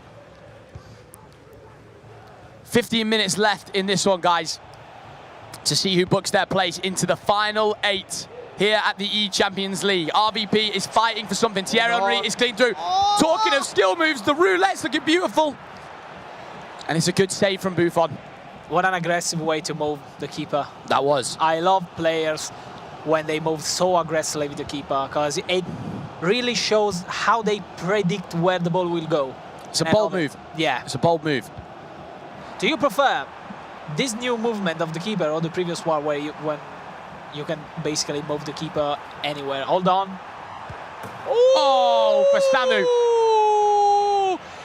How did you say that yesterday? 4 polpette, 4 meatballs. 4 meatballs! 4 meatballs for Samu. And Samu Gamer with the red card has just been unbelievable. Without a striker. No striker. That's what he's done in the end. No striker. Which does make a lot more sense, actually, because the way that the cam can still link up, go up, the left wing and right wing, but still be come back. Yeah, but you've still got the cam helping you out there. Guys, Samu Gamer's looking like he's going to pull this off. Deserved after such a good league phase. Is it over? I think if RVP pulls off 3 goals from here, I'm sorry for doubting Samu, but look, I just thought, you know, this makes it even better for you now. You can say, oh, sure he doubted Samu. Look at Samu now. To be fair, I will his gameplay never doubt about your word. Never doubt your word. Here we go. RVP needs a masterclass, guys. 12 minutes left here, and I don't know if it's going to be enough. Samu has just been really composed this second half. I genuinely think he's given away 1 or 2 good chances into RVP, but that is all. And this might be all she wrote. I've never seen RVP taking the game by hands, you know? So interesting to see the level of these players, though. Here we go. I mean, every shot he takes, he gets blocked. Yes. From Samu. It's not been his day at the office, I'll tell you that. And Samu looking to close this game out here. This is all just about, Santu, time management here. And he doesn't care that he's winning 4-1 and it's the 82nd minute of the game and he's 1 man down. He wants to score more goals. Now he's trying to... Okay, now it's just chilling. Now it's chilling. And guys, it's taken all day in this knockout phase to have games, you know, actually won by a margin. Every other game, all 6 other games, I believe, today. Looks like Anders has obviously won his game quite convincingly, unless something ridiculous has changed in that game. And then, of course, Samu a couple goals ahead here as well. The final round, the guys have gone, you know what, I'm just getting through this round. Yeah. I'm not dealing with any of this extra time rubbish. He waited all day long to get this match, so I probably he just want to have fun, you know? Just having fun and enjoying himself. Yeah. It's been such a good match, actually. It has been a good game. Enjoyable match. I wonder how different it would have been without the red card. I'm gonna say, probably didn't change at all. Didn't change a lot. Yeah, you think? To be fair, he was 2-0 up before the red card, right? Yeah. So he was in cruise control. Maybe could have scored more, probably. Yeah, he might have ended up scoring more, to be fair. Looks like Samu here will be wrapping his place up in Munich in the top 8 here, ladies and gentlemen, for the eChampions League. Seals it off in fantastic fashion. Take it away, Santu. La manita de Ricardo Isaacson dos Santos Leite, called by friends Kaká. I will just say Ricardo. Ricardo Kaká for his 5th goal of the game. The rolling of the R's is sumptuous. Along with that goal, the low-driven plus, once again, guys, Samu has been lethal with it all weekend. A little kiss to the post and perfect into the back of the net. Unbelievable. It makes 5-1 and... a 5-star performance. I think Samu just told to the coach to book the flight for Munich. I think it might be time. RVP, you're going home, but you're going home with your head held high. You've still played an absolutely fantastic tournament here at the eChampions League, but Samu Gamer will be securing his spot into the final 8, which is great to see. Of course, recently come off winning the E-Serie A, and now booking his place. I'm generally speechless right now because I'm enjoying the match. You know what I mean? You're just enjoying it. Yeah. By all means, enjoy it, Santu. Yeah, exactly. I love the way Samu plays. Let's see. Yeah. As you say that we call that consolation castle. Consolation, yeah, that's what we call it. That's it.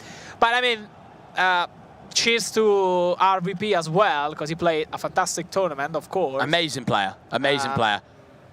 Claps to him, but Samu has been. He's just been too good. Another player. Too good. From another world. Another level. Another level, yeah. Another level in this game. Didn't matter the red card. He was absolutely able to just... I feel like he just worked him out really well throughout the game, Samu there. Scored some extremely clutch goals. And guys, that's Samu securing his spot. Confirmed now. It would have taken something crazy. Kaka, 5 goals, by the way. 5 goals. We were talking about the meatballs. Tell them. 5. Ricardo. No. La manita. La manita. 5 polpette. What? 5 polpette. Feel like I'm having a proper lesson here. 5 polpette di Samu for RVP. Wow. That was unbelievable. Guys, that is going to be us wrapping it up here on the B stream. Santu, it's been my friend, a huge pleasure. It's been a pleasure. I've learned about meatballs. I've seen a 5-star performance there from Samu. We're going to send you guys back over to the A stream now. It's been a pleasure, and we'll see you guys later. Bye. Ciao.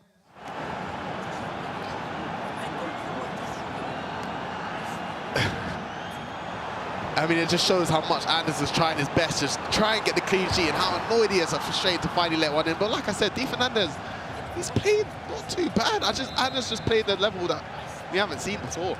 I do think if Di Fernandez played like this against any other player, I don't know if qualified, well, he will be fighting for extra time, for sure. But Anders, man, different baby. He's done it. Well, he wasn't there last year. He didn't make it to the eChampions League. But the year he did compete, he played in Istanbul amongst the best 8 in Europe. He will be in Munich. And he will be back there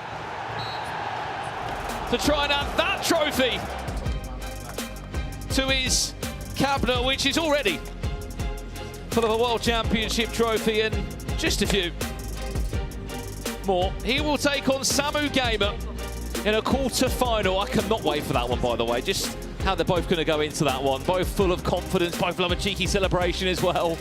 And I think whoever wins it will be looking at the trophy. I think Anders is the player you got to beat to win it. Samu Gamer, what a performance all weekend. He's going to need something if he wants to beat that man on screen. I'm just thinking of so many storylines in Munich. Could you imagine semi-finals? Nico against Alihan, for example? Final against It can happen. Against Anders. Anders Nicholas.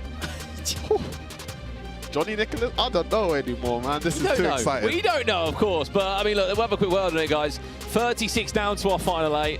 On paper, some names you didn't expect it to be there, but alongside that, a lot of shocks on the way. Yes. I did expect Levy, for example, to be in the top 8 with the way he was playing Friday, Saturday, even today. He was playing amazing. But, I don't know, Matias Bonanno, for example, he struggled throughout the whole weekend, but you expect Bonanno to be in the finals. Fumo with 10 men, against 10 men. I thought Fumo would definitely capitalize against Nico, but it just shows the level that's left with these last 8 players. It's a new different caliber. Yeah, it's been mental, hasn't it? Of course, 36 came here just a few days ago on Friday for the league phase of this year's ECL. Then we had the knockouts today, which players came into it unbeaten, but no one was safe, were they? It was a really difficult road. And now we've got a final 8, 28th of May in Munich. Some crazy games lined up there. I mean, you can have a word with us at home. Who wins it? I mean, there's so many potential final scenarios.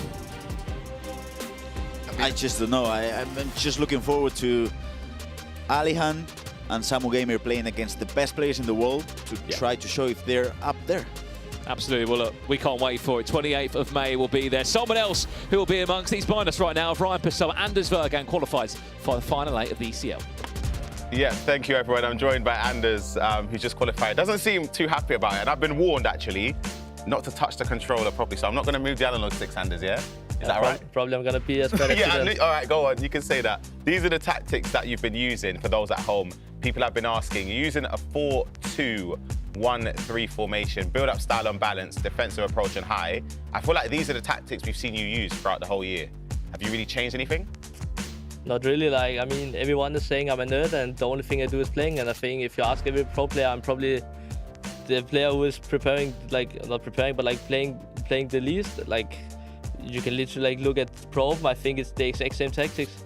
But as everyone say, I'm just looking in the screen all day. No, I'm not, but I always win. So yeah, that's how it is. Yeah, quickly, how do you feel like that game went against Di Fernandez? Because obviously you had a tough game early against Young, you came through that. Di Fernandez was on good form as well, and you still beat him, and it looked easy.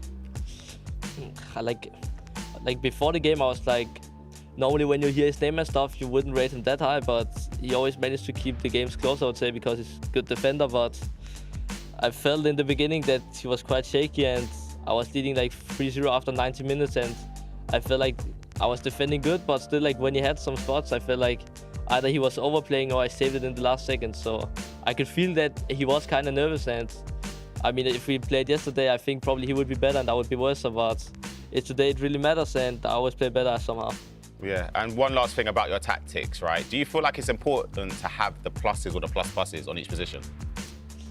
Like, of course, it makes a difference. Like, I would say the only where I really was thinking about it this tournament was like at the fullbacks, I would say, because all other players are now this good that they almost have plus and everything. But I saw a lot of players play with like, especially Llorente, he has no plus at all. Yeah. And some in the beginning was like tracking with Bale. He also don't have plus, but I would say that in the end, Pure was playing with like Sambrota. I think he has, but I would say it makes a difference. But to be honest, like as I said, I'm not the one who's playing the most, and I don't know the exact difference if they have plus, if they have plus.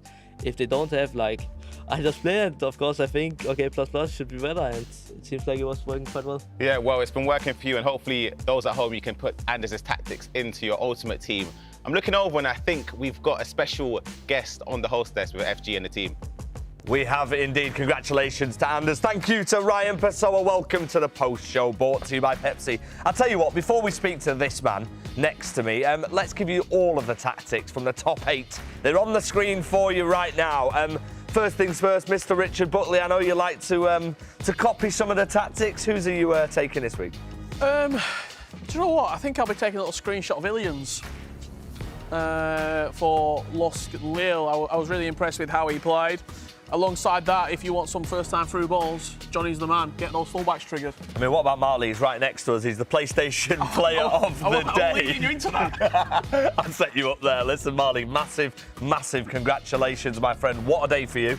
You're on the flight. You're on the way to Munich. Explain to me how you're feeling. Yeah, we were just so happy to get over the line this time.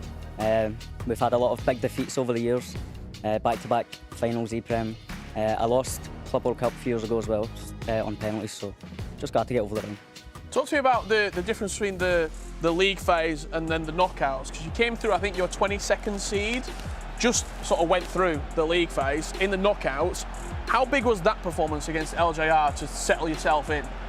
Yeah, I think we got off to a really good start. I got a nice bounce to start off the game, and then kind of just your confidence grows and grows as you play. I know I can beat anyone here anyway, so yeah, once you get a good start, then yeah, you're good to go for the rest of the day. I mean, Marley, firstly, mate, well done. I love to see you do well. I know how lucky you've been over the years, and obviously seeing you top 8 makes you very happy. But I did want to ask you, did you change anything preparation-wise? Obviously, ePrem has been back-to-back. When I say close as well, it's inches. Have you changed anything this time, anything different? In terms of tactics, it was one instruction we changed, exact same for ePrem. I think I changed to 4-4-2 like the day before the ePrem finals, so I've had the last few weeks or the last month to, you know, practice it and get better. So yeah, it was just try to get better at the game. Obviously, the practice is amazing against all these guys. So anything with the mindset? Any coaches? I know you've been close with your coach this year. No, nothing mindset-wise. I actually think I've got a good mindset, you know, regardless of my losses. But you know, it does go through your mind when you're up there. I was 3 goals up quite early, and yeah, I had to see it out in the end. But listen, we done it. So. Now, Mark, obviously fantastic weekend, but looking forward, big game in that quarterfinals. Reigning champion Johnny is your first opponent in Munich. How are you feeling about that? Yeah, honestly, I don't think it matters who you play in this stage. My bracket was hard enough to even get through the league stage. I think maybe 4 or 5 of my 6 opponents are at the World Cup, so no, it doesn't really mean too much to me. Obviously, I know how good Johnny is. I practice against him a lot, so yeah, we'll see what we can do in Munich. Listen, a massive congratulations. We can't wait to see you in Munich on the 28th of May. We'll let you head off and listen, massive congratulations, my friend. You deserve it. Listen, let's take a look, shall we, at the bracket and see where the state of play is. We started this weekend with 36 and now only 8 remain. It is now time for me to ask the cast to pick their winners. Casey, look at that bracket. Who are you backing? I'm going Anders. I'm going Anders. I said it at the beginning of today. I've kind of been flip-flopping a lot, but I'm sticking with Anders till the end now. And Tom? Thing is, I do want to say Anders, but I know everyone's going to say it. And he didn't actually play as well as he'd like. I like the look of Alihan. Doesn't say many words, because he doesn't need to. He could win his first tournament at 16. I think Alihan and Anders, the two youngest players with Samu, I think I'm going to go Alihan, yeah. I'm going to go for it. It's a good job you did, because you just picked 3 out of the 8 there, mate. Mr. Richard Buckley, looking at the final 8, who are you backing to? It's so tough. It's so tough. I'm actually going to go for Ilian Bushi. And the reason I do that, I've got reasoning behind it. The week of that tournament is the Champions League final. Who are there? PSG. He represents Los Lille as well as Vitality. They're going to bring people to Munich. I think it's going to be loud. I think it's going to be boisterous. And I think Ilian's going to get a bit of a, I'm not going to say hometown, but I think he's going to get a big buff from the crowd there. And here they are, our final 8. It's been a grueling weekend for them through all the phases, the league phase, the knockouts, and now here we are at the road to the finals. They're all on the flight to Munich, but who will be lifting the eChampions League 2025? I mean, that's a wrap from everything this weekend. It's been a great weekend. I think it's only right that we have to give a special mention to our original cast, the ones that are always here, but of course, the new people who joined us. Tom, thank you very much. Shori, give us a wave there in the corner. Santu as well, many meatballs for you this weekend, and Shells as well. A massive thank you to all of you who have watched all of the action, and we can't wait to rerun it, where we will be crowning the eChampions League 2025 winner on the 28th of May. We'll see you then. The ECL knockout phase 24 will become 8. And that will do us! Danny Pitbull eliminated Napoli. Nicholas does enough. Rivalries reignited. Oh, what a green that is. Alihan Lyon. What a cross that is. Ilian Bushi is on his way to the